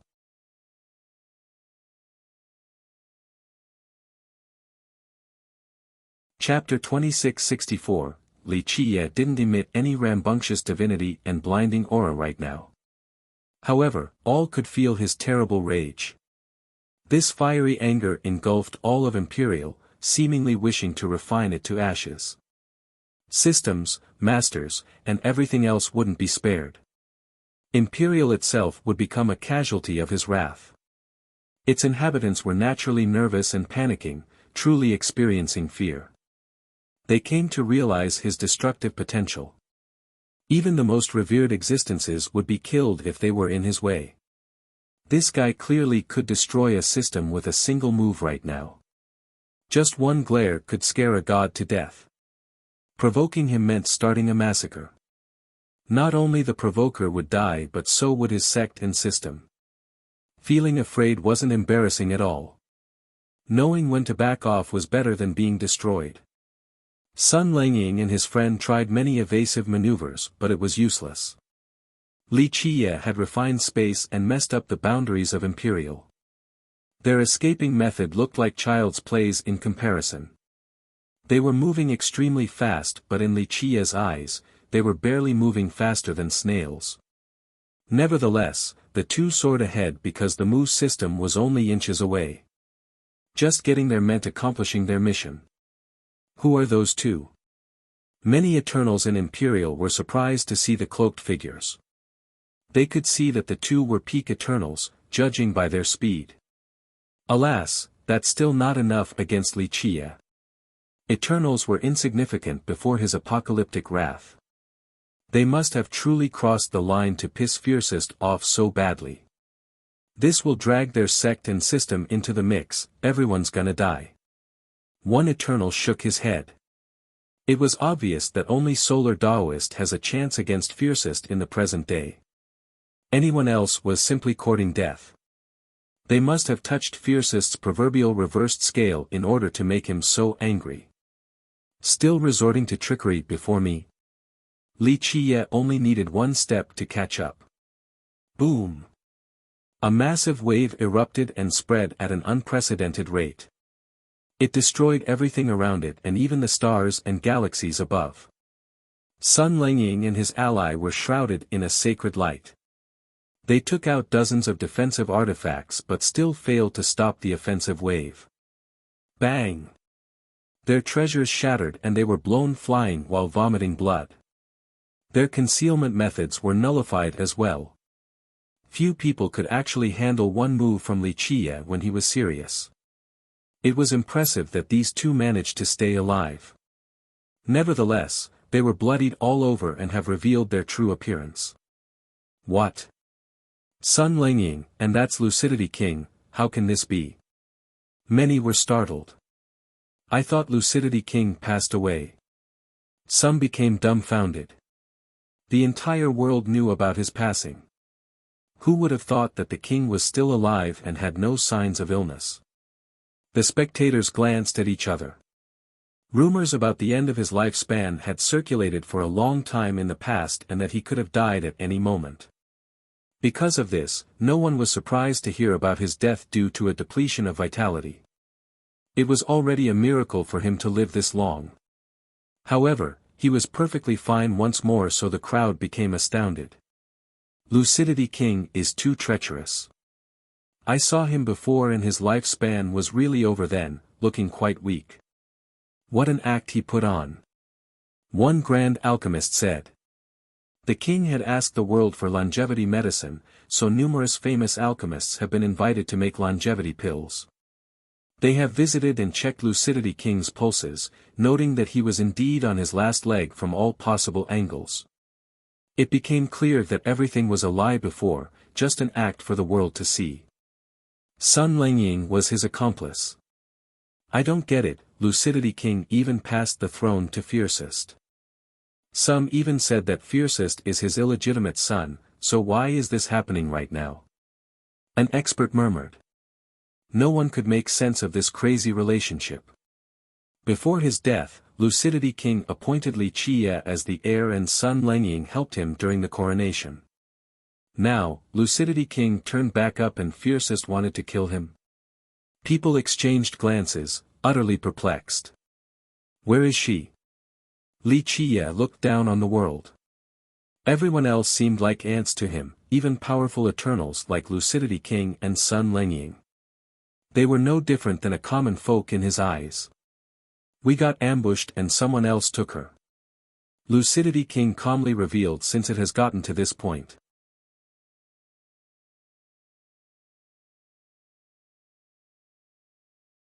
Chapter 2665. There was no point in hiding now and his plan was nearing fruition, needing only one last step. Fools, I didn't give a damn since you two didn't provoke me during your schemes, but now, there will be consequences. Li Qiye said murderously. No plans are perfect. Lucidity King laughed in response. The only mistake was miscalculating your power level, or it would have been flawless. The ancestors and Eternals nearby took a deep breath. Lucidity King used everyone as his chess pieces, stabilizing 9 secrets on top of breaking the stalemate in Imperial. One of them said. They could see his plan now and became both creeped out and impressed. He has reigned for 3 generations, but 9 secrets had a state of balance, same with Imperial and the 3 behemoths. However, everything changed after his fake death. The 5 great powers in 9 secrets were broken down, the political landscape of Imperial changed drastically. I'll kill you two first before the rest. Blood will flood Imperial sky today. Li Qiye mercilessly said. People could already smell the stench of blood and see the red ocean right now. A disaster is coming. Lucidity King brought this upon himself, but what about the rest? One ancestor felt cold all over. Go. Sun Lengying signaled for Lucidity King to escape while turning to flee. They knew that there was no opposing Li Qiye since they weren't stronger than the previous 4 masters. Everyone knew how that fight went. Protect your king. A loud explosion occurred. Silver Secret Legion has arrived on the scene. This was the strongest legion in 9 secrets and one of the top legions in all of Imperial. Their march looked like a scaly dragon dancing across the sky. They blocked in front of the 2, acting like an endless wall sealing off this portion of the world to stop Li Qiye. They all going to die? One ancestor shook his head.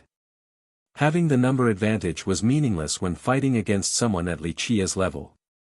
100 or 10,000 troops were the same thing in his eyes. This applied to the elites of this legion too. Despite the suicidal endeavor, they still stood strong because Lucidity King personally recruited them. They had absolute loyalty to him, so death was just fine. Slay him. The legion let out a battle roar. Buzz, numerous silver glints flashed. They turned all of their vitality and grand Dao power into the sharpest silver rays. The tsunami of rays instantly flew straight for Li Qiye, seemingly able to turn the world into a sieve. This awesome move could destroy any kingdom or sect, but it was useless before Li Qiye. A protective glow emerged around him and none of the rays could get through. This was an unfair battle. He could casually destroy this legion when playing around, let alone now in his furious state. Yeah, Silver Secret won't exist after today. One Eternal said with certainty. To formation. The captains roared. More silver rays shot to the sky, looking like the sharpest blades that could cut through space itself. Clank. A chilling metallic resonation echoed after the formation was formed. In the sky was a large crescent moon, acting like a sickle. It poured down shiny, razor-sharp light strands. Each strand could pierce through the earth and kill numerous experts. In fact, they could take down the majority of disciples from a sect before they could even react, crucifying them to the ground. This silver sickle looked like the weapon of a death god, full of murderous aura and ready to reap countless lives. Just one sweep from it could take down 1,000,000 lives. Lunar Sickle. The strongest ace card of the Legion, but unfortunately, this is still not enough.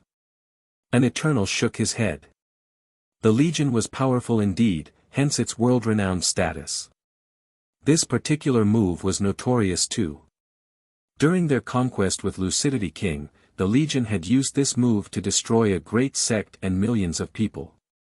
That battle successfully intimidated the world, letting everyone know their potential for massacre. Because of this, Silver Secret has always been Lucidity King's trump card. The other legions from this system weren't on the same level. Death. The members of the legion roared again. There was no take back after this slash, the sickle needed to see blood. Clank. The moon in the sky cut down at Wuxia and instantly separated space. Numerous stars were lacerated as if they were pieces of tofu. This had enough force to separate a system into two halves as well. The crowd was scared out of their mind while thinking that this slash could annihilate their entire system. Boom! Wuxia didn't bother dodging. He simply raised his hand and grabbed the entire sickle. The large moon couldn't move at all, completely suppressed by him. The slash didn't manage to wound him in the slightest, to the astonishment of the spectators. Eternals and Ancestors had an awkward smile on their face.